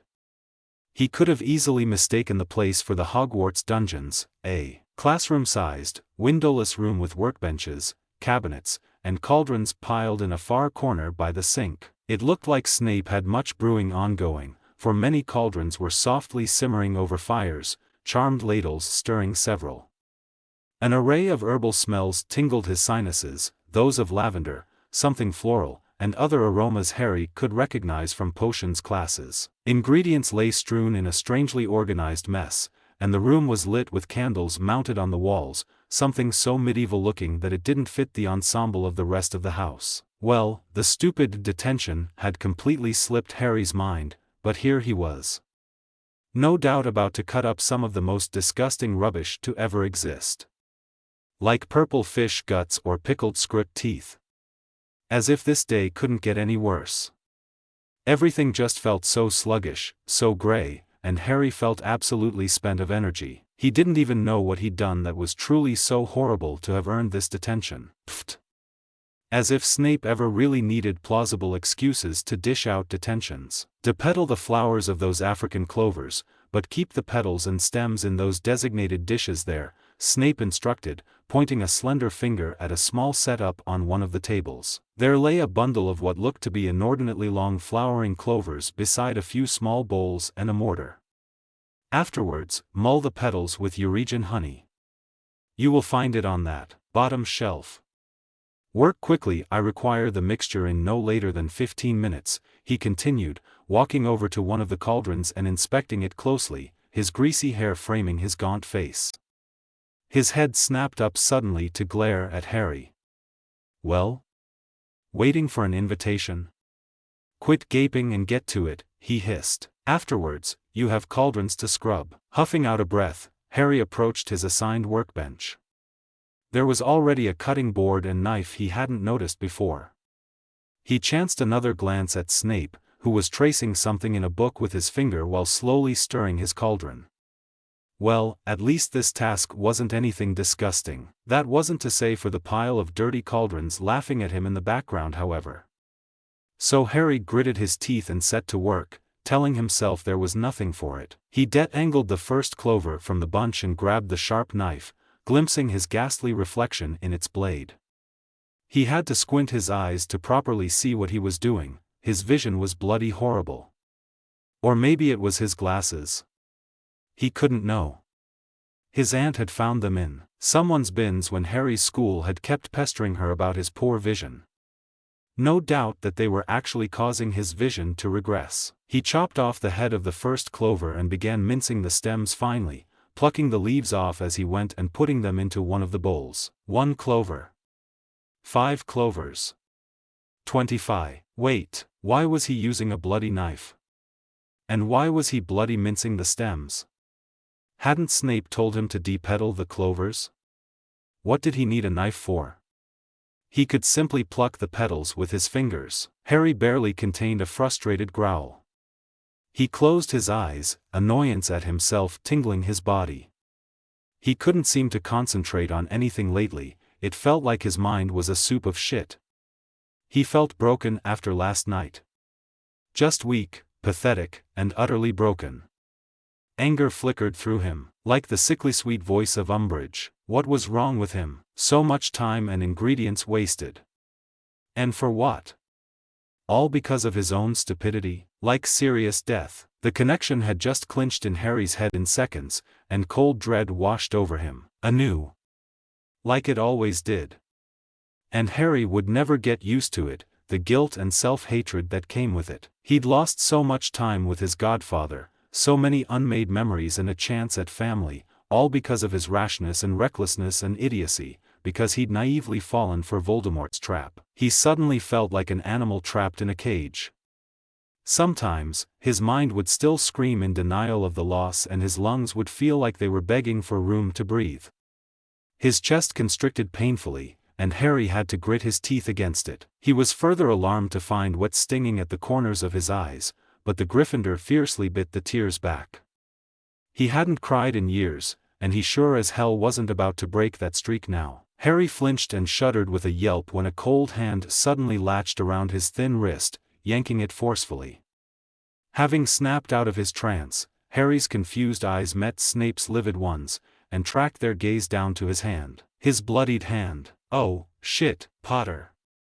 Drop the knife. For the first time in record history, Snape hadn't sneered or spat his name. He'd said it inordinately, neutrally, his tone indecipherable. Harry squirmed uncomfortably under his scrutinizing gaze, growing sick in the stomach again. Shit, shit, shit. Snape's eyes were settled on the knife still held in his right hand. As if burned, he dropped it, letting it clatter to the table. Major shit, how did it even happen? Blinking a few times, Snape gave Harry's wrist another tug to draw it closer into the light and brandished his wand. Harry wanted nothing more than to snatch his hand away from the Death Eater, but knew that would equate to signing his own death certificate. The potion's master began tracing his hand in smooth circles over Harry's hand. It was hard to make out where all the blood was even coming from, there was so much of it. But as the red started clearing up, he could make out a missing flesh on his index and pointer finger knuckles. As if on cue, his shock was replaced with a sharp searing pain that drew out an escaped hiss through his gnashed teeth. Harry stared in absolute horror. It felt like someone was holding a flame to his fingers. Snape was chanting something under his breath almost in a sing-song voice, in his deep, baritone voice. But Harry's head felt too fuzzy to register the words. Within a few seconds, the flesh around the wounds wove back together, just as the previous night, until only faint scarring remained around his two knuckles. But Snape's grip on his wrist wouldn't relent. Get! Harry did a double take. Snape's one word was low, soft, and dangerous, but he might as well have promised him death. The man relinquished his hold at last, causing Harry to momentarily lose coordination. But Harry didn't need telling twice. One glance at the man's bewildered face, lost, somewhere in shock and distress, had him stumbling over to the door, up the stairs, and locking himself in his room. There, he pressed his ear against the wood, listening hard with his heart thrumming in his ears. But all was quiet. The boy slid to the floor against the wood in relief as though it were an old friend. He released a shaky breath, running a hand through his hair. His healed hand. Not bloodied. What just happened? How had he hurt himself? How had Snape noticed? Why hadn't he said anything, either? He'd looked absolutely bewildered. Was Harry going insane? Did Snape think he was suicidal or something? It was an accident. He just hadn't been careful. Would Snape tell Dumbledore? Harry's hands raked through his hair again in distraught movements, nearly pulling whole tufts of it out. What if he was somehow doing it unconsciously? What if his own mind and body were rebelling against him, like his magic? And what would Dumbledore say? He would indubitably be disappointed. Would Harry be carted off to a mental ward at St. Mungo's? Would he sit there for endless hours like or with Nevile's parents or Lockhart? Something loud and pressuring filled the room like a tribal drum again. Harry realized it was his heart, punching his ribcage like some wild, unhinged animal. Fear was gripping at him with its cold, spiky hands, making every suction for breath a battle. No, no, no, no, no, no, no, no. Not again. Anything but this. Breathe, he implored no one in particular in the empty room, though the task was easier said than done. He was losing control, and he was helpless to stop the tremors that began to course through his body again. A distraction. He needed a distraction and to get a grip of himself. No matter how arduous it was, he had to avert his attention to something else. At precisely that moment, a long hoot and an ear-splitting shriek came from the window's direction. Harry's head shot up to find Hedwig going absolutely mental in her cage, batting her wings so hard against the metal that it rattled. Without a second's thought, Harry hoisted himself up and hurried over to the commotion. Hey, girl, what's wrong?" he asked, craning his head this way and trying to make out the problem. The nocturnal persisted, going ever more mental with every second. Harry grew increasingly concerned and finally unlatched the lock. The access door swung open almost immediately, and out soared Hedwig with a peck on Harry's finger. While the boy sucked on it, the bird was already on the other side of the room at the desk, where he kept a bit of parchment, quills, and ink. Hey! Hedwig, no. Stop. As if their thoughts had merged, Harry could have sworn he saw his bird give him a mischievous look right as she closed the claws of one leg around the neck of his ink bottle. Before Harry could react, there was a sharp shattering of glass and a pool of ebony black was forming on the laminate, seeping between the crevices. "Hedwig, you little..." Harry seethed, shooing the owl away. She flew over his head and disappeared out the window Harry so smartly kept open just for her needs. "Fucking bird," he swore under his breath, unable to help himself. He didn't mean it, of course. Or maybe he did. But he couldn't really blame her for being fed up with his bullshit. Harry was too, and as he knelt to the floor and pulled out his wand, intent on scourgifying the mess, realization struck. He wasn't shaking. And his breathing was normal. His hands still had a slight tremble to them, and his heart rate was slightly higher than normal, but those were just the vestiges of the storm. "Can't believe that bloody bird," he muttered, though purely out of relief. Sometimes, he could swear that bird was more intelligent than Merlin himself, but as Harry raised his wand, the cleaning incantation on the tip of his tongue, he paused, and in a moment's decision left for the bathroom to get some clean towels. He didn't think he could stand another blow to the gut if a simple spell such as Scourgify would fail him. Better to just do it manually. He managed to find a few cleaning rags in Snape's bathroom, though they looked decades old and used, and quickly mopped up the mess. After another trip there to wash and wring everything out, he returned to his room once more and felt a veil of exhaustion being draped over him. It added to his overall emotionally spent state. His limbs ached from the dueling session and his eyes felt like they weighed tons. Harry didn't care that it wasn't even evening. He lowered himself to the floor, resting his head against the blanket hanging over the edge of the bed, and shut his eyes. Just for a moment.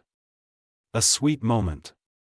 They burned with exhaustion, but it felt heavenly. He feared the nightmares that would return if he dared to keep them closed for a second too long, if he succumbed to sleep. But sleep stole him anyway. "Fight back, Harry. Come, now." The Department of Mysteries, the Room of the Veil, the Order of the Phoenix, a battle of wands raging between them and the onslaught of Death Eaters as they circled the perimeter from above, flying with billowing black smoke and attacking from the high ground. Harry and his godfather were fighting back to back on the large stone pedestal against Lucius Malfoy and the deranged Lestrange, her manic laughter making Harry's skin crawl. "Two can't, Sirius," cried Harry, hitting his wand against his palm in confusion. "I don't know what I'm doing wrong. My wand doesn't work." "Harry, we're running out of time. Please." Sirius dodged another spell. "We're losing and outnumbered." Tendrils of panic surged through Harry. No matter how hard he concentrated, mere harmless sparks would issue from the tip of his wand. Sirius' pleading voice sliced through his scrambled thoughts again. "Harry. Help me. He blocked off another curse, rebounding it at Malfoy. The blonde's face looked strangely like a ghost, and Lestrange was engaged in battle with Tonks. But Harry and Sirius were forced apart when they ducked away in opposite directions to avoid an incoming curse. The loss of contact bore holes in Harry's chest and filled him with coldness and loss. And dread. Foreboding dread. "I swear, I'm trying." Harry felt on the verge of tears, hopelessness clawing at him in torrents of anguish. Why wasn't his magic working? It seemed the harder he tried, the more fruitless the result. "Incompetent," rang Snape's sadistic voice somewhere in the distance, an echoing ripple through space. It was mocking, taunting with utmost pleasure. Lestrange suddenly cackled loudly again. "What's wrong, Kuzi? No Harry Potter to save you?" She made a pouting face. "Such a shame." "Oh well." Time seemed to slow. A bright flash of green and those two dreaded words was all it took. The jet of light hit Sirius square in the chest, and his body went flying in the momentum of his slowed fall backwards. The veil caught him and sucked him in with its wispy tendrils. "No! Sirius, no!" Harry roared and lunged to follow. But hands he recognized belonged to Remus Lupin were holding him back in a vice grip, yelling over him to him. "He's gone, Harry. There's nothing you can do." But Harry refused to believe it. His chest burned in anguish and denial as he continued to struggle against the hold. He wanted to go join Sirius was just beyond the veil. Just there, right there on the other side. Harry continued thrashing uncontrollably, until a sharp jolt of pain startled him back into the real world. It was pitch dark, save for the feeble shaft of moonlight filtering through the clouds. Harry was sprawled on the floor. It was cold and unforgiving and filthy with dust and age, yet Harry lay on it, cheek pressed against its cool surface as he struggled to sit up, his entire body sore and his ankle aching. He was shaking and trembling again, shivering from the chill that would sear his sweaty skin whenever a draft would hit it. It was happening all over again. He was losing control and sinking deeper and deeper, anchors pulling him down into the abyss. Harry's heart raced as if against time itself, and every gasp for breath felt like a losing battle. Once Harry had had more time to process what had happened, a painful sob got lodged in his throat. He refused to release it, to let the floodgates break. He could not. It would completely break him. So instead, he slowly lifted himself into a sitting position and buried his face in his knees. He dug his palms deep into his sockets under the false hope that he would rub out the images of the nightmare still fresh in his retinas. It didn't work, much to his misfortune, but only caused him greater discomfort. "Breathe, Sirius, breathe." "He's gone, Harry. There's nothing you can do. Breathe." But his breathing was ragged, heart thumping so hard he thought it might pop out of him. Fear, he felt pure fear and inconsolable panic surging within him. He tightened his arms around himself for that sliver of pseudo-comfort, grinding his teeth against the sting in his eyes. Footsteps hit his ears. Before Harry could do more than register them, the door was swung open and a bright, cool-hued light filled the room. Harry startled out of his skin and snapped his head up, eyes watering against the light and dread riding through him. Snape, clad in gray pajama trousers and a long-sleeved shirt, stood in the doorway, his shoulder-length hair quite disheveled and his dark orbs zeroed in on Harry, though the picture in his eyes was quite blurry without his glasses. And then was his wand, held aloft in a battle-ready stance. For several suffocating moments, silence reigned, only broken by Harry's futile attempts at composing himself in the unwarranted company. The older wizard simply stood there, taking in the sight, apparently at a loss for words. His eyes were wide, wider than Harry had ever seen them. It was evident that the Slytherin was as shocked as the Gryffindor, if not more. And then Snape left. Just like that. Harry could hear his footsteps descending down the groaning stairs, not having even bothered to shut the door behind him. For unfathomable reasons, Harry felt his anxiety spiking along with an emotion he'd never expected to find swelling in his chest from the man. Disappointment. Despite everything, Snape was still his professor and held at least some responsibility over Harry. But he couldn't care less, the heartless git. He couldn't care less if Harry was smack in the middle of the floor, shaking and distraught. He might as well have spat at him. The Dursleys hadn't cared because they hated him. Sirius was dead, his parents were dead, Remus didn't want to have anything to do with him, Umbridge and the entire ministry had despised his guts until the truth had hit them smack in the face, though they still did, and Snape loathed him so much that he was willing to leave him to whatever demons he was warring with in the dead of night. Harry pathetically reburied his face, uncaring of the still open door and how pathetic he must look. He felt pathetic, was pathetic, so it suited him just fine. But he would not shed a tear. For he still had that one shred of personal dignity to upkeep. Then, something felt off. There was a presence right in front of him, Harry more sensed than knew. Slowly, the Gryffindor raised his head. Before him, indubitably, stood Snape, holding a small vial of lavender potion in his hands. Harry's head momentarily went blank in confusion. No word or sound was exchanged between them as Snape bent down slightly to offer the potion to Harry. With great hesitation and skepticism, the Gryffindor accepted it with trembling fingers, brows deeply furrowed and eyes guarded. No sooner was the item exchanged than Snape straightened back up and left the room in a haste, this time closing the door behind him with a sharp but controlled snap. And this time, he'd left for real, leaving the boy with his demons, a suspicious vial of potion, and his own thoughts for sanity. Chapter End Notes. There has been a bit of suicidal themes popping up, but there won't be any suicidal attempts in this story, that I can safely promise, for those of you who are very disturbed by it. Just that in such dark moments, thoughts can get, well, dark. A bit impromptu, but I've added dates to the chapters so you can keep track of the timeline. I think it's a nice detail. By the way, this chapter was very important to me because what Harry's going through is as off my personal experiences.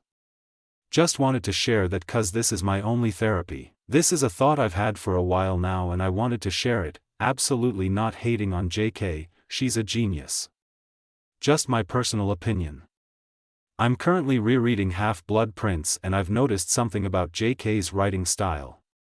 She's not one to deeply dive into emotions, specifically Harry's. For example, in the chapter A Very Frosty Christmas, Harry sees Lupin for the first time since the whole ministry fiasco, and there's pretty much zero emotion behind their meeting, as if everything is simply fine and dandy and both Remus and Harry hadn't just lost a loved one. And Harry and Remus are meant to be close, but it really doesn't show.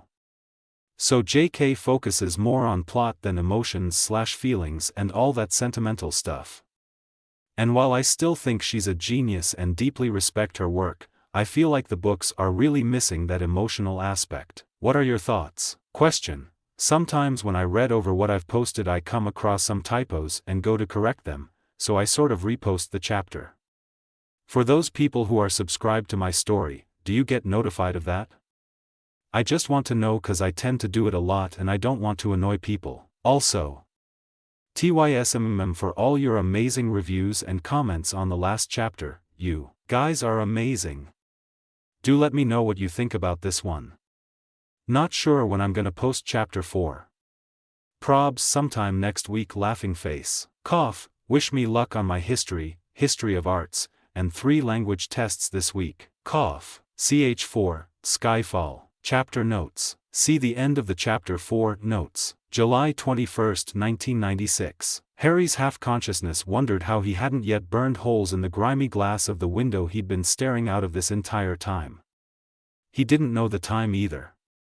If he had to venture a guess, it would have to be somewhere past 5 in the morning. The sky outside was an ugly gray again, so it was hard to tell. His night of rest had been quite restless. It came as no surprise that sleep had eluded him like the plague again. The floor was still quite uncomfortable, cold, dusty, and hard. Harry hadn't moved from there, still slumped against the wall and knees drawn. He had sometimes fallen into an uneasy sleep throughout the night, only to awaken to the same dark-colored sky for no apparent reason, wondering when he would see the break of dawn. Harry was sure his sleeping pattern was past the point of correction at this point. His only relief had been when he'd fallen asleep one last time and awoken to a turquoise sky outside. That had been some 3 hours ago. The vial lavender of potion Snape had given him stood in front of him on the floor, cork untouched.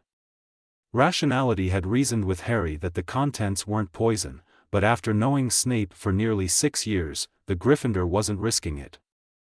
Cynical? Maybe. It didn't matter that the potion was temptingly labeled calming draught, nor that it even looked an authentic color. Harry wasn't intent on playing with his chances. For all he knew, Snape could have just gotten fed up with him to the point of offering him some kind of sedative to make him hibernate the next 2 weeks. No. Not 2 weeks. Slowly and painfully, Harry levered himself to his feet, nearly toppling over when he couldn't feel his right foot, and hobbled over to the writing desk. He groped around for the familiar parchment and quill, and began to calculate. Only 11 days. 264 hours. 15,840 minutes left. Harry even went as far as turning his head this way and that, as if the change of perspective would make the numbers appear smaller. Alas, they remained much the same. Crows cried somewhere in the distance. Harry ran a hand through his disheveled hair and dragged it down his face, the sound grating his ears and nerves. Just like every thought and sound did. Maybe his sanity really was rolling? Not that it would surprise the boy.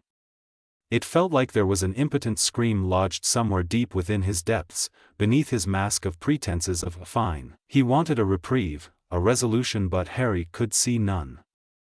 And that made it feel like walls were closing in on him from all directions and the air was being sucked out of his lungs, slowly. There was no escape. No reprieve. No silver lining. And to add to Harry's rotten luck, there was Snape. Merlin, did Harry feel mortified. Snape, head of Slytherin House and a member of the Order of the Phoenix. Not to mention he despised Harry's guts no less than Voldemort. Surely, the slimy git would retell everything to his precious snakes as a bedtime story. He could already hear it, Harry Potter, chosen one, having mental breakdowns in the middle of the night. Then the stares, whispers, rumors, and gawking would multiply tenfold amongst the school of over 300 students. Sodding piece of. The only viable answer as to how Snape had heard him last night was that the Silentium Locus spell had worn off due to his deteriorating magic. Harry should have seen this coming a mile away, but it had somehow eluded his mind. Though the fact that the spell had held up as long as it had did surprise him. But this paved the way for a new problem. Now what? With Harry's deteriorating magic, did that leave him to stuff a rag into his mouth before bed every night to muffle his screams and moaning? Harry's foot began to bounce, him standing in contrapposto. But strangely, Snape hadn't said anything. He'd literally gone out of his way to make a trip down to his lab to bring him a potion. The mere idea of this never would have crossed the Dursleys' minds. No, they would have either banged on Harry's door for quiet or ignored him completely. Shortly after Snape's departure, Harry had managed to calm himself. Slowly but surely. The man's sudden appearance had somewhat shocked him out of that heavy state he'd been in. But if Harry had felt drained then, that was nothing compared to how he currently felt, like he'd just been stepped on by Grop, Hagrid's half-brother. Or maybe the feeling would better compare to him having just returned from an uphill hike in hell. Either way, Harry was dreading the next night like a death sentence. Soft rays of morning sunlight peeked through the oppressing clouds, a small shaft of gold nearly touching Harry's fingers. Hedwig's cage stood empty on the sill, as it had been all night. She had yet to return from yesterday. Could birds even be offended? Maybe owls could. Harry hoped she would return soon. He missed her company. Wow, missing a bird for company? I'm losing it. Rubbing the grit out of his eyes, which burned like hell, the Gryffindor steeled himself to journey past the door. He dreaded breakfast, but above all, seeing Snape. Would the man barrage him with questions about last night? Surely, he would want answers as to why he'd found the 15-year-old hyperventilating on the floor in the middle of the night. Unfortunately, Harry didn't think he could escape the inevitable. Snape would either interrogate him or he wouldn't. Harry prayed for the latter, but knew wistful thinking had never gotten him anywhere.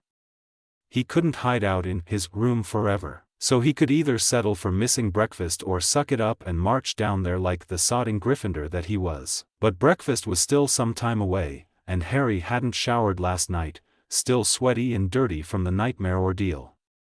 He felt absolutely filthy, in more ways than one. Before leaving the room, Harry, purely experimentally, located his wand and gave it a squiggly sort of swish and flick, saying, "Silentium locus."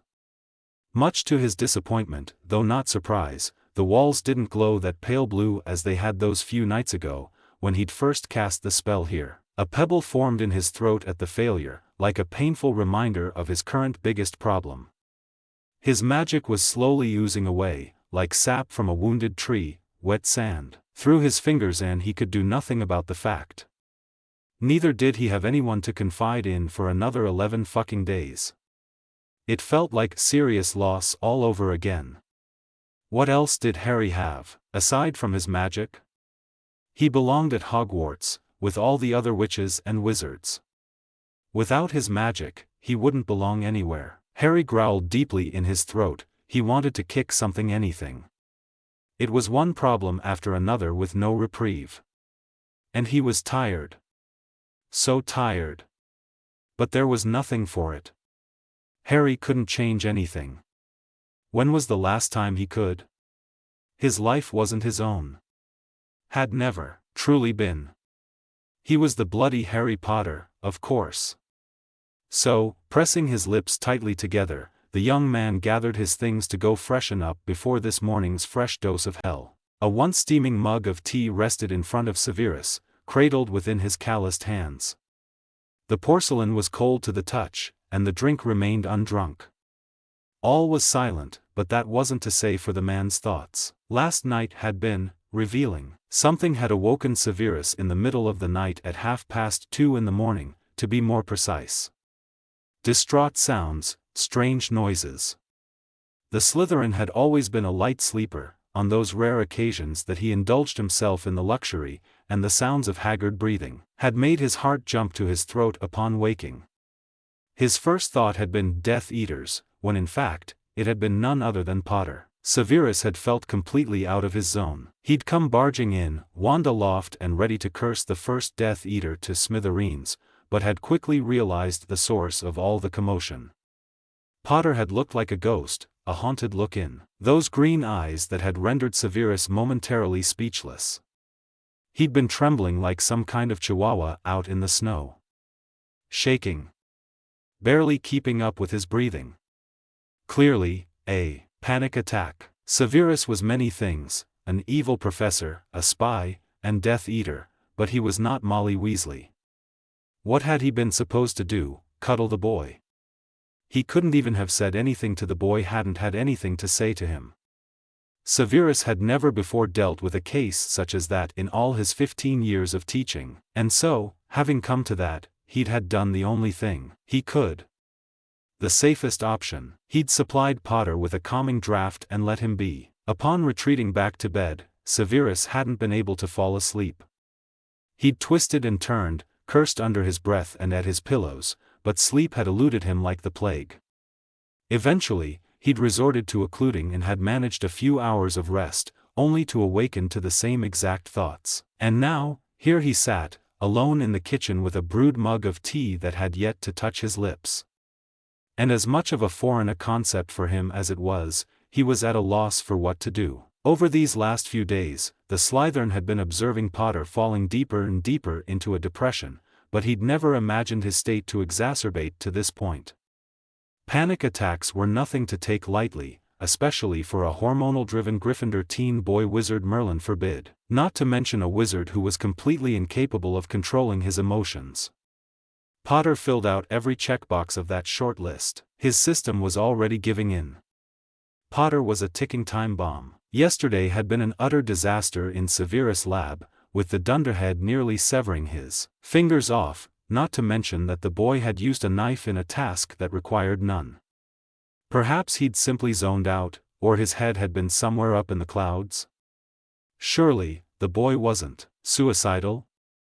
No, he couldn't be. Severus had seen the shock on his face when the boy had seen his injury yesterday. But even if it had been an accident, just like the one with the mirror shard. Did that serve as a testament of the boy's derailing mental state? And what to make of last night? And his regressing magic? Severus had thought of killing 2 birds with 1 stone yesterday when he'd assigned Potter manual labor to serve as his detention and something to occupy him with, as the same remedy had once helped Severus out of depression. But all that had gone to hell when the incompetent idiot had nearly killed himself. Maybe just hide all the knives next time. Severus pinched the bridge of his nose, feeling his inner brows crinkling together. Loath as he was to accept the fact, last night would need to be brought to mention with the boy. Severus was still responsible for the state in which he would present the golden boy to the headmaster, and if his mental state was connected with his deteriorating magic, which, indubitably, it was, then Severus couldn't turn a blind eye to it. Severus' thoughts were interrupted when the stairs' creaks penetrated his ears. Moments later, Potter was walking into the kitchen, looking like death had warmed over. His hair was disheveled as ever, and that infamous scar could be seen peeking through his bangs. Dark circles still decorated his shallow face, almost giving the 15-year-old the appearance of an inferi. He looked like he was barely keeping himself upright, his eyes slightly hooded and unfocused, and his steps had a barely noticeable sway to them. The brat doesn't even look like his wretched father anymore. More like a sewer rat, Severus thought in distaste. The James Potter he remembered had had muscle, windswept hair that actually could be considered generically handsome, and a strutting spring to his step.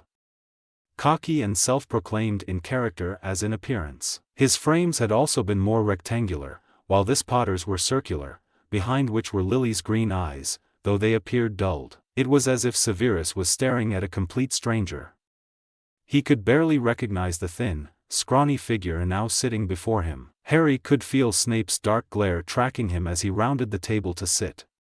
No sooner had he taken his seat, pointedly keeping his eyes downcast, than the table became laden with the usual assortment of breakfast foods. But Harry had his eyes only for the conventional pot of dark brown beverage set in the middle of it all. The smell of eggs filled his sinuses, but it immediately made him feel slightly nauseous. Hoping to drown it out, Harry started sipping the bitter drink he'd poured himself, not even bothering with sugar or cream. It helped marginally. But Harry also knew he had to eat at least something, so he reached for a bit of plain toast and a banana. Potter. That small bite of toast promptly went down his windpipe and Harry started to choke. He coughed as he tried to stifle his fit, and eventually looked up at Snape in apprehension. "After breakfast, you shall accompany me to my study today and compose an essay," informed Snape matter-of-factly. "I am canceling our usual lessons for today." Harry clenched his jaw. Great, more one-on-one time with Snape. My fresh dose of hell has begun. "Sir, if you're going to assign me an essay, couldn't I just do it in the room I'm staying in?" he asked hopefully, though keeping his voice even. "Besides, I would only bother you." "No, you couldn't. Since you've proven to me that, clearly, you are unproductive when left to your own devices." Snape clipped immediately. His face bore an exasperated expression. "And, Mr. Potter, kindly refrain from testing my nerves today, they are already silk-thin," he added as he rubbed the bridge of his nose. Ditto, thought the Gryffindor, but refrained from verbalizing it. He wouldn't waste his breath on something as fruitless as arguing with the git, exhausted as he already was. So Harry simply nodded tersely, a mere bob of his head. Severus cast him an appraising look. "The food is not here for display, Potter, nor is it poisoned. I suggest you eat, for I will not stand for any whining later when you suddenly come to your senses." Severus took to observing Potter as he served himself some porridge, absent-mindedly topping it with some nuts and fruits. The boy appeared an absolute mess. His hands had a slight tremble to them whenever he went to pick up the cup of coffee, and his nose scrunched up in distaste when he chose to nibble on that toast, or later, a peach slice. Was that seriously all the boy was having? How could he operate on so little sustenance? His magic was surely compensating for it. It seemed as though he'd lost even more weight than he'd had when Severus had picked him up from his relatives. Potter looked almost sickly thin. Now, Severus had sworn not to become the brat's nursemaid, but everything had its limits. And the brat needed to eat. Even in his unfavorable childhood, Severus couldn't remember even being this thin. "I'm not really hungry, Professor," came the bland, belated reply. Severus sneered. "Is the food not up to your standard?" He saw Potter's fist clench. "I said I'm not hungry," he gritted out. Severus opened his mouth, intent on arguing Potter into submission, but gave himself a mental shake. If the brat wasn't hungry, that meant he wouldn't die. If he wouldn't die, that was no concern of Severus. So, he merely rolled his eyes at the boy's obstinacy and set aside his half-eaten porridge. "Very well. In that case, the food cleared. Follow me," he decided briskly. The boy complied, and together they departed for Severus' study. There, he instructed Potter to wait a minute. Severus returned quickly from his detour down to his lab with an orange potion in hand. He would not be held responsible for starving Potter to death. "Drink," he instructed, tone brooking no room for argument. Harry took a small step back, scrunching up his face in confusion and distrust as he eyed the potion. Again, he wasn't suicidal to actually drink that. "No, thanks," Snape growled and rolled his eyes. "Oh, for Merlin's it is a nutrition potion," he snapped irritably. "And had I wished to poison you, I would have done so with absurd ease over breakfast." Harry still wasn't fully convinced. Why would Snape, of all people, suddenly care to give him a nutrition potion? It didn't make any sense. A foreign concept, one that Haher had no way of knowing the outcome of. He could either risk it or he could play it safe. Snape sighed in clear annoyance. "I will not have the boy who lived's death of malnourishment on my conscience. Now drink it, or I will personally force it down your throat." And Severus meant it. Resigned to his fate and knowing there was nothing for it, Harry finally accepted the vial. Uncorking the potion, a fruity smell wafted out of it, citrusy all the while refreshingly sour. A few careful swallows convinced him of the man's integrity, and he quickly downed the rest of its contents. Instantly, the lonely, empty ache in his stomach receded. It felt nice, in contrast. So it wasn't poison, yet. Harry met the professor's eyes with reluctance, unsure of what to say. Fortunately, Snape must have already moved past it, for he pointed at the chair in front of his desk, supposedly for Harry to sit. He himself moved around to sit behind the mahogany desk and tapped the handle of his wand with a finger to summon a few rolls of clean parchment and a quill. "Your topic is Sockamer the Powerful's third theory of wandless magic in combat. 3 feet, 3 hours. That should suffice." "Why aren't we dueling today?" asked Harry bluntly. Snape's face pinched as he looked at him. "For a plethora of reasons, none of which I am obligated to divulge to you. Another question of this sort will equate to an extra 5 inches. Any further inquiries?" "Just one. When will you finally Mr. Potter. Careful now. It is in your best interests not to finish that thought." Harry could feel his eyes widening with horror as he stared at Snape's smug look. The bastard, the utter bastard. A string of colorful English vocabulary swam through Harry's head, but he forced them shut. Snape was a sadistic bastard. Nothing about that fact could be changed, and Harry would only be doing himself a disservice by engaging. So, Harry merely nodded and rose to go browse for books for Snape's fucking essay.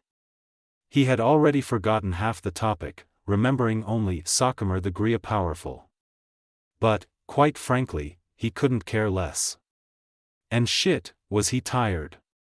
He had barely been able to concentrate on the instructions. Now that there wasn't any pain dwelling in his stomach to keep him awake, Harry felt more drowsy and his eyes burned like hell. This was getting really old. For the next few torturous hours, both wizards worked in silence so deathly that the drop of a feather could have been heard. Harry would either pore over the same paragraph over 6 times to try to comprehend its context, get up to browse the shelves again, or scribble some illegible rubbish down with the quill he'd been lended. Snape was minding his own work, as far as Harry could tell, scratching away with his own quill. At some moments, Harry would zone out, his mind reverting back to his nightmares and demons, and sometimes he would become so immersed in his work that when he would come out of it his mind would just blank out. And, hell, everything was irritating Harry. The way his quill was slightly scratchier and extra loud than normal, or how whenever he had to turn a page of his book, the razor-sharp edges would graze the pad of his thumb. And Snape's presence, above all else, the constant reminder of last night's humiliation, of the fact that Snape had witnessed him at such a pathetic weak point. Of course, Snape had yet to address that particular event, and Harry prayed that it would stay unvoiced, but in the recesses of his brain, he also didn't. So stupid, so pathetic, but his subconscious wanted someone to notice, to care. "Are you insane?" thought Harry to himself as he gripped the quill tighter. Snape? Care? Notice? Oh, he noticed all right, you idiot. Noticed you shaking like a basket case, like some kind of 5-year-old. God, it's pathetic that you want someone to notice. What, to pity you? No, pity's horrible. And it's simply pathetic of you. Get a grip. Grow a spine, Harry. For just half a moment, Harry allowed himself to fantasize about what his life would be like right now if Sirius hadn't died. Would he have calmed Harry last night? Ignored him? Talked? Asked what was wrong, at the very least? Would he? Snape's long fingers wrapped the desk in front of Harry.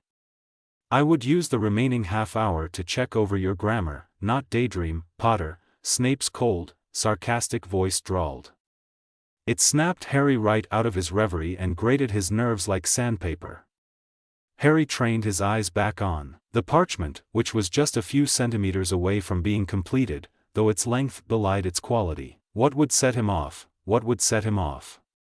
It felt like it was only a matter of time or a single word, and Harry felt like anything would collapse.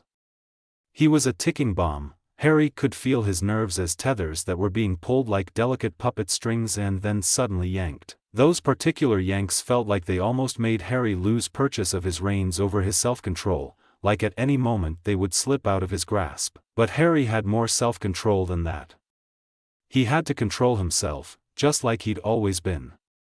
Just like he'd always had to hold on to those reins with a vice grip. Because he could not afford to lose them.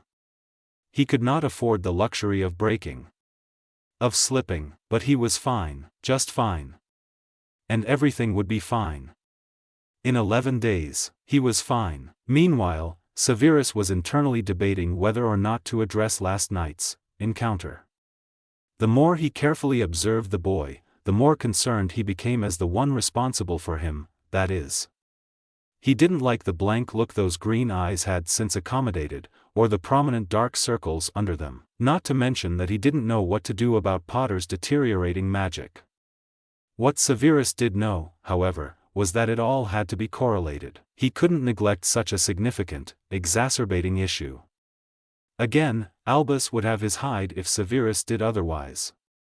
Severus would gladly contact Poppy Pomfrey to deal with Potter, subsequently washing his hands of the brat, but not even the Hogwarts nurse was to know of their current living arrangement. And even Albus, Merlin knew where he was, wasn't a viable option, for he would hardly appreciate being informed that his golden boy was slowly losing his marbles under Severus' care. This left Severus with little choice.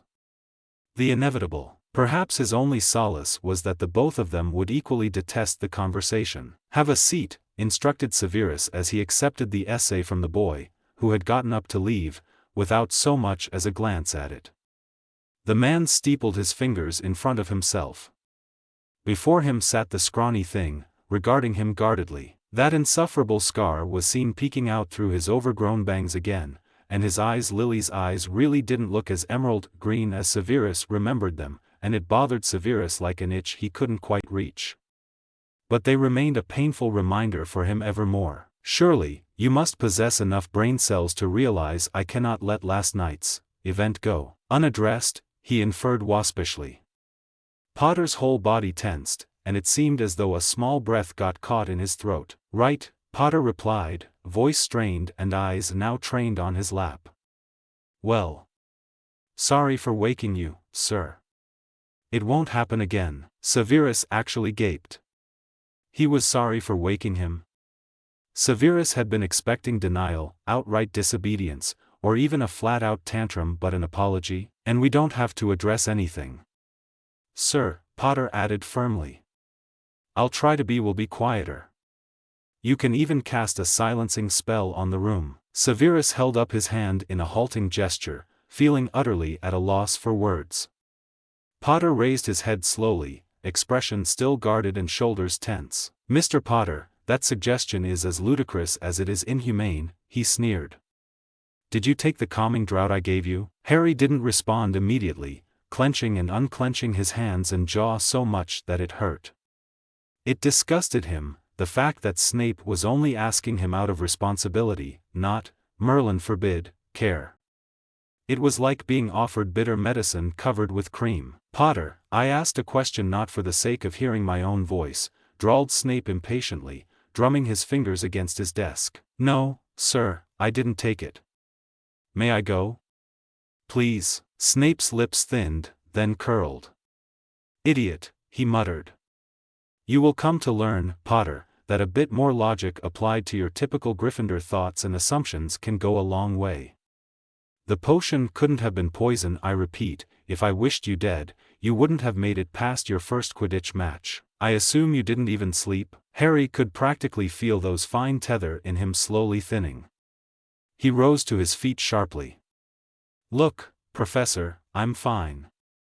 I get that Dumbledore left me under your responsibility, so don't worry, I won't go running to him, complaining. We can both just pretend like nothing ever happened and carry on with our lives like we used to. I just had a bad dream, nothing more." "A bad dream? As in?" Severus suddenly stood as well and leaned forward, pressing both palms flat against his desk. "Merlin, so help me if you have been neglecting to inform me of any visions." "They're not visions. Just dreams. Everyone has them. And last night was a one-time thing. Think nothing of it." Potter straightened up, face red. "If that's everything, Professor, I'll be going." With that final statement, the boy spun around to head for the door, which slammed shut in his face, the lock latching shut. "Sit back down, Potter, we most certainly are not finished," hissed Snape in an authoritative tone. Harry could feel those tethers stretching tighter and tighter, like wet cotton being pulled apart. His breathing was becoming more elevated as he fully came to realize that he was locked in a room with Snape, who, himself, looked beyond irritated. He needed out. "What you fail to realize, Potter, is that your regression in magic proficiency is substantially due to your mental state. Last night and our dueling sessions were fine testaments of this. Continue to tread this path, and the wizarding world may very well be left with a completely incompetent boy who lived a complete basket case. Only one tether remained, it was holding up by the last few tendrils." "Yeah? The whole wizarding world, is that right?" Harry bristled, facing him from across the room. "Well, guess what, Snape, the wizarding world can go fuck itself. That's all anyone cares about, isn't it? The boy who lived, the chosen one. What sodding rubbish." "Potter, control yourself." Harry barked out a laugh. "That's all I've been doing this whole bloody time." He tried at the door handle. It still wouldn't budge. "Let me out." "No." "The tether." "Let me out." "No." "Potter, sit down." "No." He reached for his wand, but no sooner had he touched his back pocket than it sailed out and into Snape's outstretched hand. Harry could only gape in shock, breathing growing more ragged. He was losing it. He could feel it. Slowly, tendril by tendril. "No. No, not now. Not here." Cold sweat prickled the back of his neck, nausea filled his stomach. He needed to get out.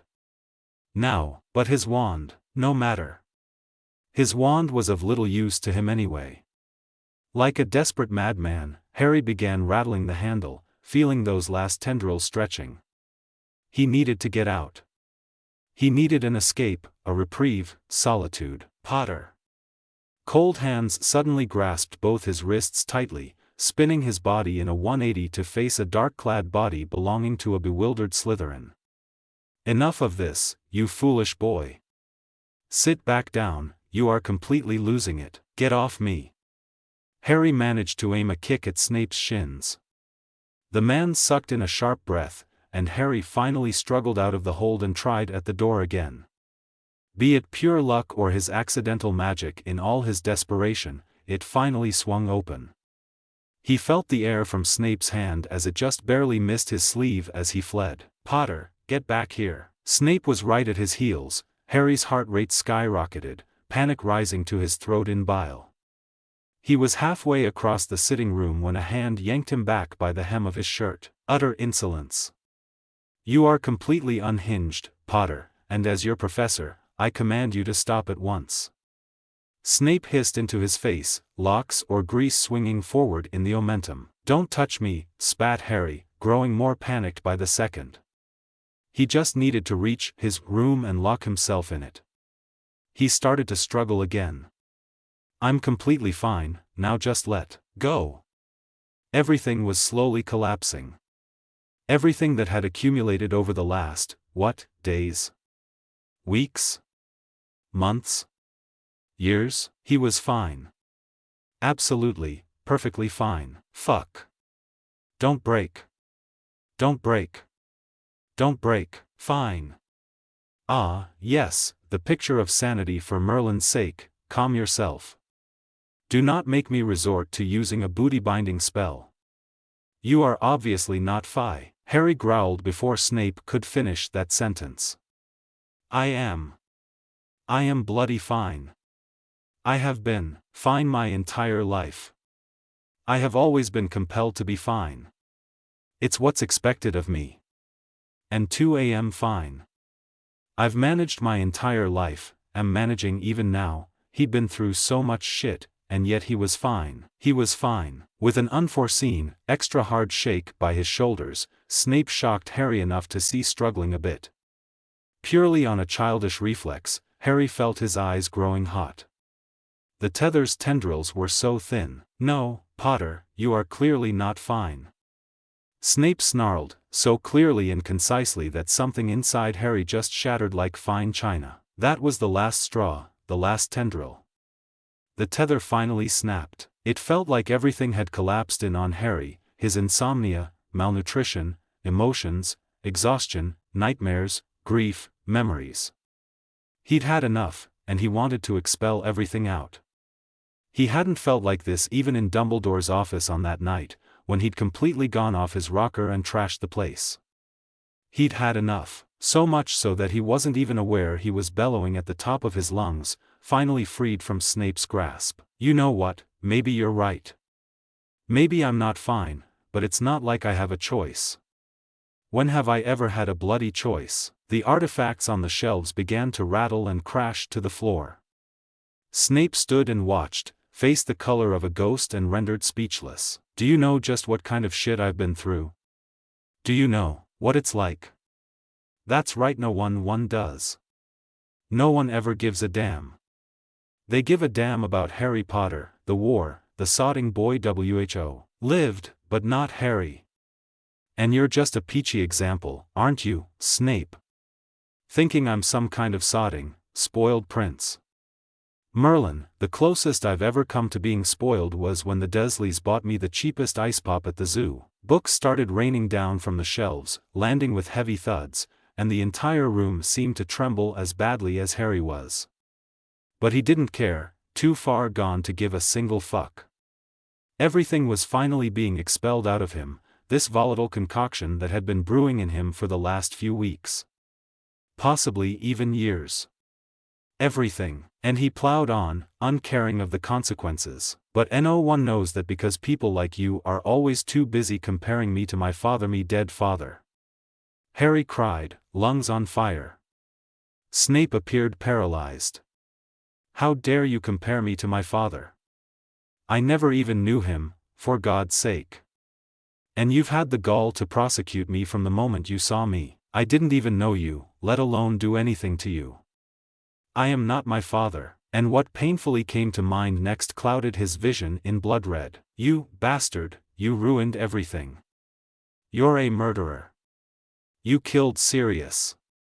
You took the last person who cared for me, and you ruined even that.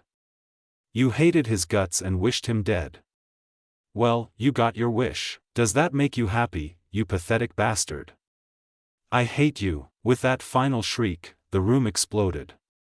Windows shattered, glass powder flying everywhere, books and pages were torn apart and rained down like Harry's Hogwarts acceptance letters 5 years ago. Even the furniture wasn't left unscathed, the cushioned stuffing erupting. The sheer amount of power radiating within the room was so powerful, so palpable that it felt like high-voltage electricity.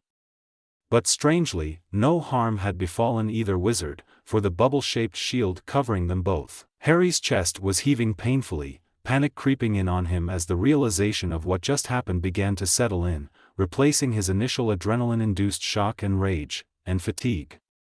The world was starting to spin in a blur, as though he were inside of a blender. Darkness began closing in on him, bringing weakness to his feet. He swayed, everything tilting. Potter. The last thing Harry saw before velvety darkness enveloped him was Snape's outraged and wide tunnel-like eyes. Something warm and heavy was covering him. Soft. Silky. Smooth. Harry couldn't remember the last time he'd felt this warm. He figured he was lying in a bed, but wasn't sure exactly where. Couldn't be the Burrow. Or the Dursleys. It was summer, so that ruled out Hogwarts. Shit. Snape. Harry shifted around and tried to blink his eyes open. The walls of his room were a dull gold, indicating it was sometime in the evening, maybe around 6. He was, in fact, in bed, covered with blankets and covers. Memories started flooding back to him, each one bringing a new pang of horror and realization. Dead. He was so dead. Snape would murder him, if not for wrecking his house then for whatever had come out of his mouth. But then, why was he still alive? A cough startled Harry. Beside the bed sat Snape in the desk chair, observing him grimly and intently, though not in a way that could be considered hostile. Harry promptly choked, and a coughing fit shook his frail form for the second time that day. Once he'd calmed after a moment, a glass of water being offered to him caught him off guard. What felt like 1,000 emotions were resurging within him: anger, rage, hatred, disgust, confusion, and he didn't know what to focus on first. But he accepted the glass and downed it, not even having realized just how parched his mouth had been. Only belatedly did he realize his own stupidity, that could have been poison. Shit, but he was still alive. Why? Harry decided to dedicate his undivided attention to the glass still in his hands. It felt cool to the touch, whereas his skin felt hot. Had he passed out? Yeah, dumb question, of course he had. He must have been out cold for a while, seeing as the sun was already setting. Had Snape really sat here this whole time? Why wasn't he saying anything? Was he going to kick Harry out? That would leave him with nowhere to go. Shit. Shit. Shit, I have nowhere to go. Harry reluctantly met Snape's dark eyes again. His face was unreadable as always, though there was that deep crease between his furrowed brows. Harry didn't know whether to feel embarrassed or spiteful. He'd been at wit's end back there and he'd pathetically lost his reins. Weakness. And now he just felt resigned. It felt as though all his energy had seeped out of him in that outburst. What happened? Harry asked carefully, shifting to prop himself up on his elbows. He felt quite vulnerable like this. He didn't have his wand or his glasses either. Shit. Snape still had his wand. You blacked out shortly after exploding my sitting room, Snape deadpanned. He sighed and pinched the bridge of his nose. Potter, you don't kick me out. Harry blurted out, and I need to talk. Two have nowhere to go. The Weasleys are away, and the Dursleys wouldn't take me back if they were offered a fortune. I'll clean the mess. Potter, for Merlin's sake, calm yourself, you foolish boy, snapped Snape. Harry jumped, then deflated. He tried to hide his shaking hands under the blanket. I can assure you, I have no intention of kicking you out, tempting as the offer may be. However, there is an abundance of matters we must, regrettably, discuss. Harry stared at the creases of the blanket. "You're not kicking me out, I mean, your ears do not deceive you, no. And you needn't worry about the mess, magic does exist." "Shocking, isn't it?" Snape sneered, but then smoothed out his features. "What concerns me now is your little temper tantrum and the illuminating information you had enlightened me with." Harry avoided the man's gaze and stared into his lap, toying with the cool glass. I'm sorry. I guess I shouldn't have said those things about you, sir," said Harry awkwardly. Though he didn't really mean it, he supposed he owed him that much. At least for not kicking him out and actually helping him, what with the water and calming draft. For Snape's standards, that was something interstellar. Snape looked surprised. "Are you saying this out of guilt or remorse?" I don't know," he answered flatly but honestly. Snape snorted mirthlessly. "Although," the Slytherin began slowly, drawling the words as if it were a physical discomfort to pull them out. He sighed. "I suppose you are not entirely at fault here. I have been observing you these last few days, and, admittedly, I should have put off the dueling practice much sooner. Given our circumstances, it was only inevitable that something like this would occur." Potter ducked his head to stare at the wall in front of him, the peeling wallpaper casting strange shadows. His hands continued to shake the covers covering them. Severus reached out to offer the calming draft he'd been holding this entire time. He'd nearly stepped on it when he'd been levitating the unconscious body up here, and had realized it was the one from last night. Potter regarded it carefully, but eventually accepted it and downed the contents in one go, mumbling what sounded like a word of gratitude. "Regarding the accusation that I had murdered Black," Severus' lip curled. "I will not deny that the mutt and I had never gotten on, and the intense dislike was mutually reciprocated. However, I most certainly did not murder him, nor was it ever my intention for him to die." "You goaded him," refuted Harry bitterly. "And you could have given me a sign that you understood when I told you about Padfoot." He wished he had his glasses. He hated the blurry world. It was confusing, unclear. An utter mess. Much like everything right now. Severus raised his brows. "Had I given you any indicator, my cover would have been blown, Potter, precarious as it already was at the time." "Matter of fact, you should have known this as well," he said. Potter's face tensed, his lips thinning. But he said nothing. "I may be a many things, Potter, Death Eater and spy included. But I am not a murderer of my own will." "Of your own will?" parroted Harry. Snape's face hardened into a disgusted look. "Are you unaware of my position?" "Yes, Potter, I murder, but only on orders. It is not a pastime hobby of mine." There was a short, quiet pause, before Snape continued, changing the topic. "Regrettably, we must pursue the matter of your panic attacks." "They're not panic attacks," denied Harry automatically, shuddering at the sound of it. Hearing it put so bluntly made him feel like there was something deeply wrong with him. And who even was Snape to diagnose him, anyway? "The other night, I just sort of lost it. It was stupid, and it won't happen again." "Just, don't call them that." Snape's lips thinned. "Denying them for what they are won't help matters, and it only makes you a fool. It is not a condition to be taken lightly, as we've both already seen." "What do you mean?" "Your magic," the professor replied simply. "It has slowly been deteriorating. You can't cast even the simplest of spells anymore. Your magic core and well-being mental and physical are interconnected and exhausted. Sleep, lack of sustenance, rest, stress. I'm surprised you held up as long as you had, though not surprised that you lost consciousness after such an emotional discharge." Harry shrugged. Well, at least now he knew the answer to that mystery. "Is it reparable?" "My magic?" he asked worriedly. To his relief, Snape nodded. "It is.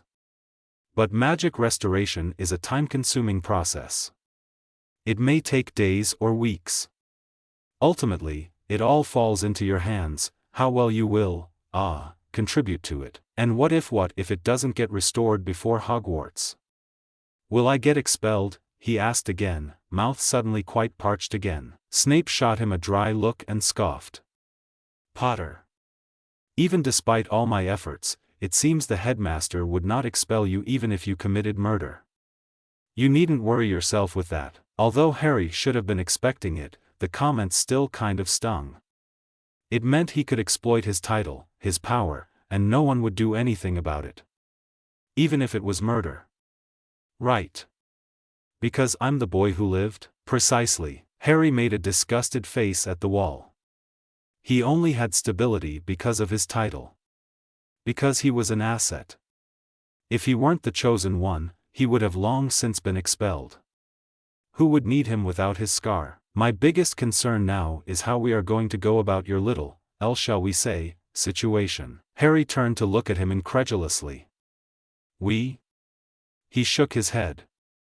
I told you, sir, you don't need to concern yourself with this. I'm fine. Was just at wit's end back there, so you've said, just stop. Harry was trying desperately to keep his shit together. Again. Look. I know I'm an unwanted burden. Trust me, I don't want to be here any more than you want me. Snape sneered his assent at this. Just leave me be, all right? I've managed my entire life, and I can manage on my own now. I won't bother you, and I won't tell Professor Dumbledore either. Can we please just pretend like nothing happened? Because if there was anything worse than pity, it was care out of obligation. And Harry couldn't take that. It was disgusting, synthetic. At least the Dursleys hadn't pretended no, they had never hidden their dislike for Harry unless they were in public.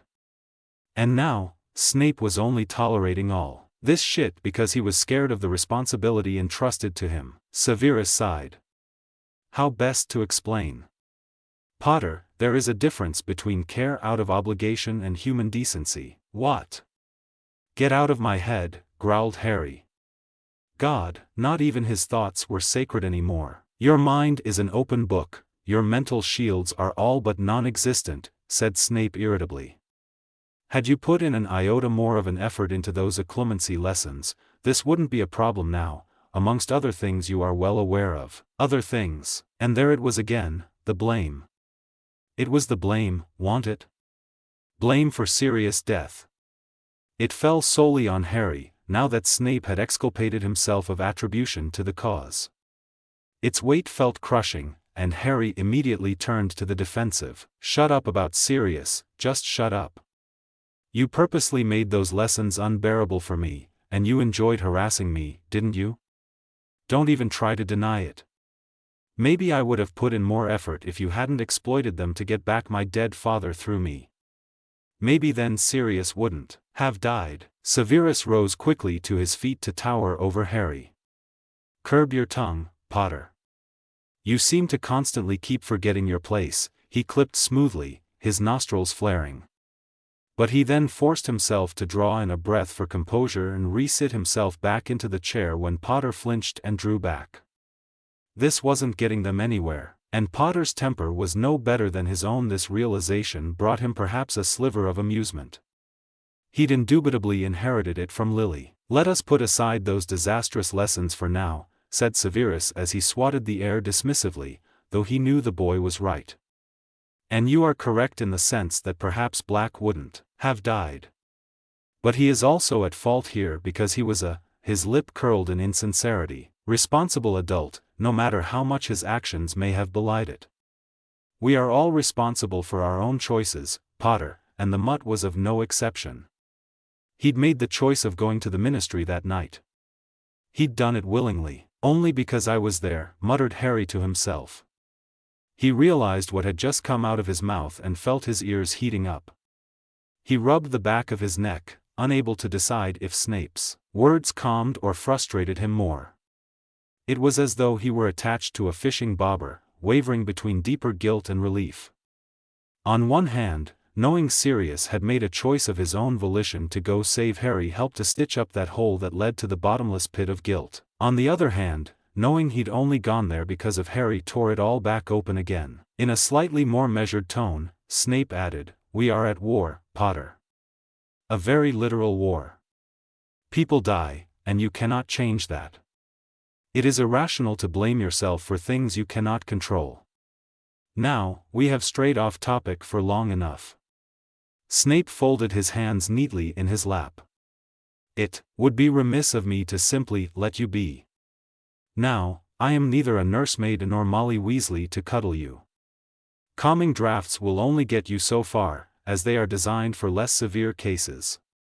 As for dreamless sleep, the more severe your mental state is, the more addictive it becomes. Even a single-time use can lead to a full-blown addiction. I don't need calming sedatives, I'm not some basket case, refuted Harry angrily, sitting up with his legs crossed. It's fine, I'll manage without. Wouldn't want to waste your precious supplies, would I? Snape's expression pinched into one of annoyance, and he pinned Harry with an icy glare.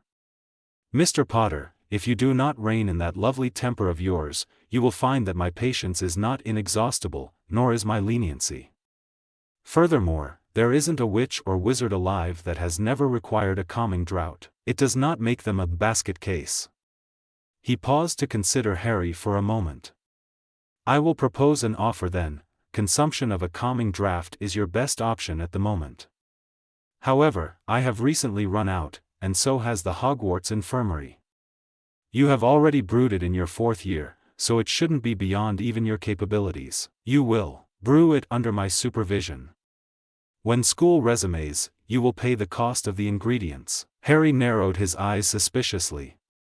He honestly wasn't sure what to make of this offer, but he was desperate for some sort of reprieve. Anything that would help him sleep. Why couldn't you brew them?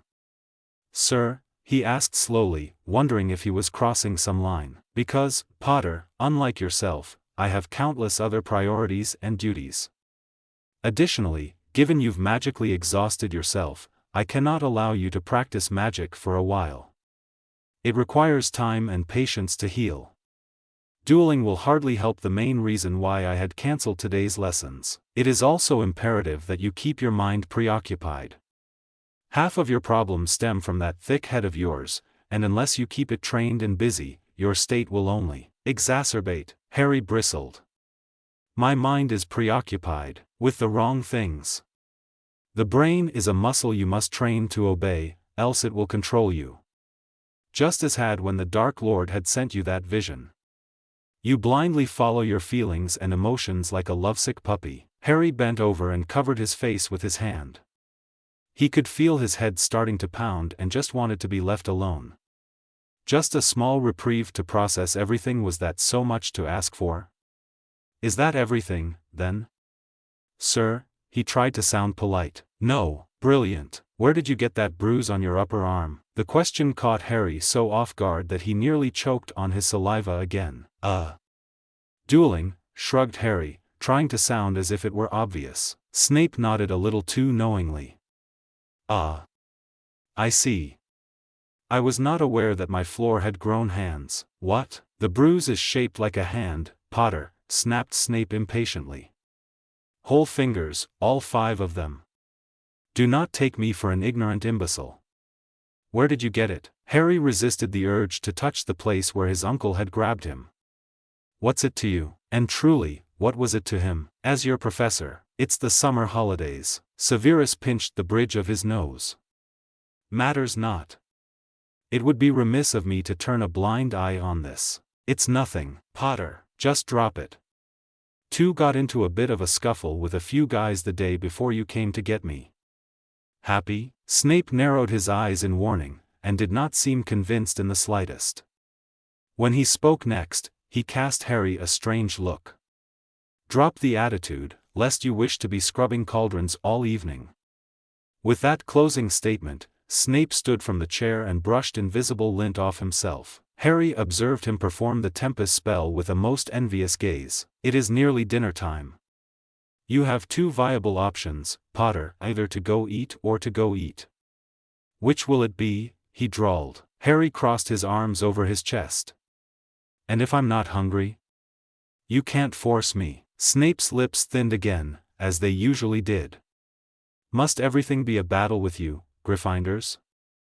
I will not be held responsible for starving the savior of the wizarding world, he growled impatiently, tapping one foot against the laminate. One cannot live indefinitely on nutritive potions, let alone if one wishes to restore their magic. Malnourishment is a lack your magic. Resources are employing themselves to compensate for. Now come, or I will stupefy you myself. The boy clenched his fists and jaw. Severus sensed argument caged behind his teeth.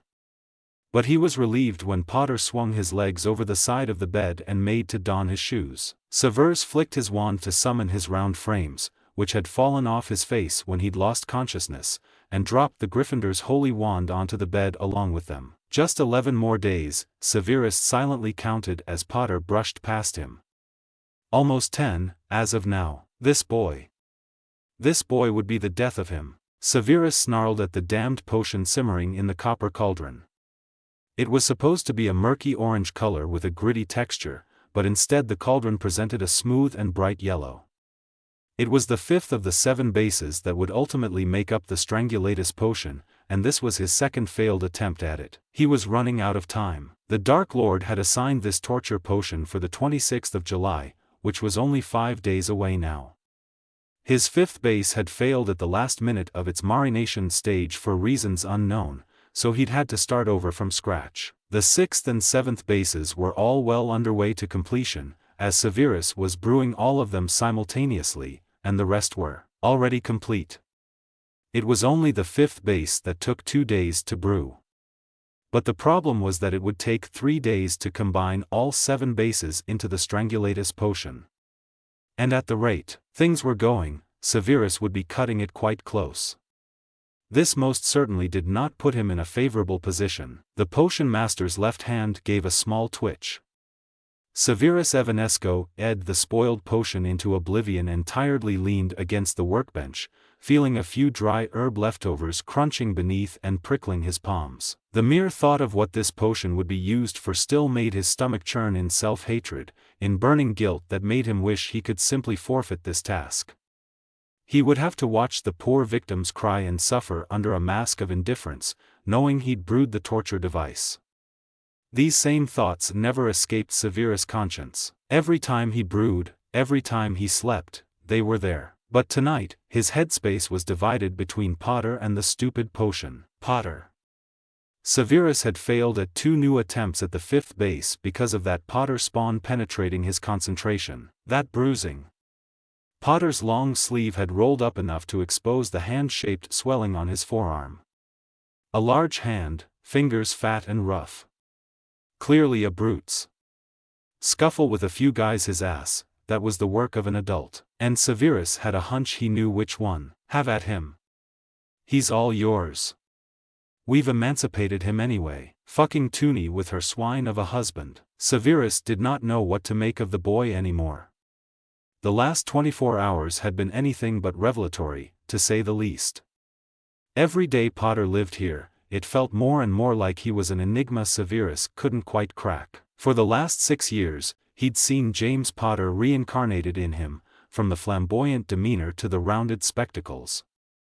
The way the boy walked, wielded his broom, had a fan club following him around like lost children. Where had all that gone? Who even was the boy anymore? He was defiant, stubborn, and defensive, but reserved and cynical. Cautious too. And he was thin. He'd barely weighed a thing when Severus had caught him when he'd lost consciousness. He barely ate anything, too. And the rags he wore, they looked at least 3 sizes too big, all smudged in dirt and tears. Have at him. He's all yours. We've emancipated him anyway. Well, he's no longer our problem, is he? Take him and the grief he brings wherever, for all we care. Severus hadn't really paid much attention to those words until now. And summed up with everything else he'd learned about Potter, it left a bitter aftertaste on his tongue. Why even had the boy been emancipated? In all this time, the thought hadn't occurred to Severus, and he was suddenly curious to know. He wasn't sure why, but this brought up another coarse memory. If you don't like your living conditions here, Severus, the door is right there. Such had been the words of the late Eileen Prince. If Severus had had a canute for every time he'd heard them, perhaps he wouldn't have grown up in such poverty. Severus' thoughts reverted back to Lily, before the fifth-year incident. She had always hated hearing about Severus' home situation at home, though she was the one who had constantly been prodding him to spill what was on his mind. It made Severus ruminate on what she would think if she were here. She would, no doubt, be devastated over what her son was going through.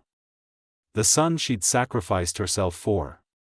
In fact, she must be rolling in her grave now. Hyperventilation, depression, and really, what guarantee did Severus have that the boy wasn't suicidal? And that bruising? To what extent did it? No. Surely, that was taking it too far. Severus snarled at himself and began manually cleaning or banishing everything off the workbench. Where were these thoughts even headed? He didn't know. Ever since Potter appeared in his life 6 years ago, it seemed Severus' whole life had turned into a mess. But one thing for certain was that his image of Harry Potter, James Potter reincarnated, was slowly crumbling, leaving him to rethink and ponder over many things. But this only brought on a new wave of dislike towards the boy. Severus wished things would go back to the way they were, to his firm and stable image of a pampered prince. He didn't need this additional confusion, this burden. "He is here only because of you," a voice reminded him. That guilt-ridden, insufferable voice that had been haunting Severus for the last 15 years. It was the voice that had tangled him within Albus' manipulative strings in the first place. Indeed, if it hadn't been for Severus' stupidity, Potter might never even have been orphaned in the first place. And now, he was paying the price. All actions bore consequences, and there was nothing for it. No turning back. Severus had chosen this path with an unbreakable vow to protect and watch over Lily's son, and the only way out of it was death. But Severus was not such a coward to even entertain that thought. This path had promised him redemption and atonement, if it was at all possible, and Severus was too deep in these woods to tread back. Severus crossed over to the back cabinets and retrieved a headache soother. He downed the entire thing in one go like a fire whiskey shot and crossed his arms over his chest in deep thought. He would attempt at the fifth base a third time, but he needed to clear his head first. There was no point in denying he was wrung out after the eventful day and the thoughts that still plagued him. Now, what to do about Potter? Well, Severus' dislike for the Gryffindor hadn't lessened, and he sure as hell wasn't about to coddle him. He had no idea how on earth he was going to deal with a depressed Potter for the next week and a half. It would be hell, if today was anything to go by. But he'd have to cool it a bit with trying to ire the boy. Severus knew with their history, it would be near impossible to even attempt at being civil, but he also couldn't risk Potter losing either his magic or marbles. The wizarding world's fate depended on it literally. Severus sneered and banished the empty vial in his hand to the sink. Something told him he was going to need a lot more headache soothers in the coming days. Somewhere 2 stories above, a 15-year-old couldn't sleep again. Sat on the windowsill as uncomfortably as possible, resolutely staring up at the starry sky, he obstinately refused to succumb to the arms of exhaustion. His room no longer had the silencing spell on it, so Harry dreaded sleep. He refused to endure any more nightmares or get another nightly visit from Snape. And he didn't think he would manage to take on another night of trembling and anxiety. Shortly after a very silent and uncomfortable dinner, Snape had sent Harry to bed. That was it. No calming draught, as the man had already told him he'd run out, and no further sarcastic comments or remarks. Harry had showered and dressed into his pajamas. There was nothing more to tell, other than that gaping hole in his chest was making itself prominent again. He fought the urge to draw his knees closer to his chest, as that would provide both warmth and comfort. He couldn't allow himself to fall asleep. Perhaps it was ridiculous, but he felt like a child with this new phobia of his. In an attempt to keep his mind distracted, Harry wondered where Hedwig was. She'd visited him a few hours ago with a dead rat and left. Only then had Harry carefully pushed it over the ledge to let it fall outside. His eyelids kept slipping, though, and every time they touched down, the temptation to keep them that way would steal over him. This continued for a few minutes, almost an hour now. The moon had reached its apex, and yet, Uneasy sleep claimed its victim not 5 minutes later. Chapter end notes. So sorry for the longer than usual wait, I really struggled with this chapter. My policy is that it's better to post late but something that's good quality rather than vice versa. This last week was absolutely hectic for me with school, but I finally have some time off, so that's good news for this FIC. Also, in Chapter 1, it said that the Strangulatus potion was due for the 22nd of July, or SMTH. Like that, it's not. That was a mistake on my part. Whoops. Yeah, 'cause I had to switch around some things in the other chapters. Also, I wanted to mention that I'm mainly writing movie Snape. So all of his and Harry's past interactions were the ones we got in the movies.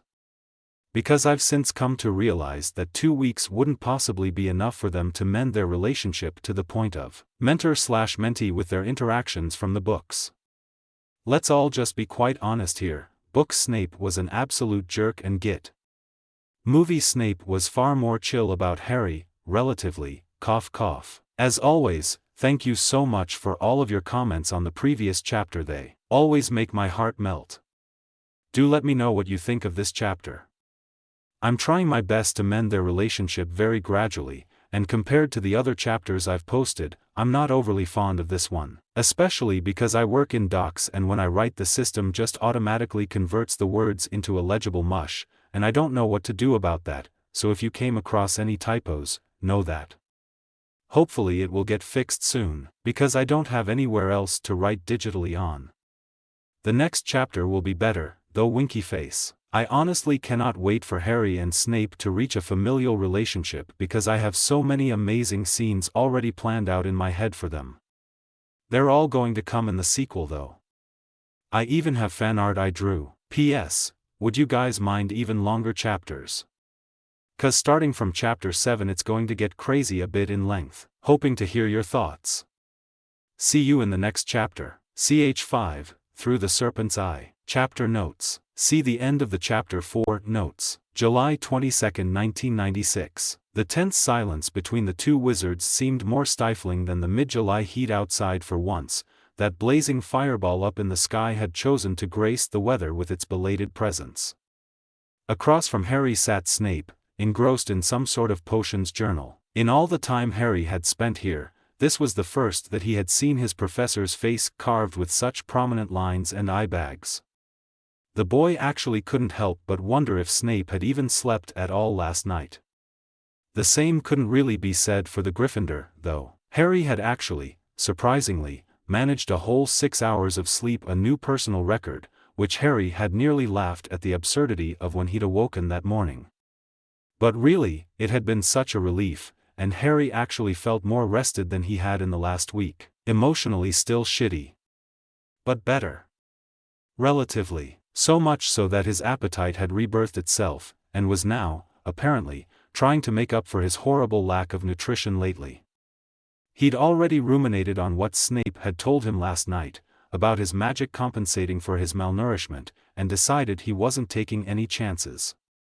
Not when his magic was on the line. Luckily, this didn't seem to be a problem this morning. He was currently piling some scrambled eggs with cucumber salad onto his plate. While he ate, Harry's thoughts circulated around yesterday's conversation and the offer Snape had proposed to him regarding brewing the calming draft. The embarrassment still lingered, indubitably, but Harry forced it to the back of his mind. He had bigger fish to fry, as the saying went. Given his history with potions, he still found it mind-boggling that Snape would actually let Harry anywhere near brewing again, let alone his personal lab and supplies. But should he accept? It occurred to Harry he had yet to give Snape an answer. On one hand, the memories of his last 5 years of potions class really demotivated Harry from going anywhere near potions making and Snape. On the other hand, he really needed that calming draft, that sweet, sweet reprieve of solace. So much so that he wasn't even sure why he was giving this so much thought. He'd had to endure Snape's derision and harassment for 5 years. Really, what was one more day? The calming draft was a quick potion to brew, from what he remembered. The Gryffindor spared a quick, curious glance over at the devil himself. For a change, he was the one observing the potion's master, not the other way around. The man's hands were colored in what Harry could only deduce were potion stains.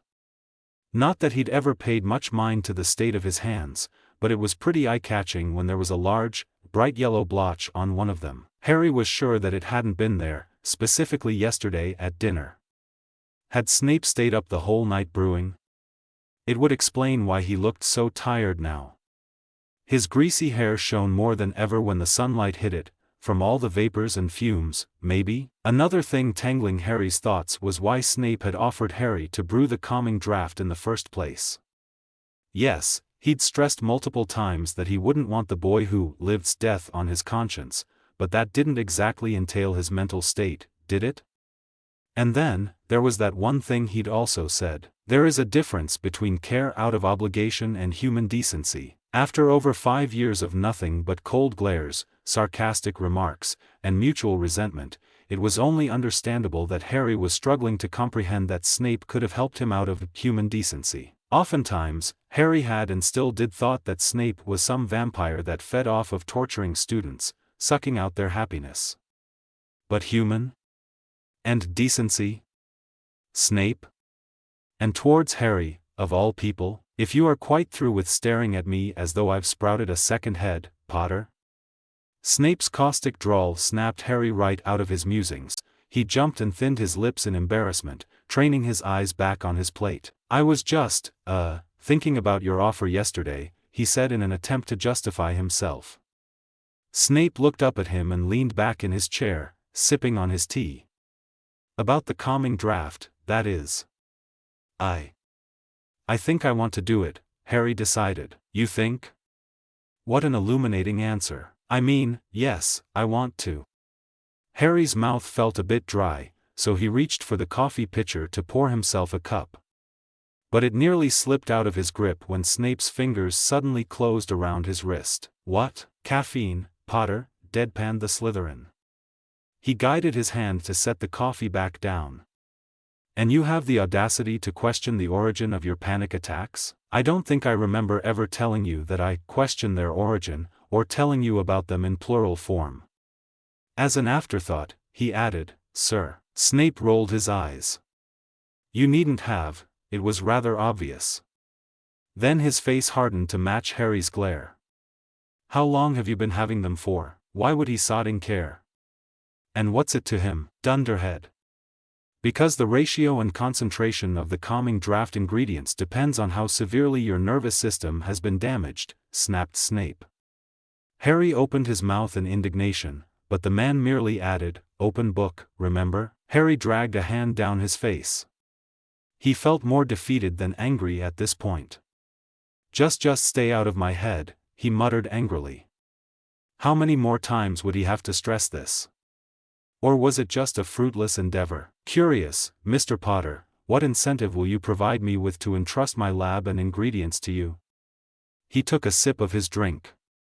You sat your potions OWL a month ago, and yet you've failed to recall something as rudimentary as caffeine's properties and effects on the human body. Sorry, Professor, I don't exactly have a whole potions encyclopedia up in my head, gritted Harry. He was staring at his forsaken breakfast moodily. But I remember how to brew it. Lavender, crocodile heart, peppermint. Snape held up his hand. Mind the cheek. And I needn't a recitation of the ingredients. However, he traced a finger over his bottom lip in thought as he appraised Harry. Then, as if having settled on something, he nodded to himself. By lunchtime, I expect a thorough essay on all specifics and properties of the calming draught. Conduct extensive research on the ingredients, hazards, brewing process, and everything in between. Whatever information you will have written should be glued to the back of your head for when you will begin brewing, provided that I have deemed your work up to par. In all honesty, this sounded fair to Harry. This would give him an opportunity to refresh his memory. Now what he thought about it, he couldn't remember if it was 5 or 7 drops of lavender essence. All right, he nodded. Snape took a final sip of his tea and departed without another word. Harry followed suit shortly after. He quickly fetched his supplies from his room and headed for Snape's study. It was desolate of the man, Harry concluded he must be down in the basement. For the next couple of hours, the Gryffindor pored over the countless potion texts and journals in Snape's vast collection. It didn't take long to jog his memory on everything he'd learned for his OWL, and that essay practically wrote itself in a matter of 2 hours. Maybe this was why Hermione studied so much, because it helped to keep any unsavory thoughts at bay. Like doing chores at the Dursleys had always been the case for Harry. Studying was similar. It also probably helped that Harry had actually slept last night and was, relatively, rested. Maybe it had something to do with his whole outburst yesterday. Could it have acted as some kind of outlet for him? Pfft. No kidding, outlet. I exploded Snape's sitting room. With 3 hours left until lunch, Harry, sitting in an armchair, glanced down at his essay again. He wasn't sure what to do now. He'd already even calculated that he had only 10 days, or 240 hours, or 14,400 minutes left here in this hellhole. Harry blew out an agitated breath and stared at the heading again, and it suddenly got him thinking. From what he'd gathered, the calming draft wasn't conventionally administered against panic attacks, or anything worse than light anxiety, so it wouldn't be potent enough to help Harry out of a heavy state. Harry began nibbling on the tip of his quill. Now, the valerian root was mainly responsible for the draft's calming property, as it was in most potions. But it was a sedative, a drug. If abused, the potion could even send the drinker into a coma. Unless the amount of sedative was somehow neutralized or countered by something without making it lose its potency. Like, a stimulant? Did that even make sense? Or maybe another ingredient that would boost the potion to further calm Harry? But exactly what kind? So many questions. Before Harry could slap himself on the wrist, his hand was already reaching for a heavy, advanced potions book on the table and tracing its finger over the glossary. Maybe, this is dangerous. And ridiculous. He scribbled something down on a separate piece of parchment. But what if I did it very covertly? Snape has hawk eyes and super sensors. Do you have a death wish? He already probably thinks you do. If the calming draft won't help me sufficiently, that just defeats its whole purpose. Parchment rustled as Snape unfurled the scroll to assess it. Harry held his breath, awaiting his verdict. They'd just had lunch. Nothing exciting. Literally. All that mattered now was Snape's evaluation, if he would permit Harry to brew the draft or not. A small, guilt-ridden voice in the back of Harry's head niggled at him.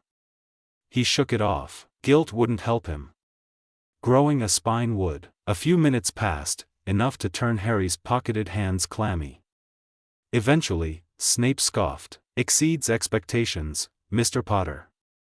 The man rolled the scroll back up and passed it back to Harry. Very well. Come, Harry exhaled. Relief. Relief felt good. Only he was greedy for more. He followed Snape down the familiar staircase to the basement, feeling chills creeping up his arms. His professor began speaking instructions as he strode across the dimmed room, waving his wand to light the torches as he did so. In all my years of teaching, I have learned that the quality of homework often belies the student's retained knowledge. Could you venture a guess as to why that is, Mr. Potter? He inquired curtly, stopping at a workbench to face Harry. Harry could barely keep his expression mirthless at the memory of Ron scratching away furiously with his quill in his bid to copy whatever he could off of Hermione's homework essay, 5 minutes before class. No idea, sir, he fibbed. Snape donned a smug expression. I suppose we are about to find out, then. He pointed at the cupboards at the back of the room. You will find all the required ingredients and supplies in there, and the cauldrons over by the sink. Since this is also to restock the infirmary supply, you will triple the standard proportions. However, given your current circumstances, you will segregate a bit of the potion into a separate cauldron before adding in half the usual amount of valerian root. Need I repeat myself? Absolutely not, sir. You are not to disturb me unless absolutely necessary. As you should already be aware, this draft has several volatile stages. It will be a test of your concentration as well as retained knowledge. Have I made myself crystal clear? Yes, sir. Snape irritably shooed a hand at him. Harry didn't waste a moment. He dashed for the cabinets and began scrounging for everything he would need, simultaneously reciting the list in his head. Fluxweed oil. Bloodroot stems. Valerian root. Lavender essence. His hands were overflowing by the time he was done. The young man retreated back to the workbenches to pick one farthest from Snape, where he unloaded all the ingredients, carefully, and went to pick out a steel cauldron and fill it with water. Back at the workbench, he manually lit a burner with some matchsticks and set his cauldron over it. But by Merlin, had Snape no other hobby other than staring at Harry. He could practically feel his laser-like gaze scrutinizing his every move, his every breath. As if just waiting for him to mess up and strike. It sent more chills up his arms and down his spine, and his mouth suddenly drained of saliva. He didn't dare to lift his own eyes even by a fraction. And trying his best to ignore the discomfort, Harry set to mincing the bloodroot stems. He was trying hard not to think about the last time he'd accidentally cut himself, and was surprised when the blade suddenly slipped a bit and slid along his finger. But instead of leaving a red graze in its wake, there wasn't a single trace of a cut on his unblemished skin. Purely out of morbid curiosity, Harry tried to cut himself, but found that the knife would not puncture his skin whatsoever, only slide along his skin like butter. His head did snap up this time, only now Snape wasn't looking at him, busy poring over some sort of book while stirring a cauldron. But Harry was. It was his turn to appraise him. Why would he? Did he fucking safety-proof all the knives? The Gryffindor gave himself a small head shake and forced himself back to his own task. The next step was to mush 16 grams of marinated calendula seeds with a pestle and mortar. Harry set aside the cut-up bloodroot, measured the adequate amount of the tiny, slimy seeds with some brass scales, and started to work them with the stone stump. It didn't smell nice, reminded Harry of Dudley's laundry after gym class, but he made sure not to get distracted. He took care to ensure his every move, every step, was executed with utmost precision. There was no way in hell he was messing this up. His sanity depended on it. Harry's vigilant eyes kept stealing glances of the potion's master on the other side of the room, though. He would have to time things impeccably if he wanted to get away with this scheme of his. After all that research earlier, Harry thought he'd cracked the code to safely improve the calming draft. So when he would segregate a bit of the potion for himself, only then would he be able to alter it. This was rather perfect, really, as said alteration would be that step with the valerian root. It was extremely risky, and perhaps a bit stupid. What would Snape say if he saw that Harry had altered his draft on his own? But what else was Harry left to do? What did he have to lose?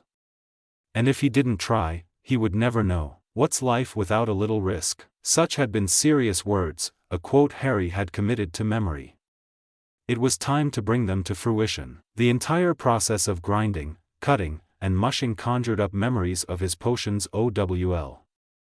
Harry hadn't any idea if he had passed or not, but remembered well that Snape didn't accept any mark below outstanding into his Newt class. Harry could bet his Gringotts vault that he'd messed up on his Euphoria elixir, he'd added the dragon scales too early, and hence was certain that that outstanding was a bit out of his reach. Nothing but wistful thinking. The thought that he had no chances of becoming an Auror dampened his already sullen mood, like a downpour that was slowly soaking him wet. He knew his parents had been Aurors, and it wasn't like Harry was unfamiliar with danger and chasing after dark wizards. Sometimes, it was the other way around, so it had only made sense for him to aspire to become one. Commemorate his parents' deaths, in a way. But now, Snape had taken even that from him with his utterly unfair, stupid, unachievable requirements. Soft bubbling aroused Harry out of his thoughts. The water had reached a boil, signaling it time to add the fluxweed oil along with the calendula seed mush. In a small, shallow bowl, he filtered out the brown pulp from the liquid that had separated through a cloth and mixed that in with the other oil. He incorporated that mixture into the cauldron and stirred clockwise 6 times before plopping in the minced bloodroot. As it should, the water turned a grayish pink, then blue. Harry exhaled his relief. Haven't botched this up yet. Harry recited the recipe once over and realized he'd somehow forgotten the peppermint oil. Honestly, this draft had too many oils. Back at the cabinets, he rummaged for the ingredient, but with building dread found it missing. "You will have to extract your own oil from scratch," echoed Snape's deep voice from across the room. "Fresh peppermint is in the second cabinet from the right, third shelf." Harry wasn't sure if he was more annoyed or astounded at Snape at that moment. How had he known exactly what Harry had been looking for? Bloody mind reader. He brushed it off, though, and followed Snape's directions. As promised, that particular cabinet stored a hefty jar of green leaves. It was cold inside. Harry figured it must be some kind of cooling charm. "In your paper," began Snape passively, stirring his potion with a ladle, "you emphasized the use of peppermint in the calming draft over any other type of mint, particularly spearmint. But you didn't elaborate as to why." The Gryffindor was back at his workstation, facing Snape and starting to mull the leaves with a mortar, frowning in concentration. The crisp, minty scent tingled his sinuses.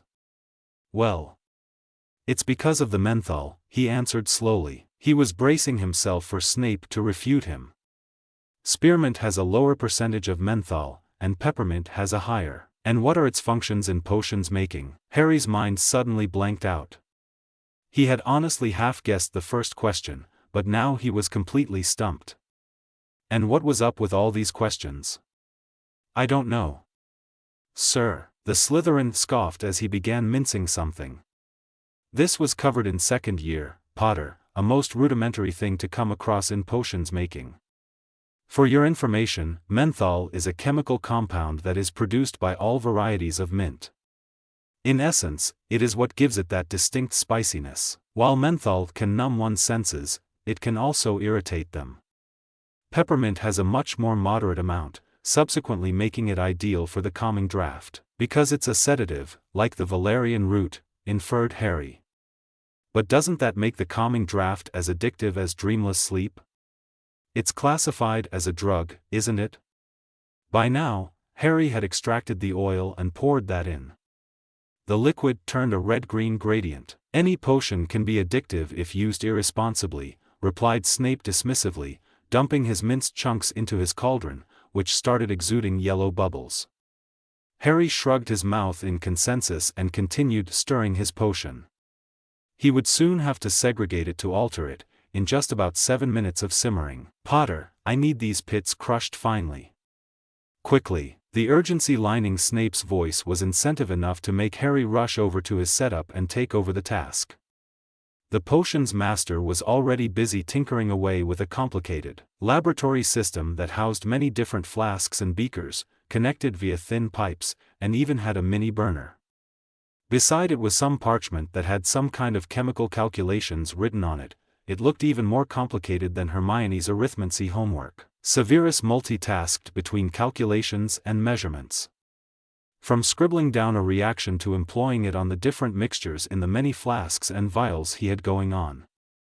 A thin, green-filled flask started smoking, so he turned down the burner to a low fire. He scratched out an annotated ingredient and wrote out its chemical formula with the formulas of the other ingredients he'd mixed with that leaf frog mucus he'd used. Then, Severus quickly balanced it out. He reached for the red African salt and measured out exactly 5.6 grams, adding that into the same green flask. A rotten, pungent vapor wafted out of it. The Slytherin nodded his approval. He took the vial and poured it into the cauldron. The fifth base was nearly complete, and Severus wasn't sure whether to feel relief or gnawing remorse over it. This audacious base had kept him up the entire night. He'd already had to cut corners with it to speed up the brewing process. Thankfully, these were the final stages, and he would soon leave it to simmer overnight. Severus honestly couldn't wait to wash his hand of this task. He glanced over at Potter and what had become of the dragon lychee pits. To his surprise, the sea urchin had abled. In the mortar was a fine, fawn powder. HMPF. Well, not that it was not an arduous task. Harry scooched over suddenly as Snape reached for the mortar and dumped its entire contents into the cauldron, but in the process, his hand accidentally caught on what he discovered was an open book. It nearly fell over the edge, but Harry caught it with impeccable seeker reflexes. He made to righten the bookmark when something caught his eye. The header read Potion Tormenti Sanguini Statum Definis, Strangulatus Potio. Harry didn't speak Latin, but the associations the name gave him still sent chills down his spine. A little ways below it was a moving, quite graphic illustration of a battered and bruised man clawing at his throat, his eyes bulging from evident pain and desperation. His clothes had inky black blotches that looked suspiciously like blood. Otherwise known as torturous suffocation potion, defines blood status. Replicates the feeling of suffocation in the victim. Affects impure blood. Lethal on mud. The book was suddenly yanked out of his hands and slammed shut on the table, startling Harry out of his skin. The room seemed to have grown several degrees colder. Sticking your nose in business it doesn't belong, Mr. Potter, drawled Snape's low, velvety voice. Harry backed up a bit, but regarded him with an even look. You're brewing that? Why? He dared to question, eyes narrowing. It hadn't taken him strenuous efforts to piece two and two together. Severus stopped dead. It was an honest question, but one he found he could not quite answer to. Those green eyes.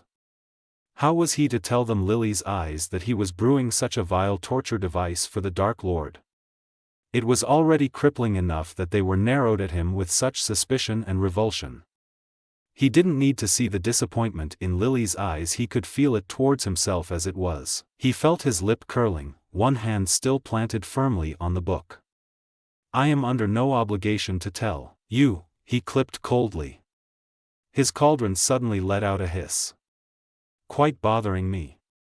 Get back to your own work before I revoke your brewing privileges. Potter had that knowing look on his face as he reluctantly retreaded back to his workstation. Severus thrust the book open again and continued to brew. Against his will. Everything, it seemed, was against his will. It's for Voldemort, isn't it? Severus flinched at the sharp pain shooting through his arm. His head snapped up so quickly that he nearly developed a crink. Do not speak his name, he hissed venomously. Why? That's his name, isn't it? Has he taught you to fear it? With torture? The same torture you're brewing to inflict on innocent lives to suffer? Harry couldn't help himself. Hatred was coursing through his veins again. The slimy Slytherin was, indubitably, brewing that fucking torture potion for Voldemort. Hundreds of people would get it administered to, and Harry would read about it the next morning in the Daily Prophet. There it was, the atrocity brewing in that very cauldron he'd just crushed those pits for. Sudden bile rose to Harry's throat. Silence. I will not tolerate your insolence, Potter. There are things you could never begin to comprehend the complexity of. He set down his ladle in frustration. I assure you, you will be my next lab rat if you do not curb your tongue. He doesn't mean that. An evil smirk twisted his face. By all means, keep pushing me to test that theory. Ugh. Stay out of my head, Snape. Stay out of matters that do not concern you, he sniffed. You have a tendency to bite off more than you can chew. All and any information regarding this potion is confidential. Snape narrowed his eyes and quickly strode over to Harry's cauldron, which the boy only now noticed with horror had started emitting green smoke. The man promptly evanesco-ed the contents. Deplorable as always, Potter. You may want to reconsider yapping so much instead of. But his rant was sharply cut off by a loud sizzling. In the next second, Snape was racing back to his workbench, eyes wide at his overflowing cauldron. Acid yellow foam was oozing out, smoke appeared upon its contact with the wood. Snape covered his mouth and nose with his arm and quickly evanesco-ed that mess as well. Another swirl of his wand, and the dark smoke turned bright blue before clearing. Silence befell the room. Snape leaned forward on his palms. Harry had never seen such alarm and disbelief in his eyes before, as if he'd just witnessed some true horror.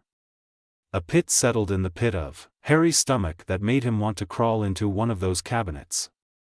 He daren't move or breathe, all his anger suddenly forsaken. But the minutes ticked on and on. Sir, the man's reaction was so sudden that Harry flinched horribly. He strode to a cabinet farthest from the rest and then straight at Harry, his face aglow with fury. He shoved something roughly into his hands and yanked him by the scruff, bringing him so close to his face that their noses were millimeters apart. When he spoke slowly and dangerously, Harry could count every single one of his crooked teeth. "Your brewing is at an end, but get out, sir, get out." Upon that snarl, Harry was roughly shoved in the door's direction. And before the Gryffindor could squeeze in a reaction, the door was being slammed shut in his face. The young man stared in shock and puzzlement at the single vial of potion in his hands and gulped. The rest of the day had dragged on at a painstakingly slow pace. Harry was sitting in his room on the bed, gazing out the window at the bleak scenery of monotonous brick houses and factories in the distance. It was past lunch, nearing dinner, and Snape was yet to show himself or accost Harry's existence. The boy hadn't personally checked, but he could tell from the lack of sounds and noise downstairs that Snape hadn't left the lab since that incident. Harry was in dissonance about the whole situation. His primal feeling was probably guilt. Notwithstanding his dislike toward the greasy git, he couldn't shake the gnawing feeling that he'd distracted the man from his potion, one Harry knew had been brewing on Voldemort's orders. What other explanation could there be, unless it was Snape's pastime hobby to brew torture potions or something? But he'd evanesco-ed Harry's potion too, the git, because it had been a failure. Harry would have had to pour it out anyway. And maybe he shouldn't have let himself get carried away, but Snape had had it coming, brewing that kind of shit. It was also his fault. You made him mess up that potion. Was it really Harry's fault, though?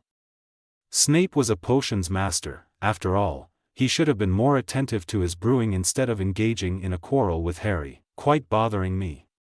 Get back to your own work before I revoke your brewing privileges," he'd warned Harry. The boy sighed. Judging by Snape's reaction, that the potion got ruined was colossally horrible. What did this mean for Snape?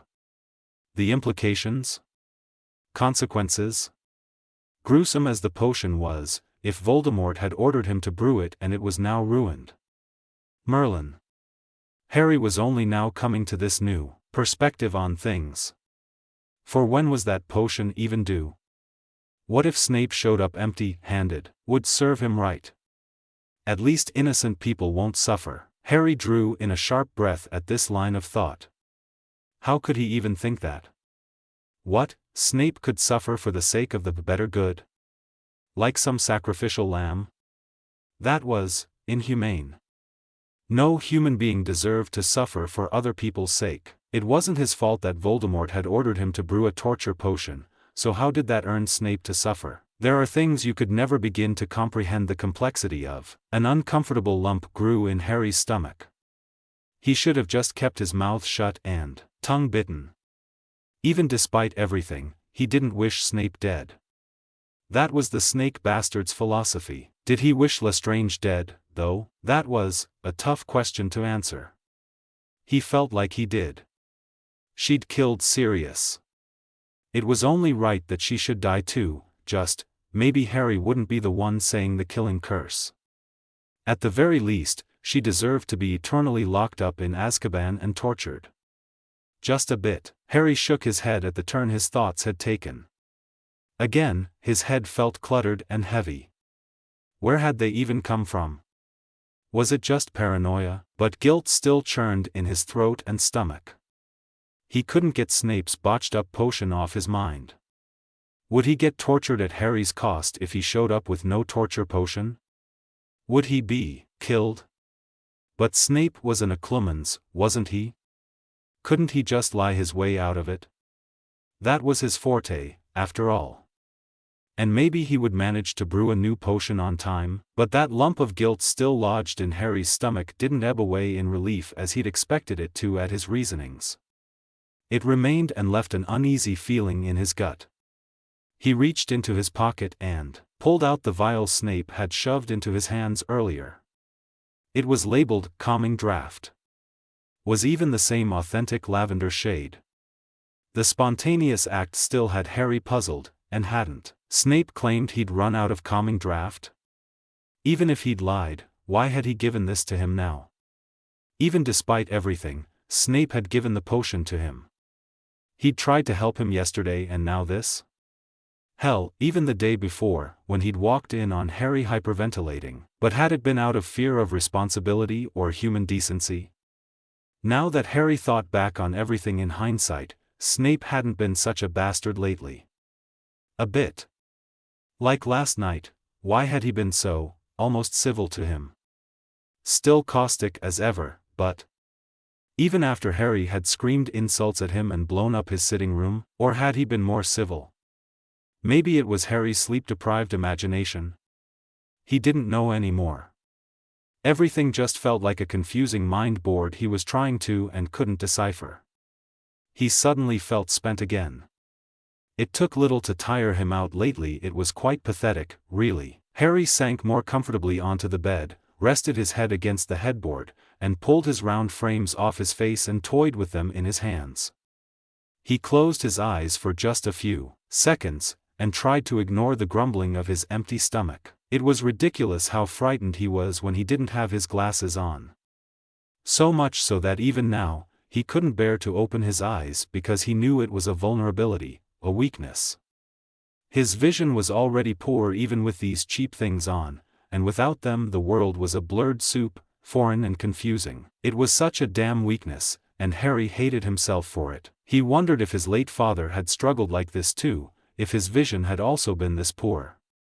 But he'd come from a wealthy family, pure-blooded and all that, so his parents had probably been able to afford good quality glasses. And there went his thoughts again. Now, Harry was indulging himself in thoughts of his parents and their parents. His grandparents. All of them were dead. His aunt had had a blast rubbing that into his face whenever he'd asked in his young childhood. The glee that had always shone on her horse-ish face was forever engraved in Harry's head, so he had absolutely no one. No parents. No grandparents. No aunts or uncles. No siblings. No kin. No nephews. The Dursleys didn't count. They disowned him, and had never seen Harry as kin. With these soul-shattering thoughts, the young man kept his eyes shut. He felt awfully emotionally spent from his inner demons. They were vicious, detrimental. Like a pool of piranhas. He slowly felt the cool mantle of his glasses slipping out of his grasp like his consciousness. A deep, velvety darkness quickly washed over his mind. The vast hall of Malfoy Manor of pristine black marble and imposing, towering pillars was quickly forsaking its emptiness as dark-cloaked figures, masked and hooded, were filling its main hall. Harry could not be fooled, though. He could distinguish each of them at the blink of his eye. As could Nagini. She hissed from beside him, hungry, waiting to be sated. From his throne-like chair mounted on a pedestal, Harry spied Dolohov, the Carrows, Lestrange, Yaxley, and 10 others enter the hall. They all approached him consecutively, each bowing down and kissing the hem of his robes. Harry could smell their fear. They were cowering before him under those masks. Then, they took their places in the forming semicircle. The Malfoys were already present, of course. Excluding Lucius, this left only Narcissa and Draco. They were also scared, practically internally trembling with fear. Lucius had failed colossally at retrieving the prophecy, and his imprisonment in Azkaban was only part of his punishment. The mere memory was still enough to spike rage within him. And then there was Draco Malfoy. Harry was rather fond of the Slytherin, despite his father's dereliction. He possessed all the traits of a true Slytherin: cunning, sly, arrogant, a thirst to prove himself. Or so he had yet to prove. That mark upon his forearm was only half of his loyalty trial. Like his father, he lacked backbone. And finally, Severus. The man was just making his way forth in deliberate but measured strides, radiating loyalty and confidence. Harry's potions master, his invaluable spy. His right-hand man. Perhaps the only man here worthy of the Death Eater title. Him and Bellatrix. He, too, approached Harry, knelt low, kissed the hem of his robes, and took his place with the others. But Harry wasn't all too pleased with his spy tonight. No, dereliction was not something he excused easily. Harry stood, and even deadlier silence befell the room. Nagini slithered up the chair and coiled around his shoulders like a shawl. My brothers and sisters. It has been what feels like too long since our last meeting, has it not? He hissed. Regrettably, the incentive for today's is a rather disappointing one. The drop of a needle could be heard. It has come to my attention, not a few hours ago, that Harry Potter no longer resides with his dear, beloved relatives. He slowly descended the steps to saunter before his followers, impotent anger beginning to simmer all anew. He could feel that none of them had been the wiser either, except one. The informant, Severus, he whispered in a deadly hiss. He swiped the air to banish his mask, it dissolved in a cloud of dark smoke to reveal the statuesque face. Explain, my lord, you have my sincerest apologies. I was not made privy to this information until very recently by the order. I was held up, and it would have been suspicious had I gone to inform you immediately. But I know not to where the boy has been relocated. Harry could see his red eyes narrowing in the reflection of Severus' coal-black eyes.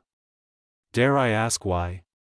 Was it not Dumbledore, as you told, who wished to keep the boy under the Blood Ward's protection for as long as possible? Why the sudden change? Nagini hissed at Severus. Harry stroked her head. Unfortunately, Severus would not be her dinner tonight. Not yet, at least. He was emancipated by his relatives, my lord. Dumbledore had to organize an emergency transfer of Potter to a safe house. A limited number of people know of its location, myself excluding. Dumbledore has grown wary of all his allies since the Ministry fiasco. He fears betrayal, defection, but he is also currently away on personal matters, and is not to return for at least another week or two. Harry dove into those tunnel-like eyes. Scenes flashed before him, those which he was seeking out. He probed and prowled through tendrils of memories, testing for any gaps or holes that would imply falsehoods and deceptions. But he could detect none. At last, he settled on a memory of Severus in Dumbledore's circular office. I would love nothing more than to have Harry stay with me. However, I am going away for an indefinite amount of time, possibly a few weeks or so, in pursuit of personal matters. Best not preach something, else it won't come to fruition. The connection was cut abruptly. Severus did not stumble back as the others would have. Weaklings. His red slits met the dark eyes for a moment, but Severus' face betrayed nothing. This is most enlightening news, Harry hissed in statement. I presume this means the Blood Ward's avenue fallen. The boy is now exposed. He smiled with glee. Although I don't doubt that he is well protected. I bet Dumbledore is keeping him in his pocket as we speak. Then, his red eyes narrowed at Severus, a scowl contorting his face. You speak the truth, Severus, yet you have failed me regardless. I require information the moment it has come to light, not days later. But you shall get to live another day. Harry moved along as Severus bowed his head. Thank you, my lord. You are most merciful. However, Harry continued, gliding past his other Death Eaters and caressing his wand, surely, you are not under the misconception that your failure will go unpunished? He sat back down elegantly in his chair again, resting his arms on the armrests. Severus straightened up. Of course not, sire. An evil smile played across Harry's face. This was why he favored Severus above all. He was not one to try to justify his cases or failures, but accepted punishment with dignity and grace. Bella. Dolohov. Yaxley. Any news on our dear new minister? Bellatrix stepped forth first, curtsying, her wild hair bouncing. All three of their masks were also banished. My lord. The Auror department is drafting plans to expand their army. Our Imperio Ed Ministry friend has been most useful. She smirked wickedly. But people were getting suspicious. You would be most pleased to know what became of him and his mudblood family. My lord, if I may, spoke Yaxley, stepping forth as well, we suspect potential conscription for the army. Scrimgeour is a cynical bastard. The Auror numbers have never been lower since the First Wizarding War, and they are now scrambling to rectify that. Dolohov spoke next in his Slavic accent. We are aiming for one Cale Johnson in the Auror department. He appears to be close to the newly appointed head, and we would gain much invaluable information from him. Harry nodded his approval. Excellent. Then by all means, proceed. You have done well by me. This time. He turned to the rest. Unless any of you have any further news, I call Severus forth. The Death Eater stepped to the front and bowed deeply again, sinking to one knee. Harry tapped his own chin with a finger. Nagini hissed again. Rise, Severus. I am feeling rather lenient today. I shall offer you a chance to alleviate your punishment. My lord, the strangulatus potion. Is it completed? Severus was silent for a moment. It is nearly, my lord. All bases are ready for incorporation, save for the fifth. I'm afraid it may not be ready by your allotted date. Annoyance flared Harry's nerves, and promptly Nagini left his shoulders to slither a close perimeter around the potion's master. And why may that be, Severus? He hissed silkily. I suspect an expired ingredient. This base is particularly capricious. Deadly silence reigned yet again. Harry stood and approached his spy. I confess myself further disappointed. You have failed me horribly yet again, Severus, he said slowly, watching the man bow his head low. You are slipping, my friend. Unacceptable. It is imperative that the potion be ready by the 26th. To not have it would be most unforgivable. Harry strode back up the pedestal, his dark robes billowing. Disappointment, he tisk-tisked. You understand what must happen next, do you not? How else to learn from mistakes than with consequences? Oh, and, if you know what is good for you, you will not try to resist. He turned to his Death Eaters. Indulge yourselves. But do keep his hands and legs intact. Harry cut the opening ribbon to the torture with his favorite curse, a lightning-like jet of red. Harry startled awake with a violent shudder. Disoriented. Darkness. The world tipped and he was falling to the floor with a hard, painful thud. He let out a sharp cry as tiny stars danced through his darkened vision. It took his several moments to process his surroundings. His real surroundings. Cokeworth, not Malfoy Manor. Frantically, Harry started patting down his body, checking his fingers, face, Jean-Clan legs, and heaving chest. His flesh. His clothes. Normal. Human, not Voldemort's. Harry shuddered violently again, only now comprehending his haggard breathing and searing scar. He sucked in a sharp breath and pressed his palm to his forehead. That hadn't been a nightmare. A vision. That had been a bloody, full-fledged vision. The first since the Ministry incident. Panic flooded through him, he felt it poisoning his blood. Voldemort, Malfoy Manor. Snape, shit shit. The endless rounds of Crucio. Breathe. Scenes so horrific and gruesome that Harry thought they might never leave his memory. Control. Breathe. Snape's black cloak turning ever blacker in several areas. No. No, get a grip. Harry clambered to his feet and shot for the door, writhing. But not a whimper of pain exuded. A face whiter than parchment. Dark pooling beneath. His fingers closed clumsily around the cool handle. Slishio. Harry fought the urge to dry retch, holding on to the minuscule ray of hope that remained. Maybe it had all been a deliberate vision. A setup? Like the one of Sirius getting tortured? But what incentive could Voldemort have had to show Snape being tortured to Harry? But no. Hope. Hope remained. For all he knew, the man could be slumbering away in his bed. Throwing all regard and caution to the wind, Harry thrust open Snape's bedroom door. In the pale moonlight that spilled in, he could clearly make out no silhouette on the bed. The maid, empty bed. No. Merlin, please, no. The boy spun on his heel and bolted downstairs, mostly relying on his hands and spatial memory to guide him down the stairs. The sitting room was pitch dark. In his blurry vision, Harry could barely make anything out. He reached for his wand in his back jeans pocket and started incanting. Lumos, over, and over, and over again, flinging and swishing his wand in any way possible. "Come on!" Nagini circling Snape, hissing hungrily at him. "Lumos! Lumos!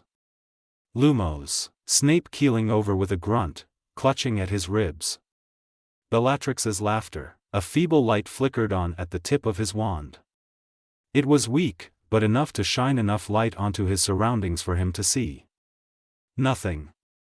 Not a single indicator of another presence. Harry ran down one last staircase. "Please be there. Please. Yell at me, call me a blithering dunderhead, curse me into oblivion, churn me into potion ingredients. Just be there." Harry pounded on the laboratory door, hollering Snape's name.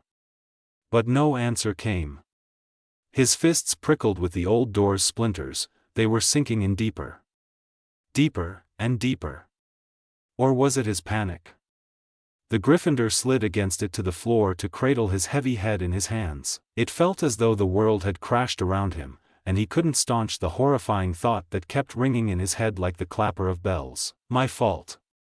It's all my fault." His scar gave a sudden twinge of shooting pain, as though someone had shot an arrow at his forehead. He gasped and tried to breathe through the sharp throbbing. Breathe. Just breathe.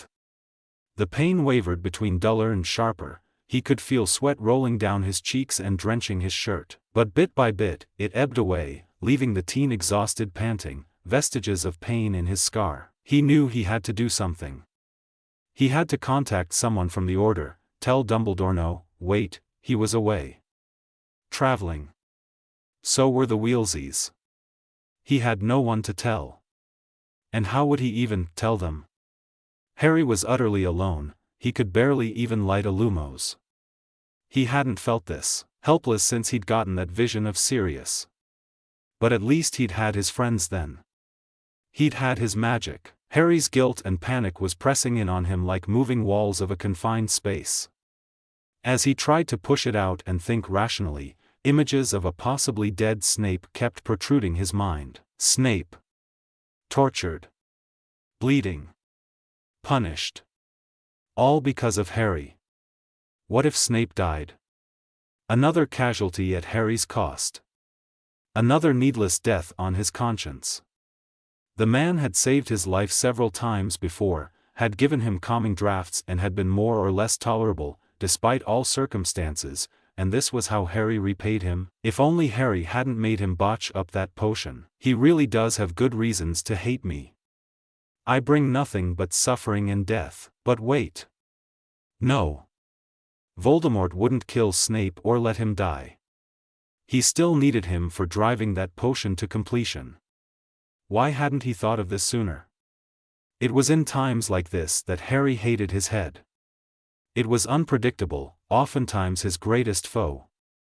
But at least this recent epiphany served to calm him slightly. A sudden loud noise jostled Harry out of his deteriorating thoughts, a flare followed by a thud, crash. His heart leapt to his throat as he leapt to his feet, and he was clumsily sprinting up the stairs. Entering the sitting room, Harry was met with the horrifying sight of a heap of dark robes way darker than they should be in many areas. The body twitched and shook, it appeared to be wavering on the precipice of consciousness and unconsciousness. Harry didn't know whether to be more relieved or horrified, but his brain quickly caught up to him. "Professor." Instinct and intuition taking over, Harry dropped to the man's side, but then realized he was at a loss for what to do. Attempting magic would be a fruitless endeavor, and not that he knew many healing spells. But he knew he had to do something. He hadn't even noticed until now that the lamps had magically switched themselves on, perhaps out of his accidental magic. As gingerly as he could, Harry tried to turn the professor over, wincing when the man twitched and shuddered at his touch. It seemed there wasn't an unmarked spot on his body, and the threadbare rug beneath him was almost completely red now. The heavy smell of iron tingled his nostrils, it sickened him to the stomach, but he fought his nausea. Lying on his back now, Snape's gaunt face was paler than a ghost's. Harry had no way of knowing where the main source of all the bleeding was located, but a quick memory trip back into his vision gave him a pretty good guess. Without further thought, Harry tore off a piece of his dark cloak and slipped it under and around Snape's thin torso several times. Snape gasped in pain and Harry cringed when he tightened it with a good knot. The boy next bolted back down to the basement. He burst into Snape's lab, miraculously, it was unlocked, and started rummaging through the cabinets for anything and whatever he could find. In the weak wand light and without his glasses, he could barely make out the spidery scrawl on the labels of the millions of bottles and jars. He could only pray to Merlin that he wouldn't deliver the final blow by feeding his professor poison. Eventually, Harry reached a smaller cabinet that housed mostly first aid supplies. There was a roll of gauge and medicinal potions, like blood replenishers, pain relievers, and more.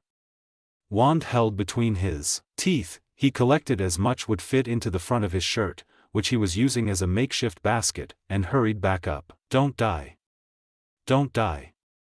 Don't die. Back beside Snape, he dumped the assortment of potions onto the floor and picked out a level 7 blood replenisher. He carefully slid one hand under the man's head to prevent him from choking and fed the potion with the other. Most of the magenta liquid made it in. Much to Harry's relief, his chest slowly started rising and falling more prominently, but he also appeared to be stirring. Harry started rummaging through what else he'd collected and located a vial labeled Fleshweaver. He only hoped it would live up to its name when he pressed the vial to Snape's lips. This time wasn't so fortuitous, the liquid must have gone down the wrong pipe, for the man started coughing. But eventually, he calmed. Harry noted that much color had returned to his pale face, but his body still kept twitching every so often. Probably due to all the rounds of cruciatus. His expression was tense and pulled in evident pain, so Harry next pulled out a level 10 pain reliever and also administered that to the man. He seemed to relax a bit. Meanwhile, Harry checked if Snape was still bleeding. Much to his relief, that Fleshweaver potion seemed to have done the trick. He allowed himself a shaky breath. Severus felt himself bobbing between wakefulness and unconsciousness. His body ached horribly, but something seemed to slowly be ebbing it away. What was that god-awful aftertaste on his tongue? It tasted medicinal. Memories started flooding back in, and for a brief, terror-fueled moment, he thought he was still in Malfoy Manor. But when he fluttered his eyes open and squinted, his following thought left his lips. Lily, Ly, those emerald green, almond-shaped eyes. They were full of worry. But no, they looked duller. What? And no. Sir, it's Potter. Harry Potter. You're in your home, and you're hurt. Too tried doing all I could. The voice. The words. They acted like some sort of electric shock. He came more to and tried to sit up, but an unexpected flare of pain had him gasp and wrap an arm around his torso, finding warm wet. He could remember every laceration inflicted upon him by Slicio. But how was he still alive? Surely, the boy hadn't. But how? There was restriction around his torso. He realized it was a torn-off piece of his robes, soaked in blood. Sir, I don't think you should move. He was lying on the floor of his living room. Beside him was what seemed like half of his whole potions collection. Potter. What did you do? He demanded, though his voice lacked its usual bite. He felt weak, and that he could use another blood replenisher, as he could see an empty vial of magenta leftovers lying beside him. Potter shifted away a bit. Without his glasses, he seemed. Well, Severus couldn't find as much of the usual kind of revulsion and hatred stirring within him at the sight. Why, you were bleeding. A lot. Two couldn't do much. My wand wasn't working. I went downstairs for potions. Thought it was the next best thing, the Gryffindor rambled. His voice was shaking, and he had blood on his face, clothes, and hands. Severus could only assume it was his.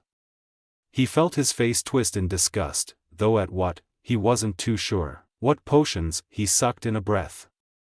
What potions did you administer to me? A level 7 blood replenisher. Then.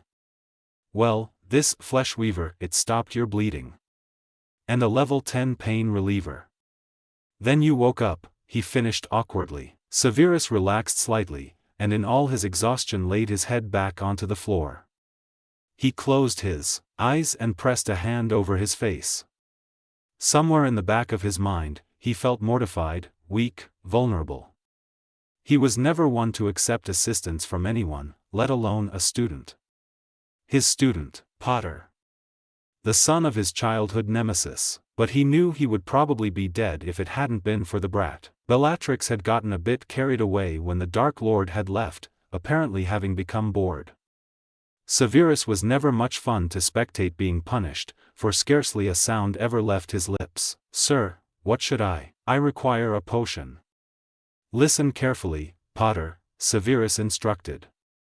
He opened his eyes and fixed the boy with a hard but assertive glare. "Bookcase to the left of the mantel. Fifth shelf arg." His muscles spasmed. "Fifth shelf from the bottom. Pull the tallest book." Harry nodded and rose. He cringed when the rug squelched, and followed Snape's inordinate instructions. A book? No, surely not. He quickly sought out the tallest book and made to pull it out, but discovered it was a lever of sorts. The neighboring books melded aside to reveal a concealed compartment. "Asphodel," croaked out Snape. The small door opened to reveal a translucent cyan potion. Harry grabbed it without question, uncorked it, and knelt back down next to Snape, who was attempting to sit up. Harry tried to help, somehow, but the man just batted him away, and was eventually propped up against the base of the couch, panting. He snatched the potion and downed it in one go like a shot. Harry observed from across as Snape's shoulders seemed to lose their tension and evident relief washed over his face. The Slytherin closed his eyes again and rubbed them with his pointer finger and thumb. All was silent for several long minutes. And more minutes. Harry wasn't sure what to do. Should he leave him be? Was there an imminent discussion he had to stay for? But his concerns were cut short when Snape finally spoke in a tired voice.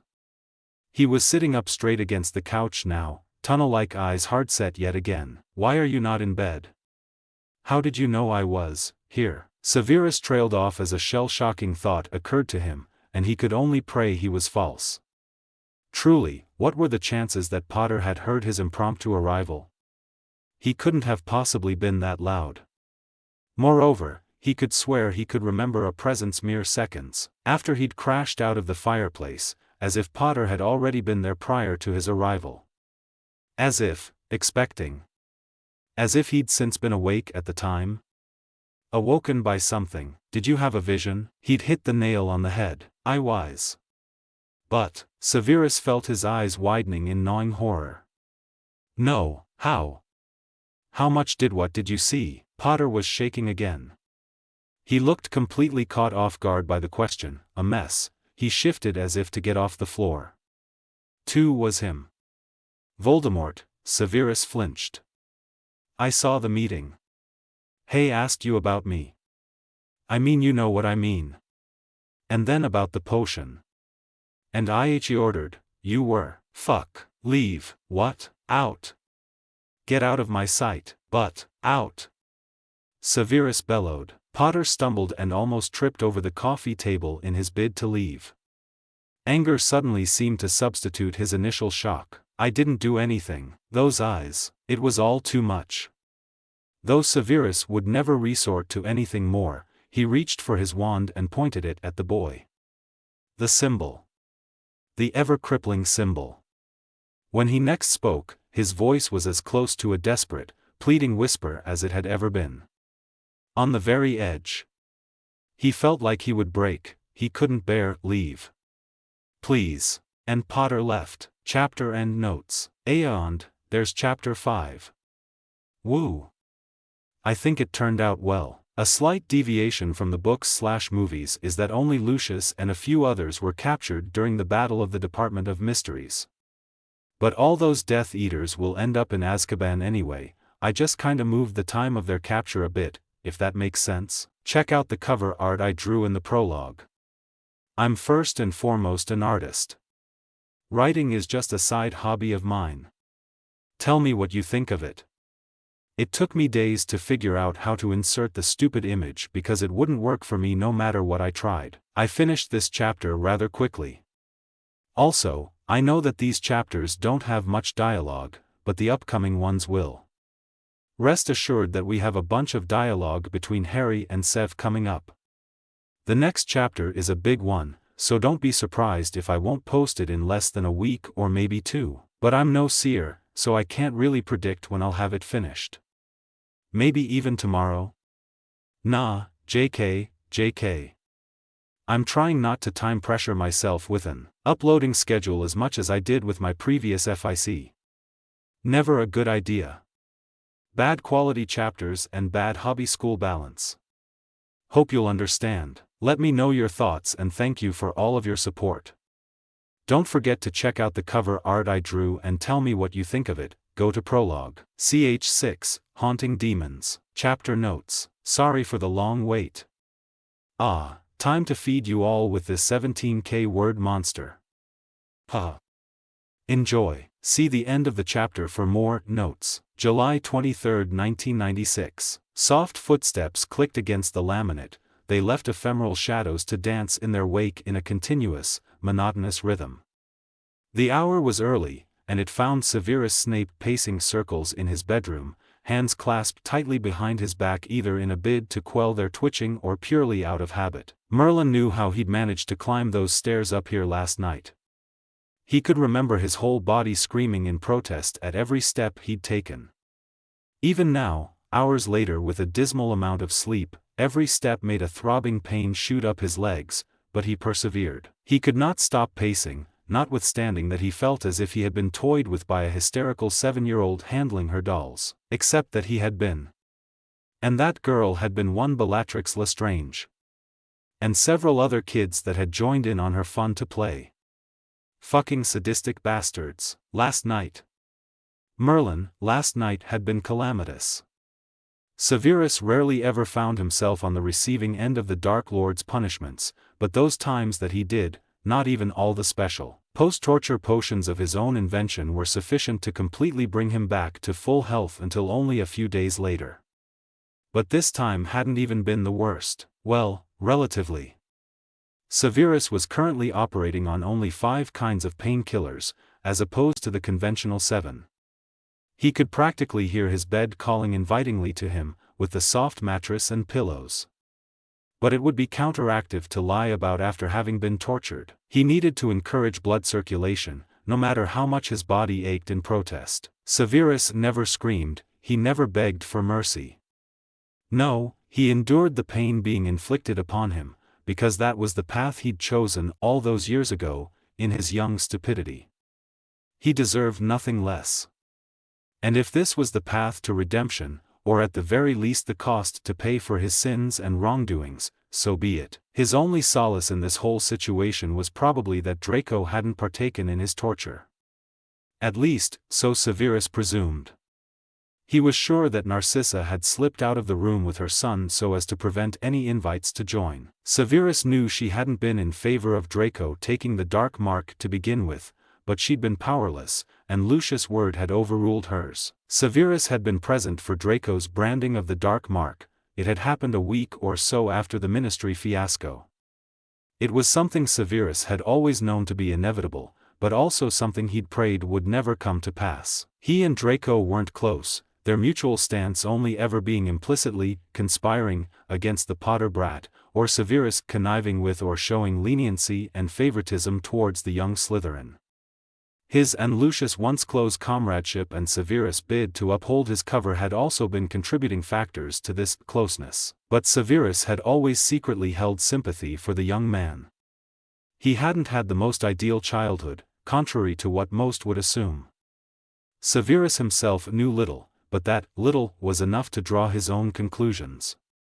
Draco was misguided, lost, alone. His arrogance and presumptuous manner were only a result of a thirst to prove himself before his negligent parents. Severus himself had often tried to assist Draco here and there, to offer some minuscule form of guidance. Not that he was the proper guidance material, what with his own mistake-ridden past. But some part of Severus had always remained hopeful that the boy would defect from Lucius' expectations and wouldn't follow in his footsteps. Too late, though.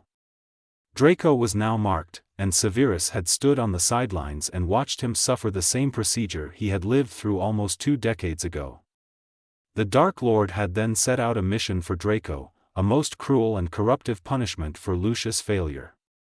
Severus knew of it, as did Albus Dumbledore. But neither had found it as a surprise. The situation was delicate, at the very least, and neither were sure how to go about it. Another flare of pain spasmed through his side, catching him off guard. It was still a mystery to Severus how he'd managed to flow back here, for he could hardly remember anything past the first 10 minutes of his torture.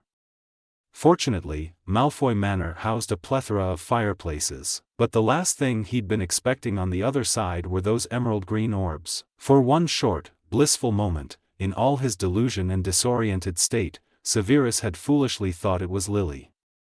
That those eyes were hers, staring down into his own with that worry and shock. Reality had quickly sunken its sharp talons into his already battered flesh, though. It hadn't been Lily, only her walking and breathing sacrifice. His mistakes, but by Merlin, the boy had helped him. Him. Harry Bloody Potter. Late Potter's spawn, whom Severus had been prosecuting and harassing since almost 6 years ago. The boy had touched him. No person, let alone child, in their right mind had ever touched him without malicious intent. How could Potter not have been disgusted, repulsed even? Hadn't he known what kind of potion Severus was brewing? Shouldn't that have made him want to watch the filthy Death Eater suffer?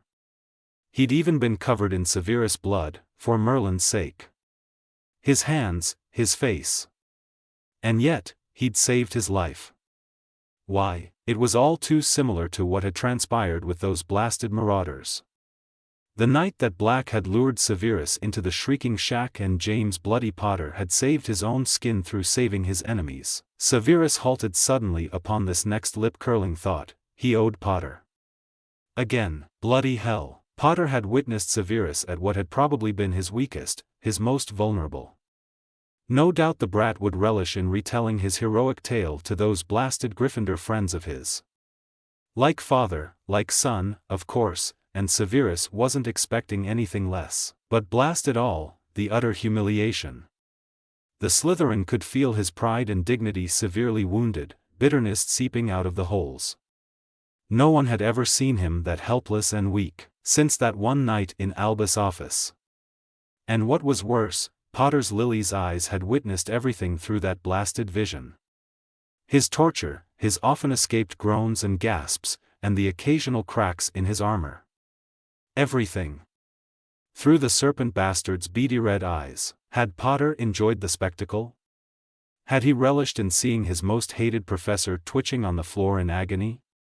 Had a wish to actually be on the casting end of that wand ever crossed the boy's mind? But the young face had been void of mirth or enjoyment last night. Severus would have expected Potter to sit back and watch him bleed and suffer, even taunt or mock him, reciprocate the last 5 years of insults and cruelty. He'd had every opportunity last night. But he hadn't, and that was what had Severus pacing in bafflement. James Potter's son would have never, but Lily's son would? No, he had.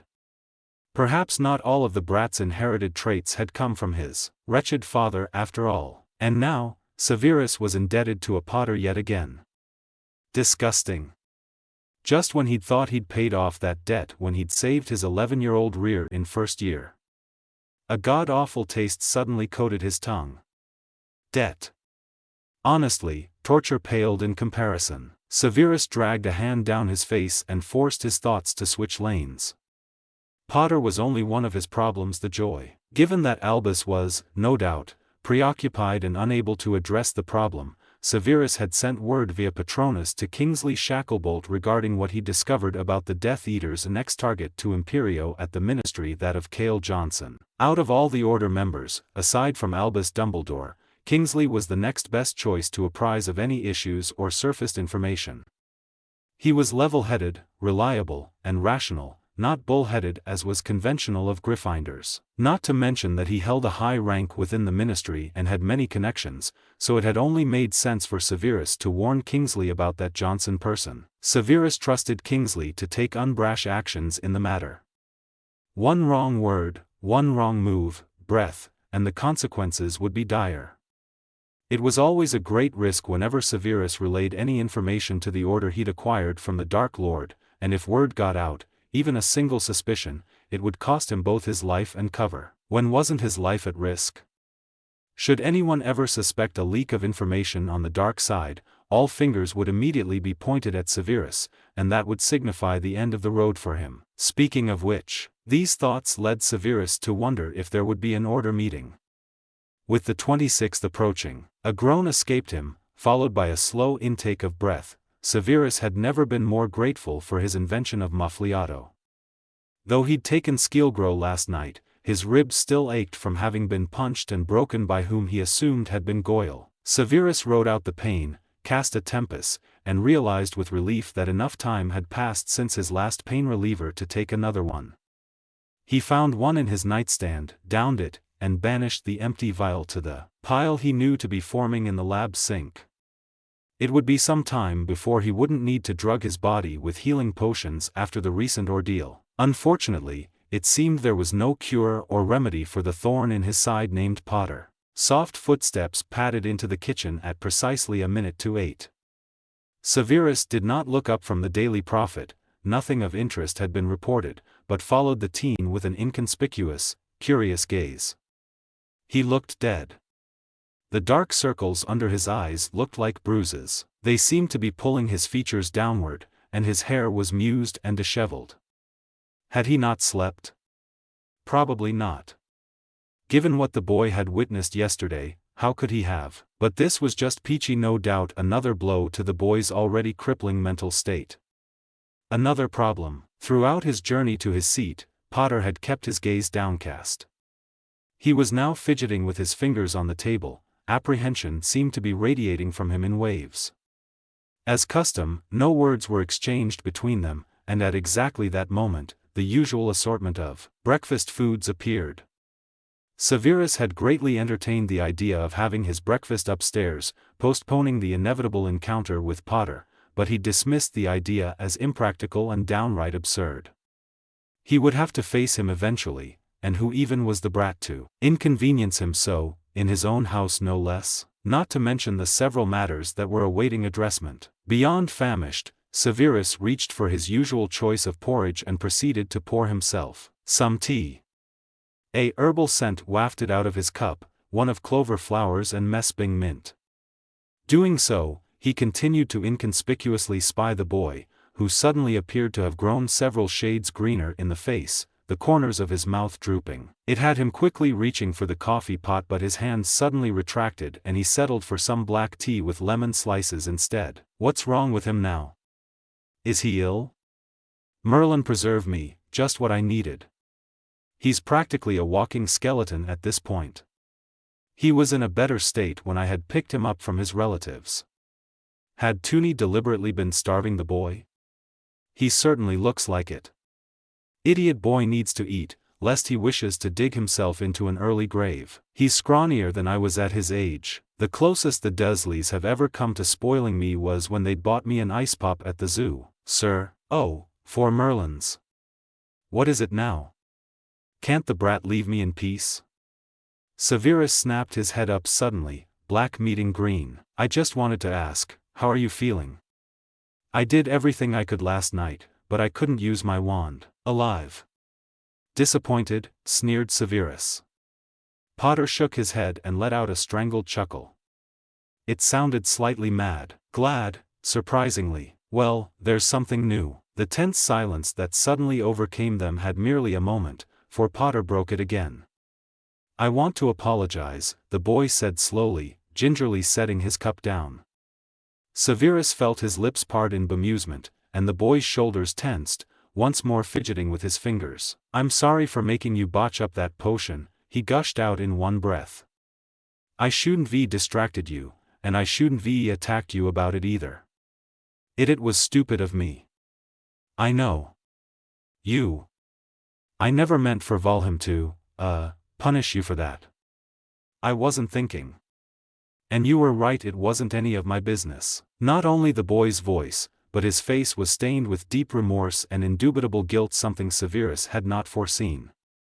No, Severus had been expecting a reminder of his debt to the brat. An apology had been a far cry, not to mention a genuine one. Severus found himself at a loss for words.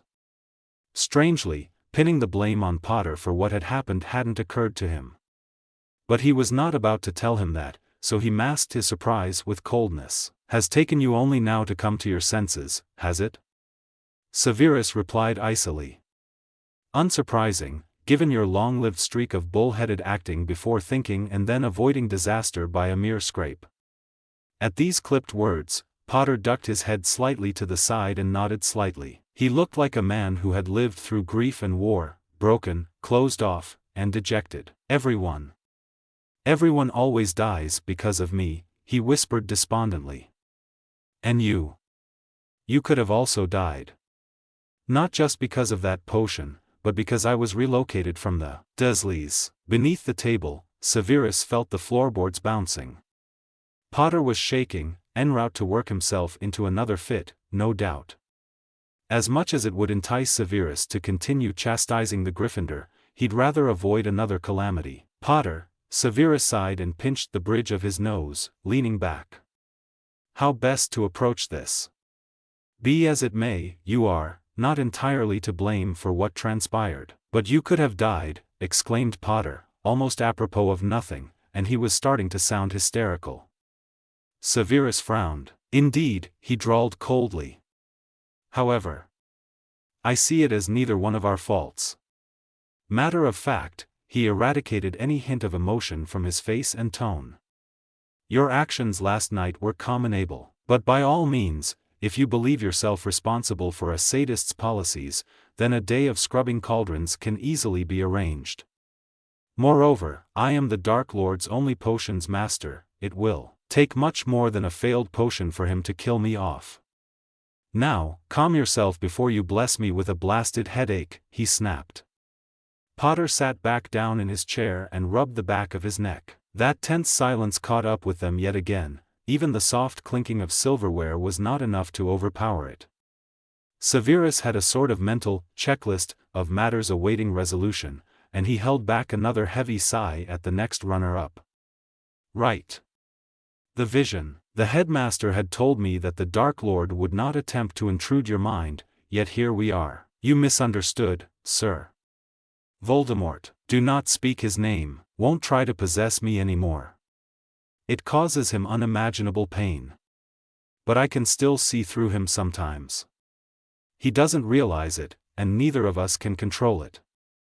It just sort of happens." "I see," mused Severus. "And I suspect this was the first since the Ministry incident?" Potter nodded.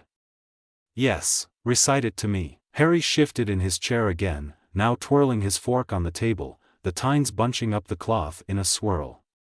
He'd been dreading this moment, this demand for a recitation of what he'd witnessed, detail for detail. Harry hadn't slept a wink, instead had laid on his bed and ruminated on everything. Ranging from what Voldemort was scheming to Snape mistaking him for Lily, sleep had eluded him like the plague. Harry dreaded diving back into memory to relive the vision once over. Unfortunately, he had little say in the matter. "It's just like I told you yesterday," he began haltingly. "I was him, like in every other vision I've ever had. Could see what he saw, hear what he heard, feel what he felt." An involuntary shudder quaked through him as he took to staring out of the grimy window. He wasn't pleased with the Death Eaters. Thought them weak and pathetic. And he also, Harry suddenly jumped up from his seat, palms planted on the table, everything rattling. "Malfoy. Voldemort is planning something for Draco Malfoy. Some sort of trial of loyalty, or something. I don't know what exactly, but something bad. It's punishment for his father's failure. He's already been branded with the dark mark." Severus held up a halting hand. No one was to ever know of Draco's branding, a delicate matter indeed, the consequences of word spreading egregious. Potter's becoming privy to such information was an unforeseen turn of events, a setback and potential leak in the war effort, and given the Gryffindor's ridiculous hero complex, Severus could only imagine the idiot would never lay the matter to rest. "You have brought no new information to light, Mr. Potter. I am well aware of Mr. Malfoy's case, and I must impress upon you the importance of maintaining confidentiality. Should word get out, the entire war effort may be compromised," Severus answered coolly. Potter looked flabbergasted. "But, remember, do not stick your nose in business that is not your own," he clipped smoothly. Apparently, Potter was not ready to let go of the topic. "It is my business because it was I who saw into Voldemort's bloody mind. You have to tell me, I don't have to tell you anything," Severus hissed venomously. "Or do you believe me to be indebted to you? Do you expect repayment for your heroics yesterday? Ah, yes, always the saint, the self-proclaimed, privileged hero, aren't you? Your blessed father, too, thought the world revolved around him, owed him lives." Potter planted both palms firmly on the table. "Of course I don't think that. I don't want anyone indebted to me, least of all for doing something any decent person would have done if they I done saw their professor bleeding out on the carpet. And I didn't save you out of obligation, Snape, I saved you out of human decency. Ring any bells?" Severus had opened his mouth, but closed it, momentarily dumbstruck. He stared at Potter, feeling the crease between his brows deepening. Of all things he'd been expecting to hear, this was a far cry. For once, he wasn't sure how to proceed at all. Hot anger and annoyance was slithering through him at the brat's impertinence yet. A minute passed. 2. Severus decided to shift away from the topic entirely. "Curb your tongue," he groused shortly. "What else did you see in your vision? It is imperative that you inform me of all the specifics. Are you positively certain you didn't hear anything more pertaining to Mr. Malfoy? Or any other information of the sort?" Potter since seemed to have deflated, though his face betrayed frustration. Severus could sense his leg bouncing under the table more furiously. "There's not much more to tell," Potter answered. "His thoughts were a bit fuzzy in my head, but I remember." He visibly swallowed. "I remember the other things. You were there, sir. I doubt I heard anything you didn't." The boy was rubbing his arm with one hand, brows furrowed inquisitively. "What's Vold planning for the 26th? Is there going to be another attack?" "That's what that potion's for, I know it is," questioned Potter with evident worry, on the edge of his seat now. "Do you honestly think," clipped Severus, "that even if I knew, I would apprise you of such information? So you're choosing to keep me in the dark again? That was Dumbledore's tactic all throughout last year, and you can see how that panned out, sir," remarked Harry impatiently. "And what do you mean, if you knew?" "Precisely that, Mr. Potter. The Dark Lord has chosen to withhold much information pertaining to his upcoming plans. And not for unfounded reasons, as you yourself can clearly see," he vaguely gestured at the boy. "Now that he is aware of this connection you share, it is of no surprise that he fears you as a potential leak of information." "Well, all right. I can see that," agreed Potter, before switching to another question. "So there are imposters at the ministry? And the Auror army is low? It was never mentioned in any of the daily prophets, but I guess it makes sense why. Would arouse panic. Could conscription really be possible?" Severus sneered, glaring at his discarded daily prophet, the minister's face plastered on the front page. "Suffice to say, the ministry's actions are unpredictable, Potter.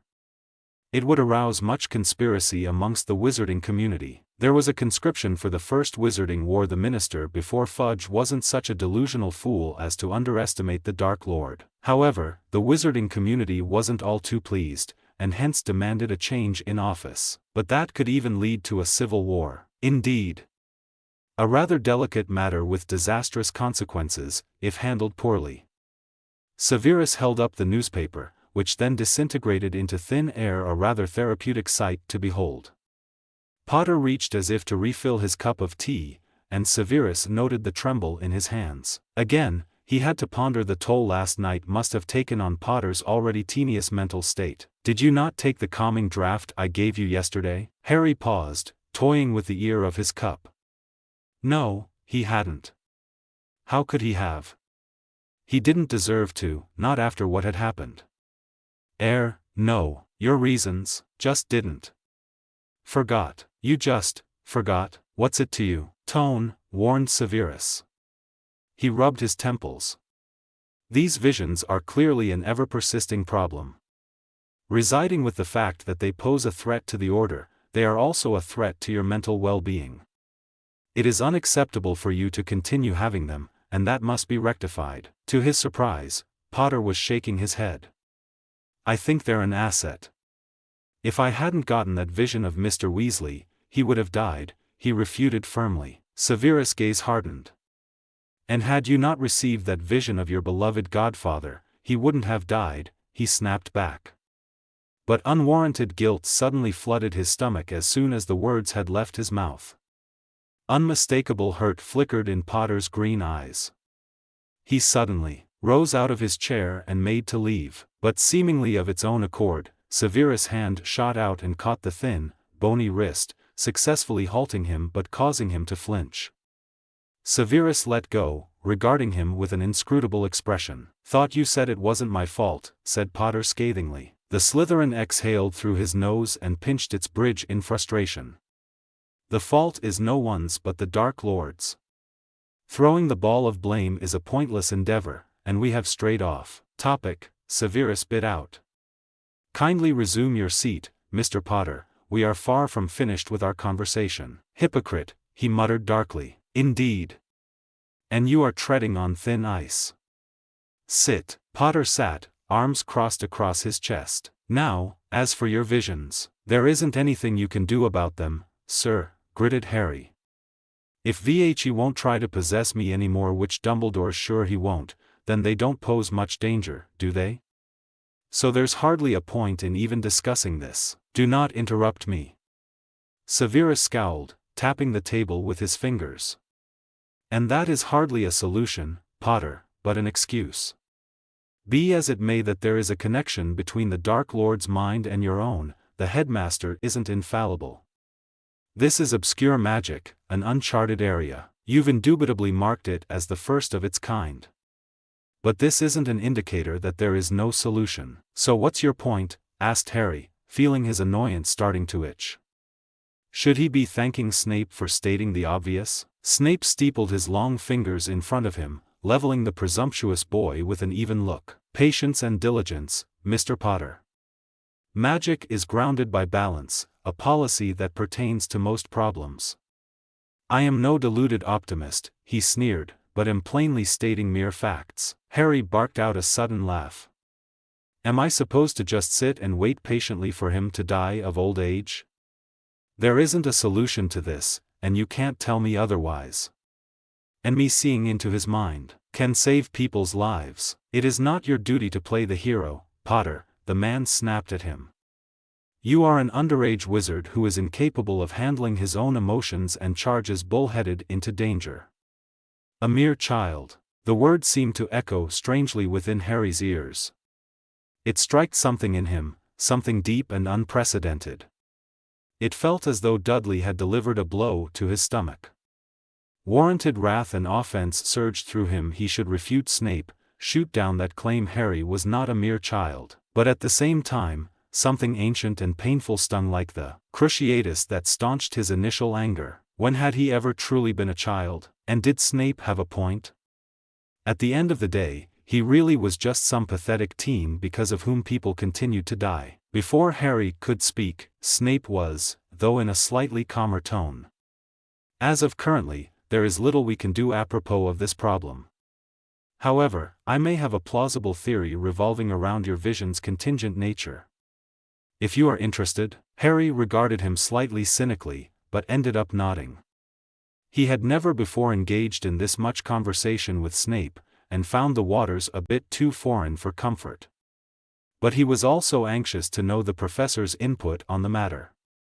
Snape may be an antagonistic bastard, but he was no Gilderoy Lockhart either. Regardless of whether a person is proficient in the mind arts or not, the mind is pre-equipped with mental barriers, those which activate in order to protect us from potential cognitive harm. These barriers are its main defensive mechanism. Shields, one may also consider. However, their potency heavily relies on how willed or stable one's mind is. In your case, your mental shields have been greatly weakened over time, indubitably due to stress and other ever-present factors. And now, you have come to having panic attacks, a sure sign that they are all but non-existent. So, without these shields, you're saying that my mind is always left completely unguarded? But I only ever get these visions in my sleep, why don't I also get them during the day? Questioned Harry. Snape nodded in acknowledgement and continued. Another point is that our minds are most vulnerable in our sleep, when our guard is down. And that your mental shields are already tenuous only makes your mind more susceptible to slip into the Dark Lords when you are asleep. In other words, Potter, Snape locked eyes with him seriously. You are playing with hellfire, but what am I? Your magic core's depletion is due to this. Everything is interwoven. Think of a Muggle car. It will not drive if you exhaust it without refuel. How is a car? You cannot honestly expect your magic to hold up when it is constantly being exhausted to support your mental shields. Yes, Potter, precisely. Which brings me to the point that, because your mind has become all the more vulnerable now, it is consequently more susceptible to the influence of your connection with the Dark Lord. Harry couldn't help firmly planting his foot down, childish as it was. But it doesn't add up. I've been having these visions since my 4th year, and back then I was fine. I wasn't having these panic attacks. I wasn't in this situation back then, and yet I still had visions. Why only now? Precisely, Mr. Potter, hissed Severus. While this inherent connection enables you to glimpse into the Dark Lord's mind on its own, the strength of your mental shields determines the chances of it actually happening. As I've aforementioned, they seem to have weakened greatly over the years, and I am not surprised, given the circumstances. He sneered towards the end, gesturing vaguely at Potter. What circumstances? Potter asked again. Severus felt his temper rising. Was the boy's head really so thick? Think, you foolish boy. In 3rd year, you had had several close encounters with the Dementors. In 4th year, you had witnessed a student get murdered, your arm was sliced open for blood, and you saw the same man amputate his own hand. You were tied to a tombstone and forced to observe the resurrection of the Dark Lord, not to mention that you had dueled him and returned clutching a dead body. Need I proceed with the implications of the course of this passing year? He ended in a soft, dangerous whisper. Severus hadn't even noticed his voice rising, but both of his hands were firmly planted on the table when he'd finished his rant. All inherent dislike and prejudice aside, Albus Dumbledore's retellings of the teen's damned suicidal adventures over the years had always left an impression on Severus. It was absurdly inhumane for a child to experience such events, and it had caused him, not once, to ponder how the brat had still retained his sanity. Severus himself had seen and been through hell in his life, but he was an adult. But for a child, most witches and wizards would have already been traumatized enough to end up in St. Mungo's insanity ward, and that wasn't mentioning what had occurred last month with the Black Mutt. And looking at the wide-eyed boy now, for just a split second, something about him didn't seem right. As though Severus were staring at a completely different person. A revelatory insight. Like an ancient text that suddenly offered hints to its code in between the lines he'd failed to notice before. Who was this boy? Potter looked dumbstruck, speechless, and in the void-like silence that again reigned over them, Severus finally cleared his throat in a bid to reclaim his composure. He took a sip of tea tepid, now.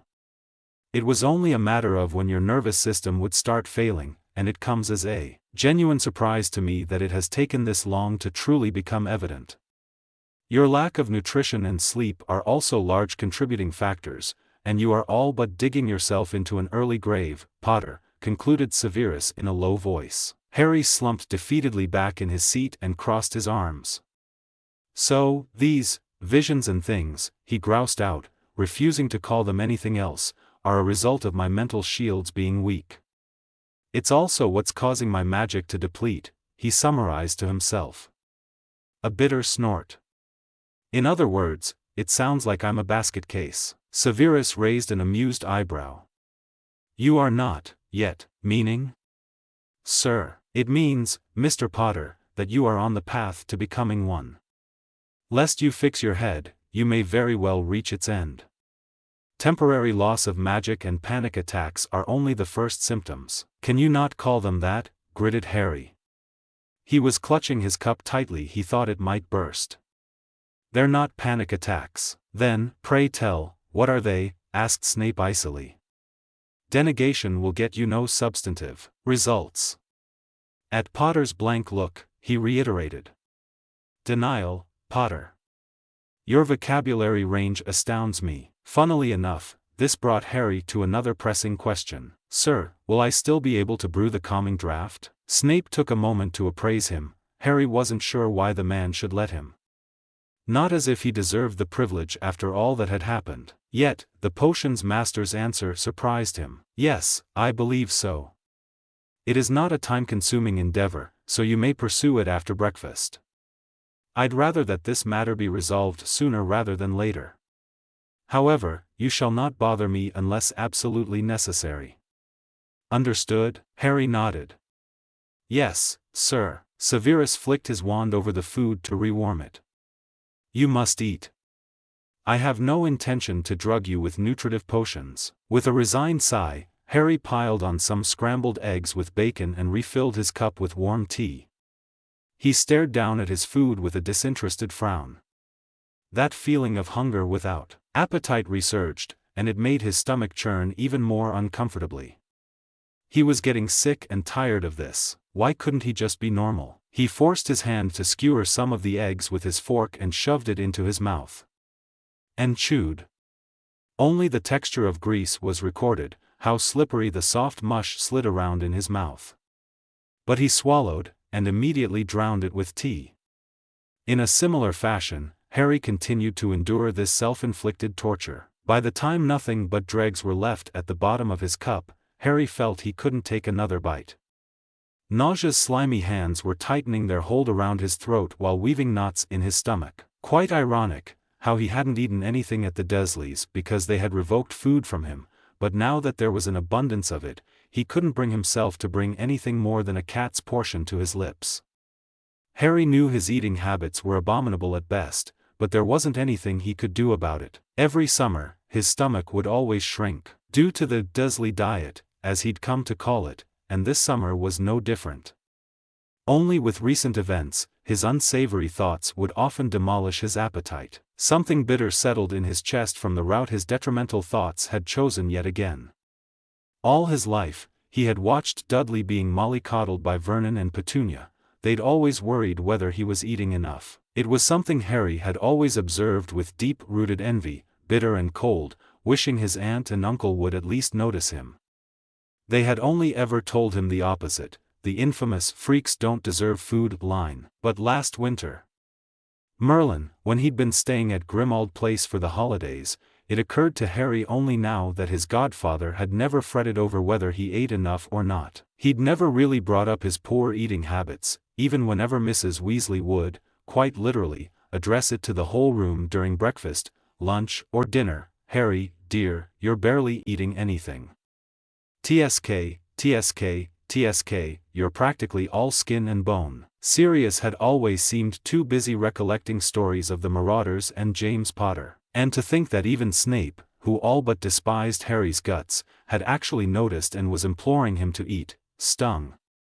It stung like hell. Those scrambled eggs were feeling incredibly undigested now, floating aimlessly in clumps in the pool of all that tea in Harry's stomach.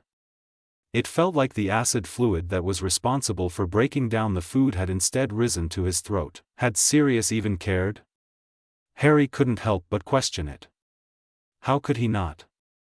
He and his godfather had never spent much time together, and their relationship had always been amicable, but it would better compare to Harry's and Arthur Weasley's friendship. Not Ron's and Mr. Weasley's relationship. Or Dudley's and his father's. Sirius had always felt more like a close friend than a. Harry's mouth suddenly ran dry, and his heart seemed to start picking up speed. How deep had Sirius' care run for him?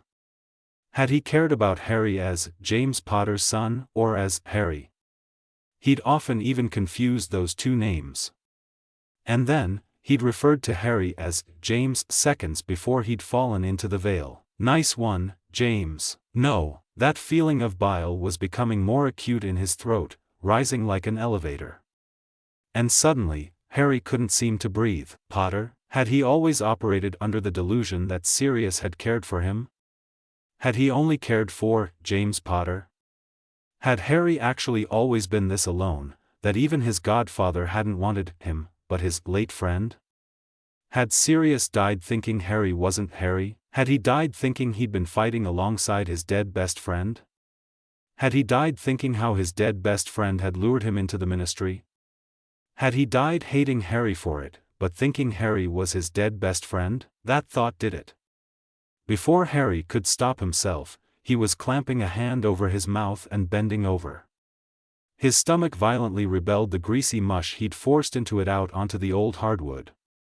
The vomit scorched his insides like acid as he coughed and sputtered in convulsions. Something had blurred his vision, but his glasses were still intact, and someone was calling his name, but the voice was fuzzy in his ears.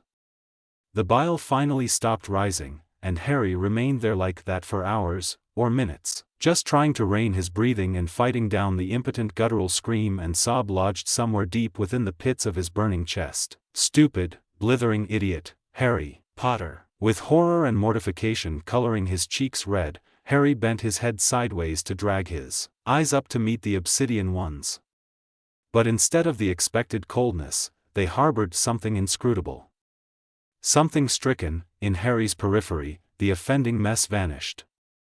And in the momentary quiet that stretched the time, Harry felt frozen with aftershock and his detrimental thoughts, elbows shaking upon his knees. Snape suddenly stood and strode past Harry to the kitchen cabinets behind him. Harry rose to his unstable feet, hearing wood banging softly and glass tinkling. Within a moment, Snape was holding out a vial of minty green to him. "Go wash up. Rinse out your mouth and only then take this." That was all he said.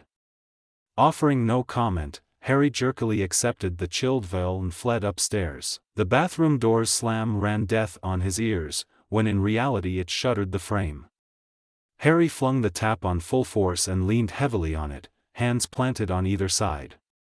His heart's rhythm didn't feel like his own. It was a train's engine or a stampede of horses, but it was not his, for he didn't think he'd ever felt it beat so fast. His breaths were coming in short and shallow rasps. In, but not completely out. And the next inhale was too insufficient to let go. Harry stood there like that for what felt like years, trying to even out his breathing through grinding teeth, but his panic would not allay.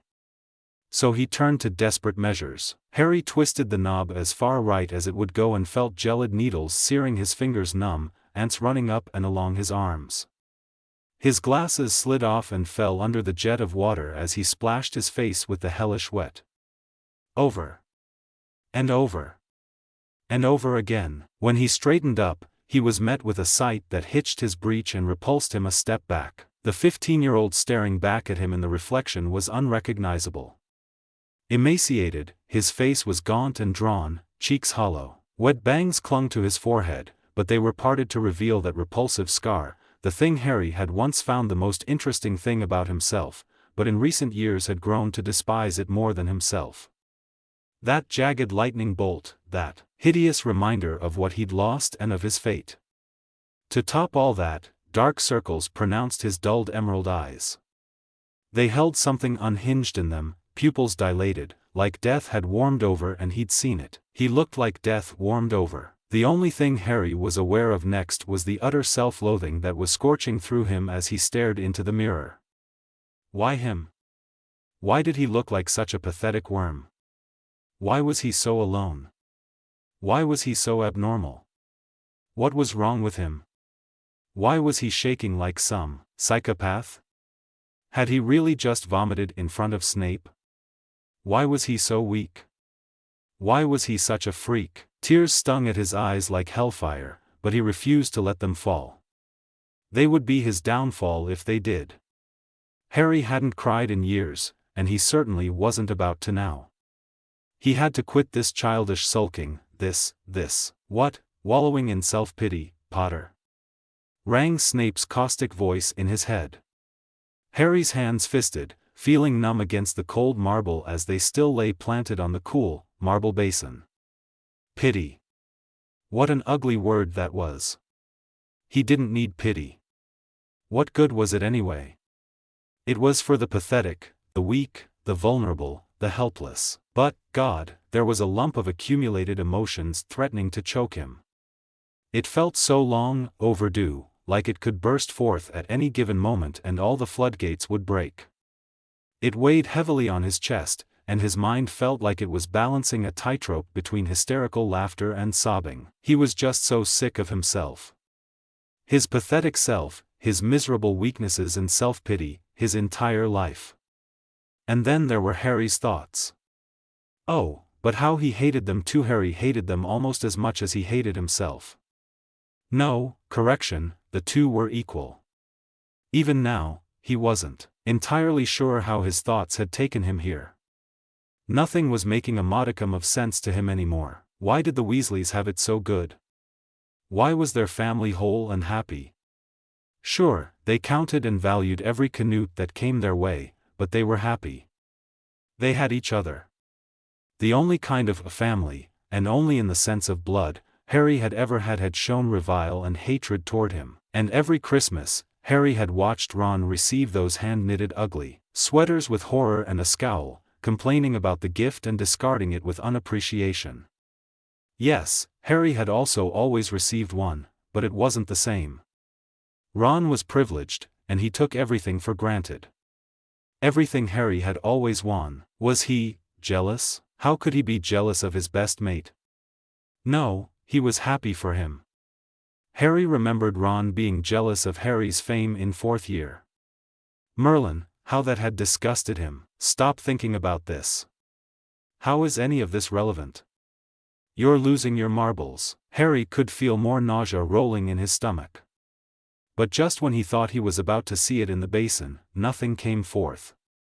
His mouth felt acidic, and to his disgust, he could feel a few leftover chunks stuck between his teeth. He took a long minute trying to rinse out his mouth until his jaw started to hurt. Strangely, it left him feeling slightly more calm after the action, both emotionally and in the stomach. He drew a shuddering breath in a bid to better recompose himself. In his periphery, he could still see his mop of chestnut hair, half wet and stuck to his forehead, but he refused to lift his eyes completely. Harry wanted to shatter the stupid mirror, to see his own reflection shatter, just like it had when he'd flung Sirius' two-way mirror in Gryffindor Tower after he'd died. But he didn't. Of course, he didn't. Couldn't. Self-restraint. Control. He ought to. Harry moodily punched the water knob down instead, then felt something touch his foot. On the tiled floor, a vial of minty green was swimming in a small puddle of water. Harry picked it up and knew, even if there wasn't a label, that it was a stomach soother. His breath hitched. He didn't deserve this. He had no right to use it. But why had Snape given this to him? Was it human decency or obligation? Harry couldn't bear the thought of taking it if it was out of obligation. He didn't think Snape could ever show human decency for him, Harry Bloody Potter. If he had given Harry the potion out of obligation, he might as well have spat into it, knowing he was forced to do it, to waste his potion stock on his unwanted burden. And accepting help from Snape would be a low blow for the Gryffindor's pride. He hadn't hit rock bottom yet.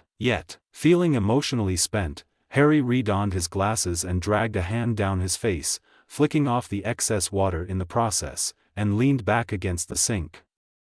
Merlin, how had his thoughts escalated so quickly back there? How had one thing led to another, and then in the next moment he'd been expelling his stomach's contents, incapable of handling his emotions and charges bullheaded into danger. A mere child. Merlin, I'm pathetic, he breathed, but his jaw wobbled at the last word, as if aggravating a teeniest heartstring inside him. He clenched it and inhaled deeply through his nose. He was fine. No, Potter, you are clearly not fine. No. He was. Denial and delusion. They made one congenial fusion. Angrily shoving the vial into his pocket, the teen took in the wet mess he'd made. The mirror was adorned with racing tracks of droplets, and the floor had small puddles pooled around the sink. Only now did Harry realize his soles were strangely cold, but he honestly didn't have the energy to acknowledge it more than that.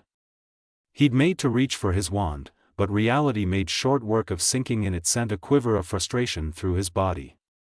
But Harry adamantly bit it back and set to searching for a cloth, and as he mopped, he counted 9 days, 216 hours, 12,960 minutes. He could do this. As Harry's feet dragged him downstairs, he felt inordinately blank. Just void of any feeling or emotion. Take a blank sheet of paper for comparison, and you wouldn't be able to differentiate the two. His face felt lax, too. It was the strangest thing. Just numb. Instead of ruminating on that near mental meltdown he'd just had, his thoughts were of the calming draft he was about to brew. Oh, Harry was still hellbent on altering it to better fit his condition. By the sound of it, Harry had understood that Snape would have his hands full with his own potion, which made things all the better. Brilliant. It would give him more opportunities to execute the endeavor unnoticed. But, Merlin, he was brewing that calming draft no matter what. He was craving sleep like water in a desert. And if no one could help him, then Harry would help himself. 3 short raps on the door, the same that had given him splinters last night. Not a minute passed before it was swung open to reveal a scowling Snape. "I'm ready to brew the calming draft, sir." The Slytherin's crease between his brows deepened. He seemed to be studying Harry with the most indecipherable emotion. "You are unwell. Perhaps another time." He made to close the door, but Harry stuck his foot to stop it, feeling his anger flare. "I'm fine. Indubitably. Bloody high need that stupid potion." Harry forced himself to deflate a bit and meet the dark eyes with more composure. "Please. I'll keep out of your way." Snape sighed, pinching the bridge of his nose as he always did when he seemed exasperated. "How are you feeling?" he bit out. "Peachy. All right. Just a bit of an upset stomach," Harry said in his most determined and offhanded voice. Merlin, had those words really come from Snape? The dark eyes narrowed. "Did you take the stomach soother, lie or truth? Pride or expedience?" "Yes, you are a terrible liar, Potter." Harry raised his hands and let them fall to his sides, but then felt awkward and pocketed them. "I didn't need it. Really, I'm fine. I won't vomit into the cauldron, if that's what you're worried about, sir." Snape rolled his eyes and sighed another time, this time more relentingly. "Very well. But do not bother me." He stepped aside to allow Harry entry, who felt his heart leap to his throat. He quickly strode past, and without any preamble both wizards set to their individual tasks. Snape's workbench was a cluttered, yet organized, mess of potion ingredients, brewing tools, and several cauldrons that were set out and exuding different colored smoke. It smelled of turmeric, though a bit sharper. And something synthetic. But this didn't concern Harry. Harry filled a cauldron with the appropriate amount of water and set it over a burner. While that was set to boil, he quickly collected all the ingredients he'd used last time. Nothing had changed, and his relief was in that he would be able to brew the draft twice as fast. Efficiency was key. The sooner he would get this over and done with, the better. He set to mincing the bloodroot into 5mm cubes, and then set to measuring out 16 grams of calendula seeds with brass scales. "Potter, oh, bugger." On the other side of the room, Snape was holding something up blurry in Harry's vision, but a small jar by the looks of it. "I have the calendula seeds." Harry's eyes widened. "Then what do I?" He picked up his jar of alleged calendula seeds and squinted at the label. "But these are also calendula seeds." "I have only 1 jar of calendula seeds in my stock, Potter." Unsure of what else to do, the boy approached the professor with the item. Snape set down his stirring stick and snatched it right out of his hand. What he did next, Harry could have never foreseen. He stepped away and held up the jar at a meter's distance. "Read it." "He can't be serious." Harry squinted, but the bloody letters appeared an illegible mess. He chose to blame it on Snape's excessively spidery scrawl. The Slytherin inched slightly closer, but Harry still couldn't make anything out. Snape's antics were really starting to get on his nerves. Snape huffed out a breath and set the jar down. "Hand me your glasses." "What? Why?" Harry instinctively drew back. These old things was all he had, else he was as good as a blind worm. "Oh, for Merlin's sake, I will not curse them. Hand them over or else clear everything away. I will gladly assign you an essay instead." Of course he would use an ultimatum. Begrudgingly, Harry plucked off his old, scratched frames and placed them into the outstretched palm. He felt a small, unsettling jolt of fear as he did so, but refused to let the weakness show. Snape began muttering a bunch of occulus-something incantations over them with his ebony wand. He would sometimes frown. Harry wasn't sure what to make of that. A purple glow encompassed the frames, and Snape handed them back. Harry immediately donned them, but no sooner had he done so than he gasped. He could see. Not just see, but see. Everything was at least 60% sharper. He could see the intricate wood texture of the workbenches, see some spilled flakes, see a bit of the text in a book lying open atop it, and, "Wow," he breathed to himself. He knew he must look like an imbecile on drugs, grinning and craning his head in every direction as though he were seeing the world for the first time, but he couldn't help it. It was inexplicable. Harry suddenly felt like his chest had dropped a weight he'd grown used to, and it was suddenly easier to breathe. "Thank you, sir, this is absolutely brilliant." Snape halted him with a hand, expression bored. "Save your accolades. I merely cast a temporary vision-enhancing charm. It should wear off in about a week, but at least now, hopefully, you won't mistake carnula seeds for calendula seeds. 1 gram, and you could have blown us up," he chastised. The mirth drained from Harry as he felt himself blanch. The boy grabbed the jar he'd put earlier, and, sure enough, it read, "Carnula seeds." He sheepishly set it back down to swap it out for the one with calendula seeds, and retreated back to his station, where the water in his cauldron had already reached a boil. Harry took a deep breath and gave himself a quick recap of the recipe. He began mushing those 16 grams of calendula seeds, which he then plopped into the cauldron, and started stirring clockwise 6 times. Next, Harry added in the minced bloodroot. When he'd gone to collect the ingredients he'd need, he'd remembered that Snape was out of peppermint oil, so he'd picked up the herb fresh. He made short work of extracting the needed amount of oil and poured the sap-colored liquid in. As expected, the potion turned a gradient of red-green. Harry steeled himself again. This was it. The potion was to simmer for some 15 minutes, and then would come the predominant ingredient. The valerian root. He would have to start preparing it now, though. Those same knots from earlier made their resurgence in his stomach, twisting themselves in trepidation and something that felt like giddiness.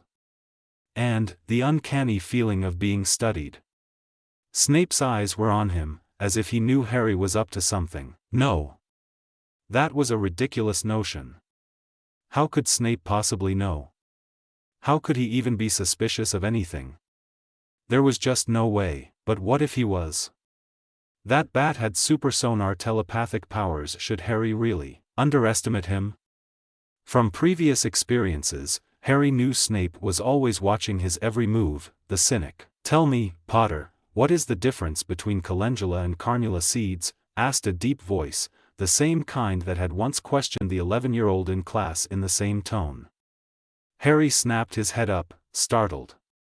Snape was wiping his hands on a cloth, and a stick was slowly stirring the cauldron that was now exuding soft blue smoke. "It's not part of the recipe," replied Harry slowly, thinking it was a trick question.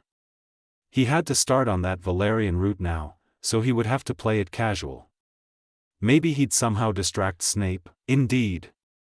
Answer the question. "Third-year material, Potter," the man drawled sarcastically. Harry was already grating the valerian root. Its sharp, pungent scent stung his nose. I don't know." But before Snape could say anything, Harry hastened to add, "But I read about calendula pollen. It's often used in healing potions because of its anti-inflammatory properties? Is that an answer or a question? Snape had since inched closer to Harry's workbench, and the boy was under the unnerving impression that he was growing suspicions. Was Harry really that transparent? You're just paranoid. Answer: humph. In essence, yes. Calendulas contain bisabolol, an essential oil commonly required for medicinal brews, confirmed Snape. He was eyeing Harry's grating the valerian root with a wooden expression, his fingers steepled on the other side of the bench. However, the seeds differ from the pollen substantially. But my question was concerning the seeds, Potter. I've told you, sir, I don't know. Snape sniffed. Disappointing. For your information, Potter, carnula seeds contain fluorine, a highly active halogen that calendula seeds lack. Fluorine reacts hazardly to cesium, which is a component in bloodroot. As a result, the combination of those two elements could result in an explosive reaction. Harry hadn't understood nearly half of that lecture, but pretended to nod along as he tried to refocus on his task again. Bugger, why was Snape even here? Was he just looking for excuses to monitor what Harry was doing? Shit, what should he do? Should he persevere with his plan or forfeit it? Time was running. He'd done the calculations already. Since he was brewing triple the amount of the draft, for himself and the infirmary batch, he would have to decant 1/3 for himself. So, by standard proportions, he would need to add 7 grams of valerian root to his portion, and 14 to the rest. But that amount wouldn't merely do it for Harry, so if he wanted to add 9 grams instead of 7, its valerianic acid would have to be neutralized with 3.6 grams of something called bicuculine. He hadn't even been able to pronounce it when he'd read about it yesterday. It should, in theory, block the receptors responsible for the harmful effects of the sedative. There was only one herb in potions making, from what that one potions book had told him, with a lot of bicuculine galundum slime. Harry could feel his head spinning from that revision. He just barely understood all of that yesterday, but presumed it was safe enough to pursue. If successful, this improved calming draft would have somewhat of a more dreamless sleep-inclined effect on him. Worst-case scenario, the draft would knock him into a coma long enough to expedite the 9 days he had remaining here. Or was that the best-case scenario? Either way, Harry had already picked out the small vial with the vibrant green slime earlier. The Gryffindor inconspicuously tried to roll it away behind the other ingredients, out of Snape's sight. Should the Slytherin see it, Harry had no doubt he would dissect him for potion ingredients. Speaking of the devil, Snape had since stridden to the ingredient cabinets and appeared to be searching for something he couldn't quite locate, judging by the prolonged clanking of glass and rummaging sounds being issued. Harry would wonder why the man wouldn't just accio whatever it was he was looking for, but now was not the time for that. Now was his opportunity. By now, Harry had grated a visibly excessive amount of valerian root, by the standard recipe's parameters. His eyes were definitely watering now and his nose itching as though he'd just inhaled finely ground pepper. His head was also starting to feel a bit light, considering that the valerianic acid didn't have a sedative effect if inhaled, unless boiled. This was slightly alarming. Anyway, now, to measure out the galundum slime. With the proportions prepped and separated, Harry fetched another, smaller, cauldron and eyeballed 1/3 of the incomplete draft into it. Into the bigger cauldron, he added the appropriate amount of grated valerian root, while into the smaller he then made to scrape the pulp he'd mixed with the slime off of the cutting board with the side of his knife. But he never got the chance. A hand grasped his wrist so suddenly that Harry startled and saw the whole pile of said grated pulp slide into the cauldron with a bulbous splash. But before any of the boiling liquid could touch him, he was suddenly pulled back. The boy saw the world spin, and mutinous obsidian eyes locked with his own green ones. Potter. Snape's eyes flashed. I knew it. I would ask if you are trying to drug yourself, but that much is evident. At precisely that moment, the cauldron coughed out a puff of vibrant blue.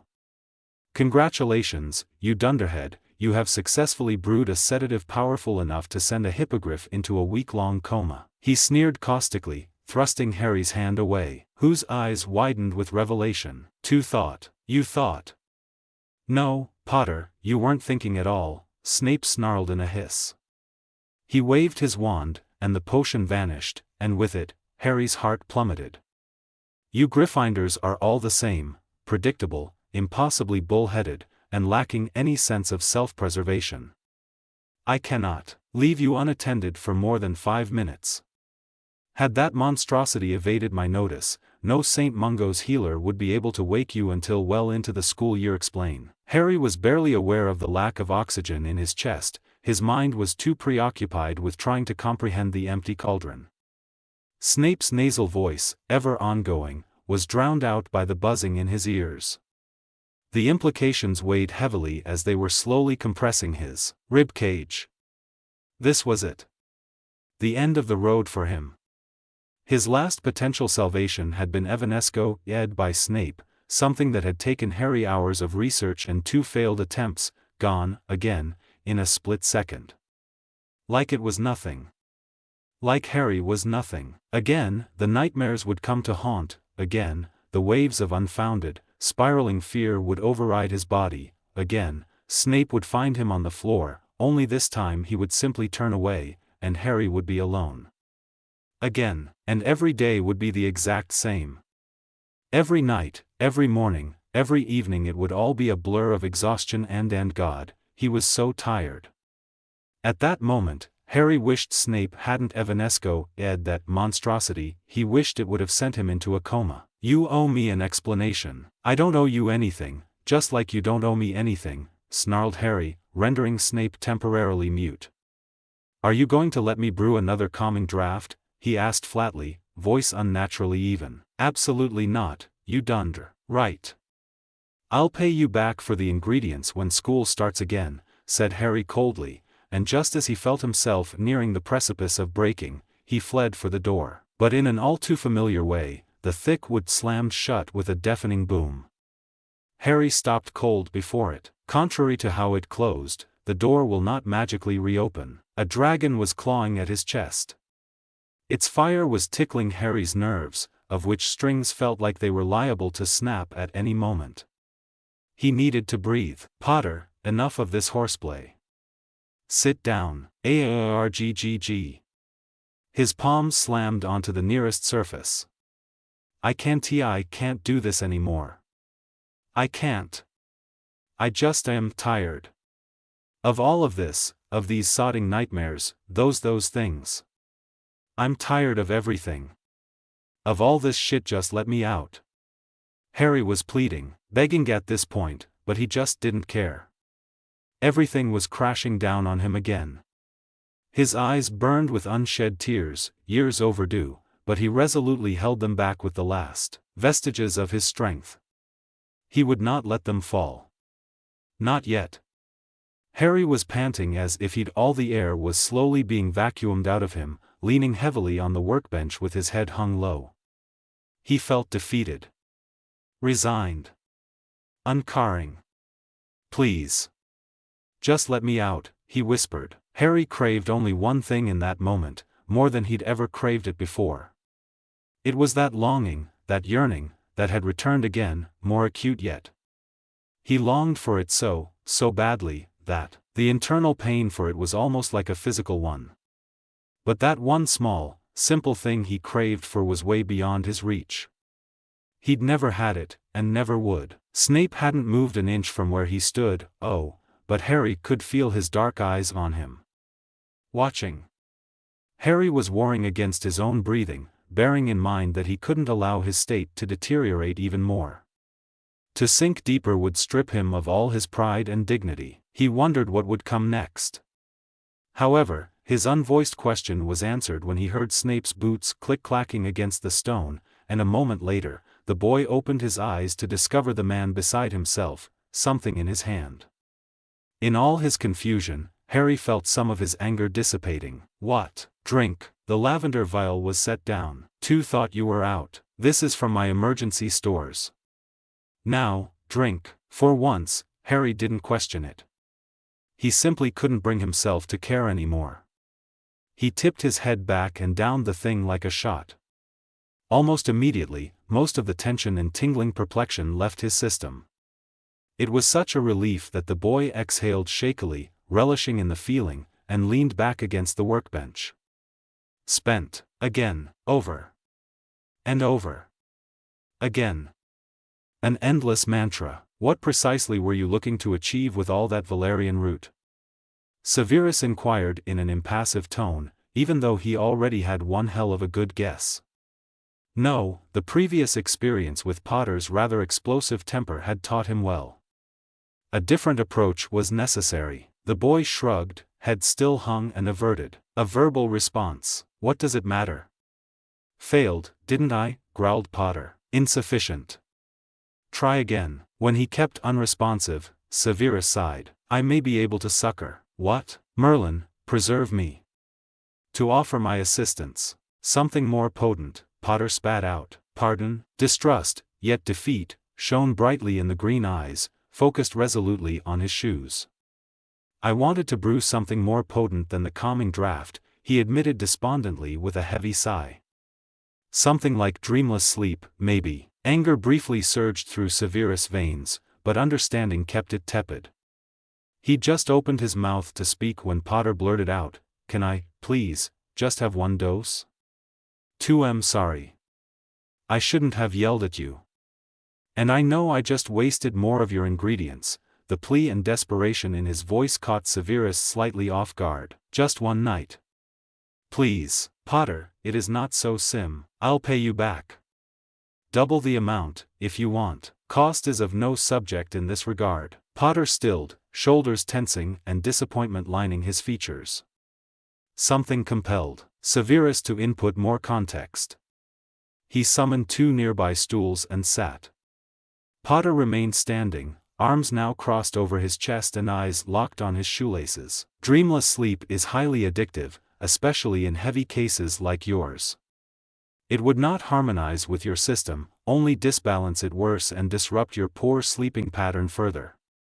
A single use would hinder more than help, and would bring no long-term results, Severus explained slowly, keeping his voice low and even. Moreover, it would leave your mind more vulnerable to the Dark Lord, and would prevent you from waking from a vision, prolonging your exposure to his mind. At precisely that moment, Potter lifted his emerald gaze, and Severus felt something thick and bulbous getting lodged in his throat. Those were Lily's eyes, ridden with exhaustion and defeat. Resignation wasn't too far off either, Severus recognized it all too well. Those were the same eyes he'd met yesterday upon gaining consciousness, belonging to the teenager who had, quite literally, saved his life. And quite suddenly, that was all Potter appeared to be, a teenage boy, sinking deeper and deeper by the numerous anchors pulling him under. Then, what am I supposed to do? The boy whispered brokenly. Severus swallowed. There isn't a single potion or medication that will help you until you, yourself, contribute to rectifying your mind. A calming draught is merely an ephemeral solution, and a very limited one at that. You are correct in the sense that its potency level isn't appropriate for you, and hence would only serve to calm you slightly. But if not taken in moderation, you run a risk of it sending yourself into a vegetable-like state. Potter sighed, still leaning against the wood.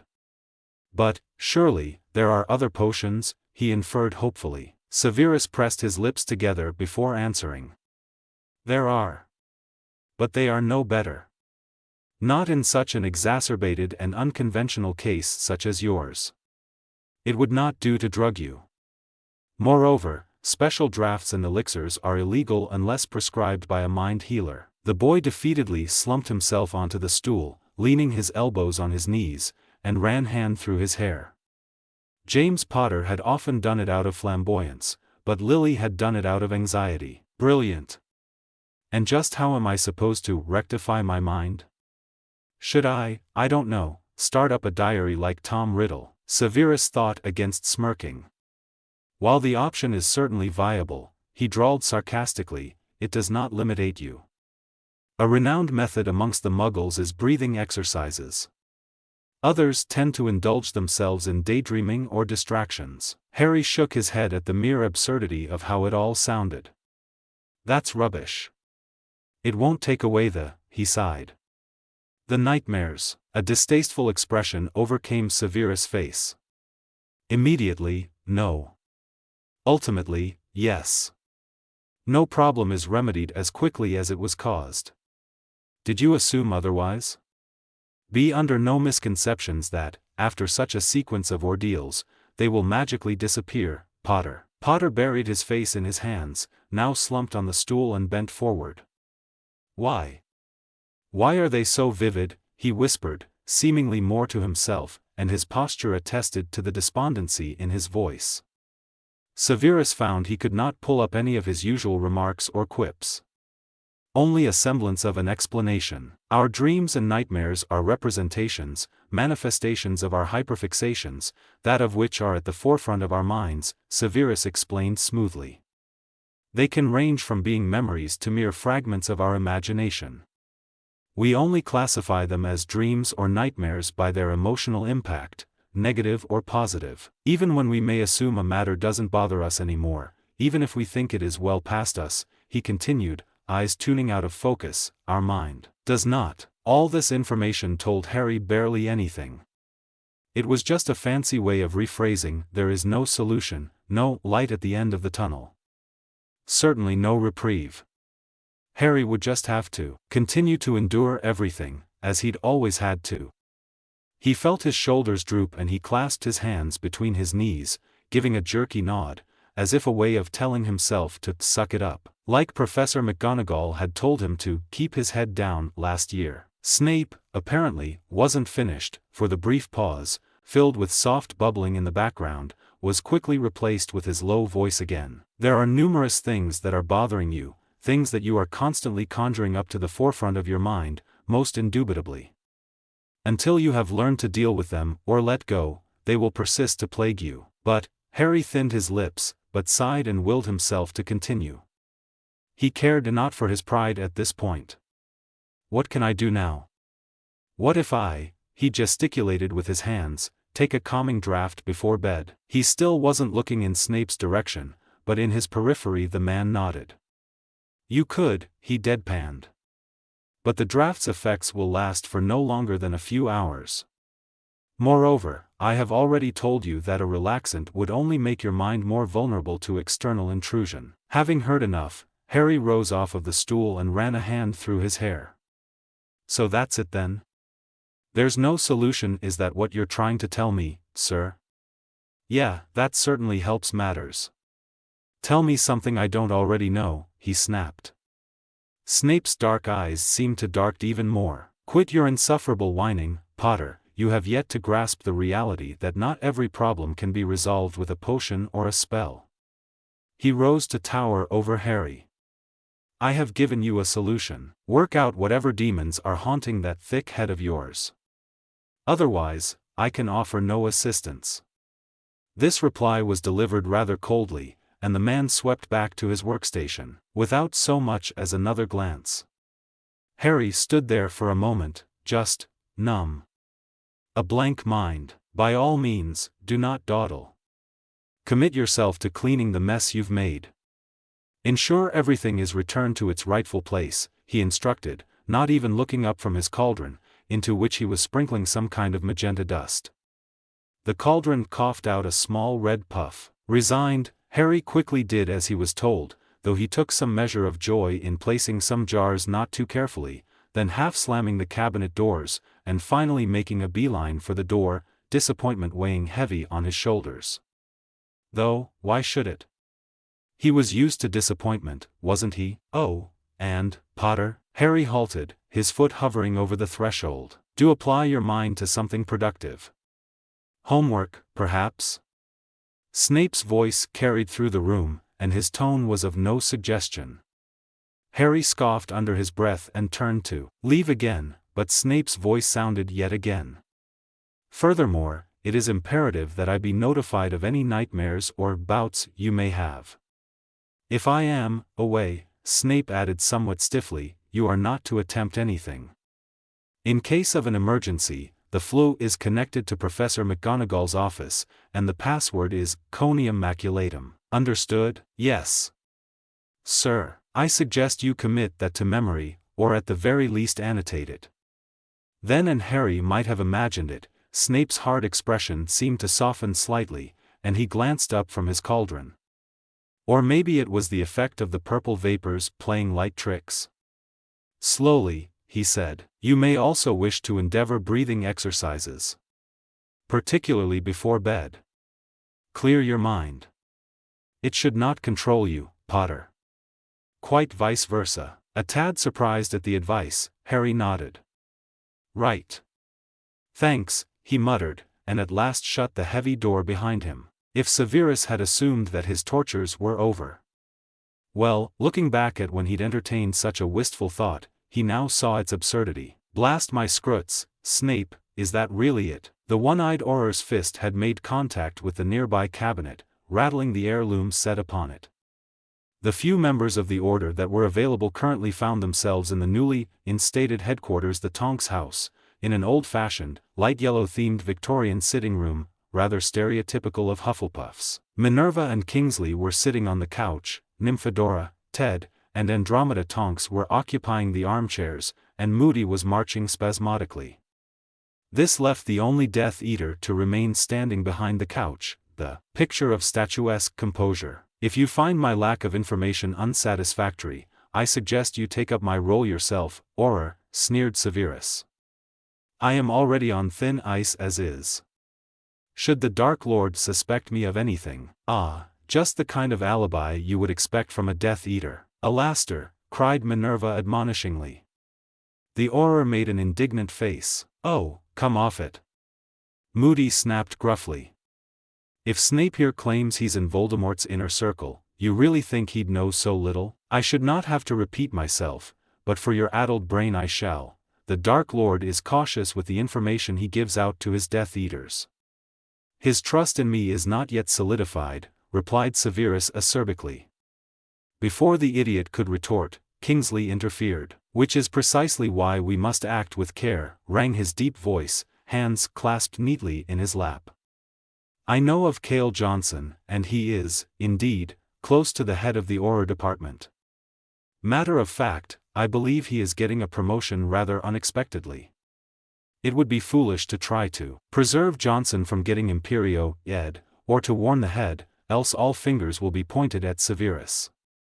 It should seem as if we are unsuspecting of anything. Then what should we do? Asked Minerva, crinkles of worry pooling around her eyes, which were darting anxiously between Severus and Kingsley. Nothing, Kingsley replied.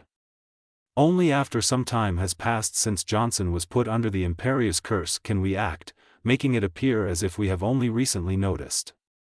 For the time being, we will simply have to let things unfold. Nymphadora spoke next, exuding a puff of frustration. But with the 26th coming, that will only give you-know-who an advantage, she said matter-of-factly.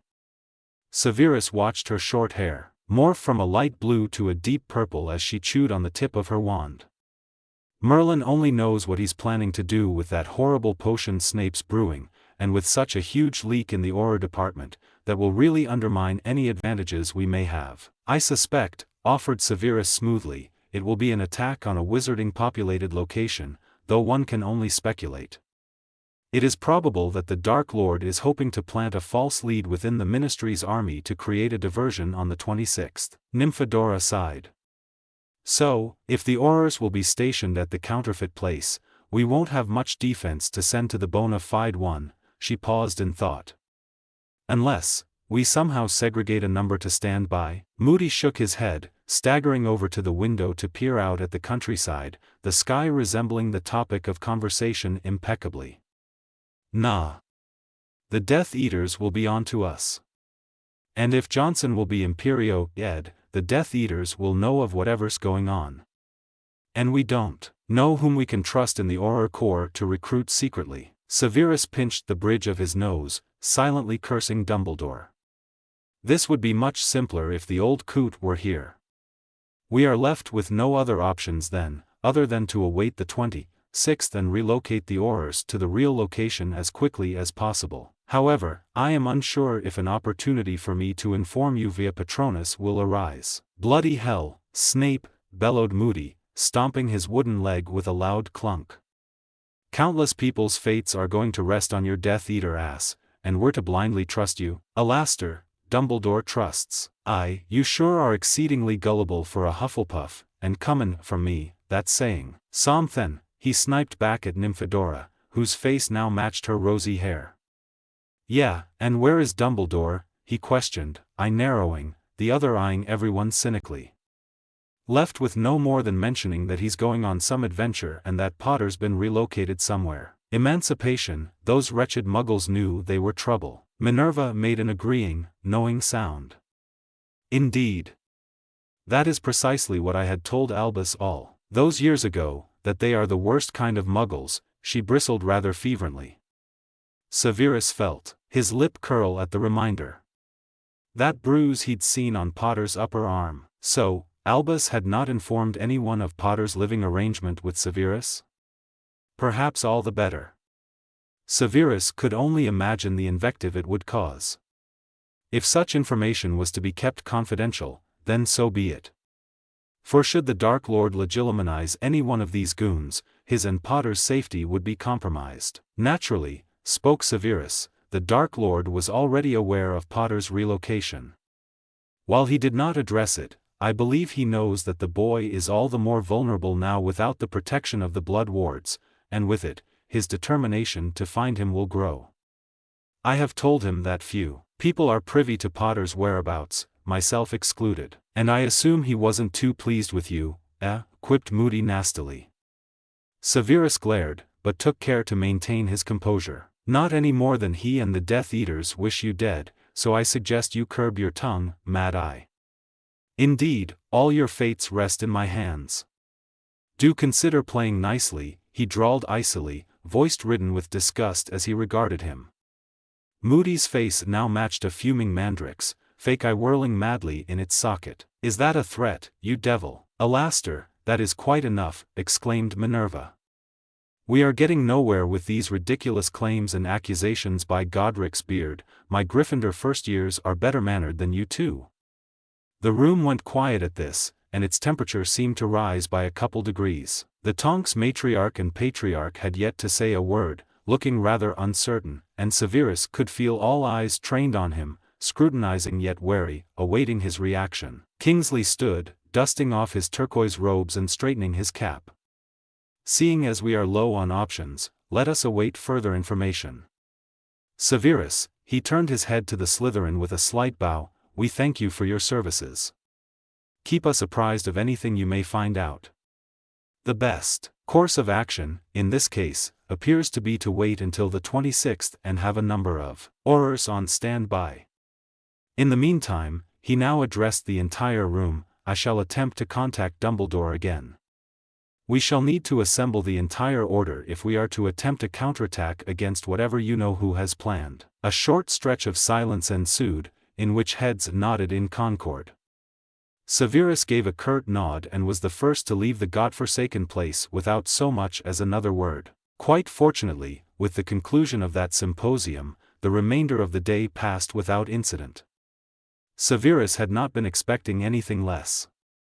Matter of fact, every meeting was rather predictable, and much like now, it left Severus in a decisively foul mood. He was absolutely seething at the circumstances, including Albus Fuckingdore's oh-so-conveniently timed absence. The old coot had simply washed his hands off of everything, Potter included, and left the Order and Severus in the midst of such a critical time. Upon Severus' return to Cokeworth, he'd gone straight down to the lab to finish the final stages of the 5th base. Quite fortunately, the potion's master had been most pleased that the potion was well underway to thickening to the appropriate consistency.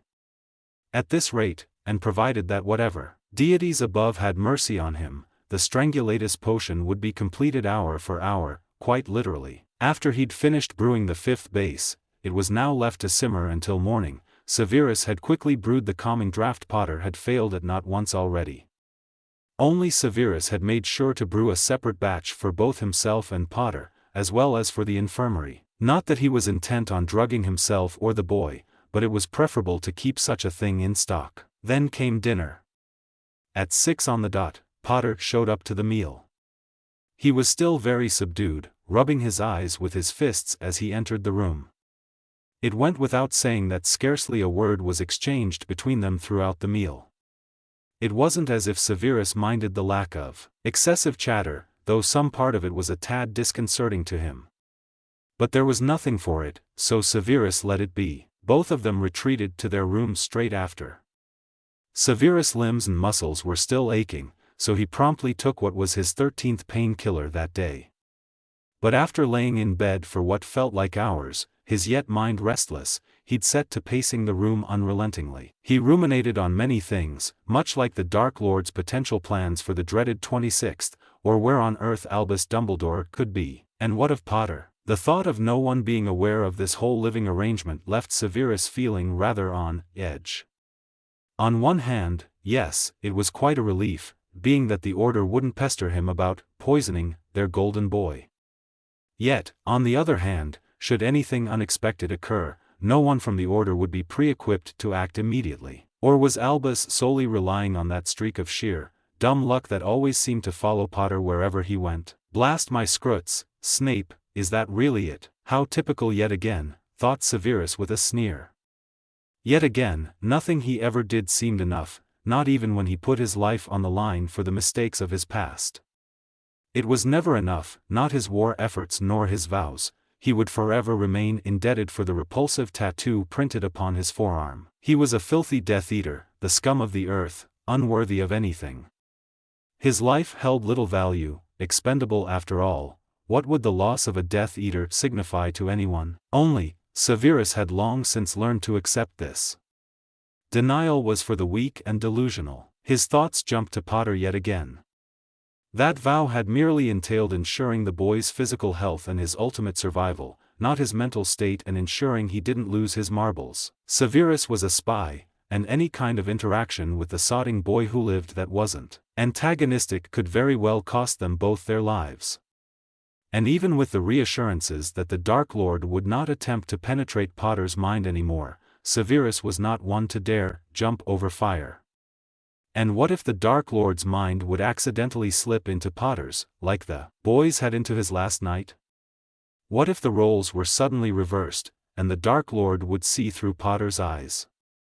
With the barrier between both their minds as tenuous as it, undoubtedly, already was, it was only a matter of contingence. But Severus also knew he couldn't leave Potter to his own devices, at least not now. The boy's deteriorating mental state would only continue to eat away at his mental shields, those barriers that must be just barely keeping the two minds separate. It was making Potter's mind more vulnerable, and could very well result in an unintentional leak. Moreover, what of the mental toll this would, undoubtedly, have on the teen? All bias aside, Potter was a human, not some war weapon. But what on earth was Severus to do about it? He would never, Merlin forbid, mollycoddle the brat. And he was no sodding nursemaid or mind healer either. So, the solution? He would offer minimal assistance, but only what was expected of him. Severus stopped dead in his tracks. This led him back to the question of how, exactly. Something in his periphery caught his eye. On the bedside table stood a single framed picture. Matter of fact, it was the only framed picture in the entire house. The only exception, dangerous as it was, that he'd allowed.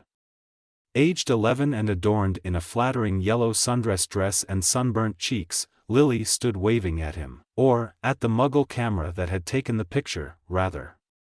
It was an old artifact, the bright summer colors long since faded. Severus refrained from magically restoring it, given its Muggle origin. Severus picked up the invaluable and, before he could stop himself, caressed his thumb over the frame. Grief and guilt resurged deep within him again, the feeling still often felt as raw and acute as they had 15 years ago. What kind of life could he be leading now, had he chosen differently in his ill-guided youth? He'd been so blinded by the stereotypical Slytherin thirst to prove himself that he'd failed to focus on what he'd always held dearest. It often felt to Severus as though he'd never stop mourning the loss of the person he'd held and still did dearest of all. His childhood friend, the only person who had even shown genuine kindness and benignity towards him. The loss of Lily's friendship, of her warm spirit and laughter, had left a gaping hole in his chest that seemed forever unfillable, as not a day went by that he didn't mourn the loss of her friendship. Oh, but of course it sounded most ludicrous now he, a grown man, reminiscing over the distant past. But that past had ruined his entire life, had caused the ripples that had led to tsunamis, and Severus seemed cursed to bear the weight of its repercussions for the rest of his life. And, oh, the cruel irony. Lily's son was currently slumbering away in Severus' childhood bedroom at this very precise moment. The son, whose parents he'd indirectly killed. The boy, whose father had been Severus' sworn enemy. The symbol of what might have been, but never was. And yet, the boy who'd saved his life last night. The boy who was sinking deeper and deeper. The clock suddenly chimed 9. Severus set the picture down and ran a hand over his face. He desperately yearned for rest, at the least a modicum of it. The day had been eventful, to say the least, and he was sure that if he didn't get any sleep tonight, he would be ill-equipped to deal with tomorrow's fresh hell. So Severus slipped under his bed covers and tried to occlude his mind in an attempt to keep his own demons at bay. But it wasn't until several hours later that he actually managed to succumb to an uneasy sleep, only to be reawakened by a strangled cry. Severus shot up in his bed, straining his ears while his hand slithered under his pillow for his wand. With bated breath, he listened, heart hammering in his chest, and there it was again. It came as a suffering moan this time. Potter's moan. Severus sprang out of bed with legerity and pressed himself to the wall to listen. Meanwhile, he checked if the wards had been breached. Nothing.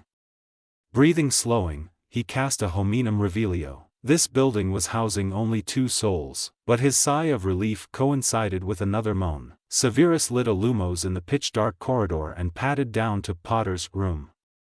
The sounds became more distinguishable, and even a thud was heard. Severus entered, door creaking.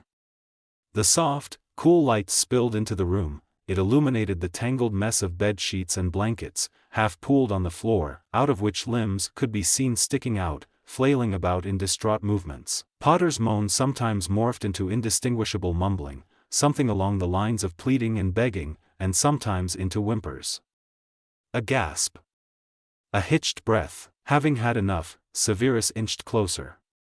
He placed his wand on the bedside table and whispered, "Potter." The boy's face was not visible, save for tufts of his hair. Severus tried again, louder this time. And louder. "No hark. Go way. No. Siri, s. Plea. Se. Oh, for Merlin's sake, Potter, wake up." Severus grasped the tangled mess and pulled, disentangling the mass of limbs from the binds. Potter's frame rolled to the other side of the bed like a ragdoll, and he shot upright, nearly falling over the edge too. His head swiveled in every direction, body shaking with the force of his ragged breathing and his nightshirt clinging to his chest. Green eyes locked with his dark ones, and the boy's breath hitched once more, as if a shockwave had rolled over him. Never before had his mop of hair resembled a sea urchin more than it did now. "Yes, sir." "Sorry, did I wake you?" The boy swallowed hard, clearly struggling in his bid for composure and horror in his glazed-over eyes. "I'm sorry. I'm all right. You can go." "Potter, for once in your life, shut up," interrupted Severus, though not as harshly as he'd intended. Potter's trap shut with an audible click, but his trembling only increased. A moment passed between them where they just stared at one another, neither quite sure what to do. But Severus couldn't seem to unglue his gaze from the distraught boys, whose green orbs were wide with pure fear, shock, and panic. Desperation. Unvoiced desperation. Should he bring Potter a calming draught? Should he leave him alone at all in this kind of state? Well, it wasn't like there were any better alternatives he could offer. Of what use could his presence be? Mind made up, Severus swiftly spun on his heel in his snap decision. But before he could so much as take 2 steps in the door's direction, a frigid cold hand suddenly grabbed his sleeve. "What the Potter, you require a calming draught. Stay." The word had been whispered barely audibly, but ridden with such raw fear and plea as Severus had never heard before. The boy's head was hung, deliberately in an attempt to hide his face. "Please. Tu Dante Cantalone." Severus was rendered speechless at the request. More moments of silence stretched time, and Potter's grip had since started to slacken, but his shivers and trembles vibrated through Severus's body through the contact, and he wasn't sure whether it was the thought of Lily or the unforeseen empathy coursing through him or even the events of last night, but slowly, Severus nodded. All right. There was an audible exhale of relief, and the teen started to draw back, though he continued to clutch at the fabric of Severus' sleeve still. Severus watched the teen's face closely, head now slightly raised. Something akin to fresh horror seemed to be dawning in his eyes, perhaps at the realization of his request. Severus had never felt so unequipped for a situation in his entire life. What should he even do? As if only then realizing it, Potter severed the contact abruptly. Severus huffed out a breath and, following intuition, knelt to the floor in front of the boy so as to have a clear view of him. He looked at him evenly. Plant your feet on the floor. The command seemed to take several moments to register with the Gryffindor, but he eventually complied. He shifted closer to the edge of the bed and swung both legs over the mattress. They were barely long enough to reach the floor, so Severus grabbed both his ankles and pinned them to the cold, hard laminate.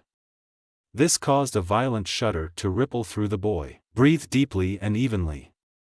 Follow the sound of my voice, drawled Severus in his baritone voice, low and steady. Breathe. Two can't. You don't have a choice. Breathe. In. Hold. Out. In. Hold. Out. In. Concentrate, Potter. Think of nothing. Clear your mind.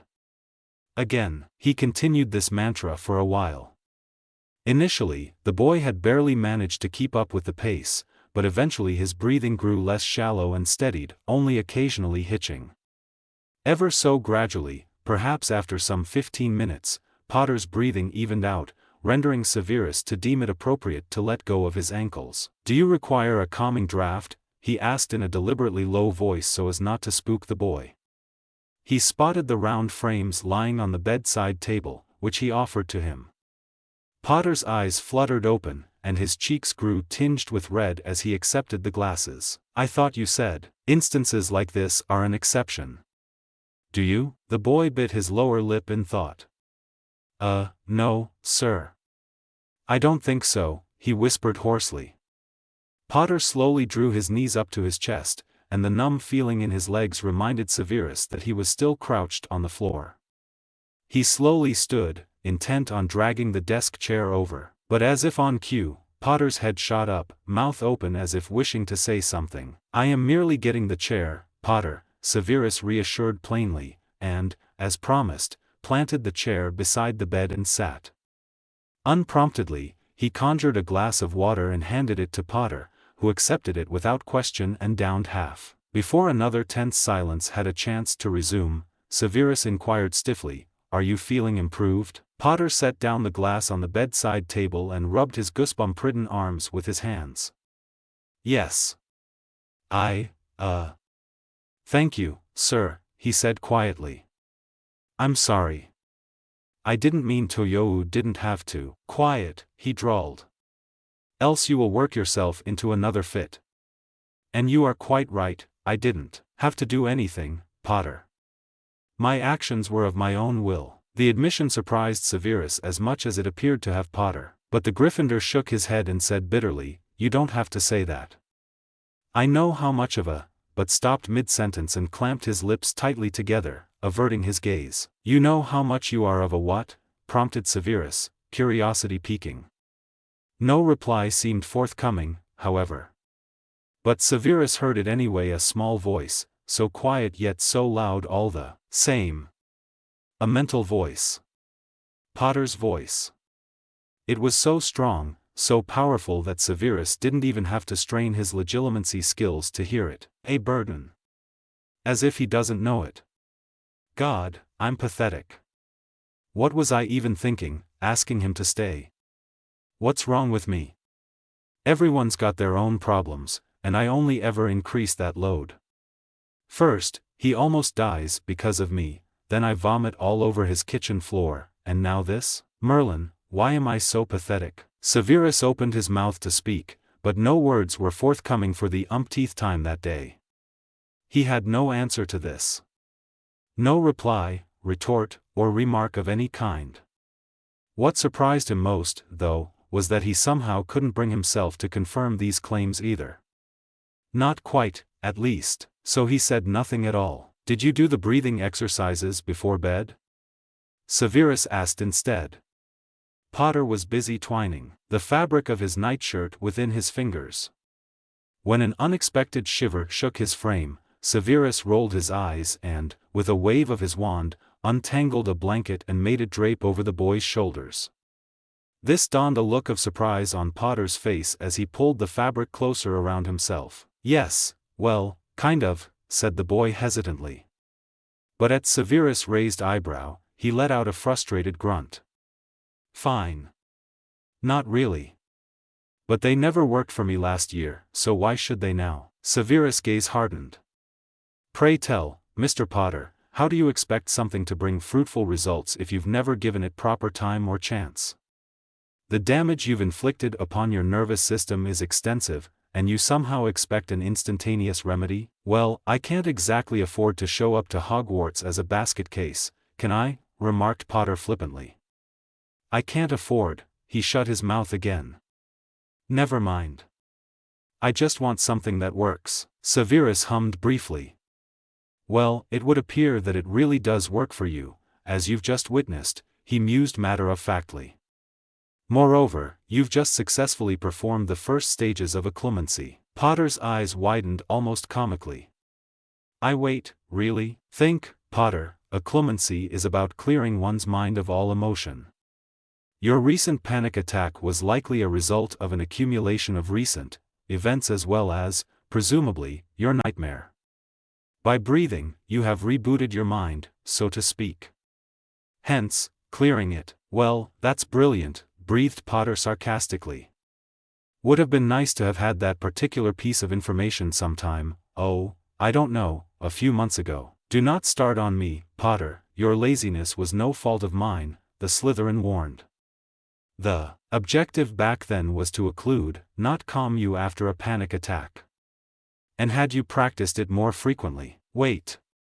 All vexation seemed to have suddenly drained from Potter's face. "Does that mean that occlumency can help with," he gesticulated, "this?" Severus hesitated a moment before answering. "In essence, yes," he answered slowly.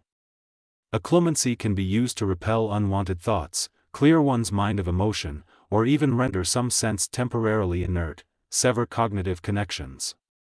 It is done by erecting mental shields." However, he donned a warning tone, locking eyes with Potter's. "Occlumency can be both an asset as well as a detriment. It is dangerous, and merely a temporary solution." Potter shifted slightly on the bed, posture signaling curiosity. "How so?" "Sir, resorting to occluding your thoughts equates to setting a time bomb, Potter. Think of a bottle." Severus drew his ebony wand again, sending the Lumos orb to drift up to the ceiling, and conjured a glass bottle to hover mid-air. He tapped its neck with the tip, water slowly started filling it. "What is happening?" Severus asked. For a moment, Harry wasn't sure if Snape was being serious or testing Harry's intellect. "It's filling." Snape gave a curt nod, but said nothing. Harry continued watching as the water level kept rising, until it finally spilled over. Water, glittering in the light, trickled to the floor below in noisy plops. And now, it spilled over. All traces of the mess vanished. You may apply the same answer to your question. Eventually, everything will spill over, that being your bottled-up thoughts and emotions. And when it does, it will be too late to prevent a mess. Oh. Harry rubbed the back of his neck and cast his gaze downward. "I guess that does make sense. But I don't want to try occlumency again," he hastily added. Snape scoffed at this. "I was neither suggesting nor insinuating." As a change of topic, he asked, "Are you certain this wasn't a vision, Potter?" Potter nodded immediately. "Yes. I would have told you otherwise, sir. But it was just a nightmare." The boy's eyes suddenly glazed over and tuned out of focus. They left Severus to his imagination of what kind of hell-sent dream could have reduced the teen to such a distraught state, but given the demons that often plagued his own sleep, he didn't need to strain too hard. "Sir," spoke Potter softly, staring at the wall. "How do you do it?" "Do what?" A small shrug. "Just deal with everything. It feels," his voice was reduced to a whisper, "suffocating." It was Severus' turn to shift in the chair, which now felt as uncomfortable as the floor. He could not reciprocate the question's honesty with his answer. Because, truth be told, Severus didn't deal with anything. Simply endured and occluded. He could not tell Potter as such, however, far from the boy's sought-out answer as it was. But suffocating it did feel the weight of all those burdens. Severus quite knew, and suddenly, unforeseen as it was, something much like empathy seemed to pull at Severus' heartstrings. He was looking at the boy again, only as if from a slightly different perspective now. Choosing to avoid the question altogether, Severus rose and dusted invisible lint off himself. "I trust one can leave you to your own devices now, Mr. Potter." He noted the way the boy's body suddenly tensed. Moreover, the look of trepidation crossing the young face didn't evade his notice either. In full truth, Severus could empathize to some degree. Or even a high one. He had not forgotten the pitiful condition the passing of Lily had left him to wallow in. Those first few following months, nay, years, had been a torture of their own. Some nights, those memories still paid tribute to Severus' dreams. Unfortunately, it seemed he'd been sentenced to such a verdict for life, and no reprieve was looming over the horizon. With a small sigh, Severus offered the best he could. "You may take a calming draught to help you sleep, should you deem it necessary." But Potter only shook his head. "I think I'll be fine, sir," he mumbled. Then, he turned his head to meet Severus' eyes with a most reverent look. "I'm sorry to have kept you. And thank you, really. I require no accolades nor gratitude, Potter. Or are you insinuating I should have left you in that state?" When Potter looked momentarily dumbstruck by this question, Severus felt his eyes narrow in suspicion. He scoffed. "Contrary to popular belief, I am capable of human decency." The man collected his wand, returning the Lumos orb back to the tip. "In the future, see to it that you inform me of anything that's transpired immediately. Am I understood?" The Gryffindor nodded as he was already shifting within the bedcovers. Severus Knox aired his wand with a small flick and closed the door on him. Back in his room, the Slytherin unceremoniously collapsed onto his own bed, but was already asleep before his head could even hit the pillow. Chapter End Notes. Sorry for the long wait. 'Tis the season of closing grades and final tests and homeworks. But, again, quality over efficiency, am I right? Thank you so much for all of your support on my last chapter. I seriously don't deserve you guys loudly crying face. Your comments feed my soul. You guys can't begin to imagine the amount of effort that went into writing all that potions/chemistry shit. So this is why we're taught chemistry in school, to write potions, making scenes in Harry Potter fanfiction, huh? Wow. What a revelation. Respect to the PPL that enjoy or are good at the subject, but I could never. Also, I've recently skimmed through a few of my previous chapters, and the amount of typos there just made me cringe so badly. I have plans to revise all chapters once the story is completed. The context won't change in the slightest though, so don't worry. Ugh, does it make it more embarrassing that I'm from the States? Blah. Anyway, do comment/review. I can't believe this story has already gained almost 9K hits. If you have any questions about the story, feel free to ask. As long as the answer won't be too spoiler-heavy, I'll be glad to answer laughing face. Again, not sure when I'm going to post next. In no less than a week or two, that's for sure. Big, juicy chapters coming up.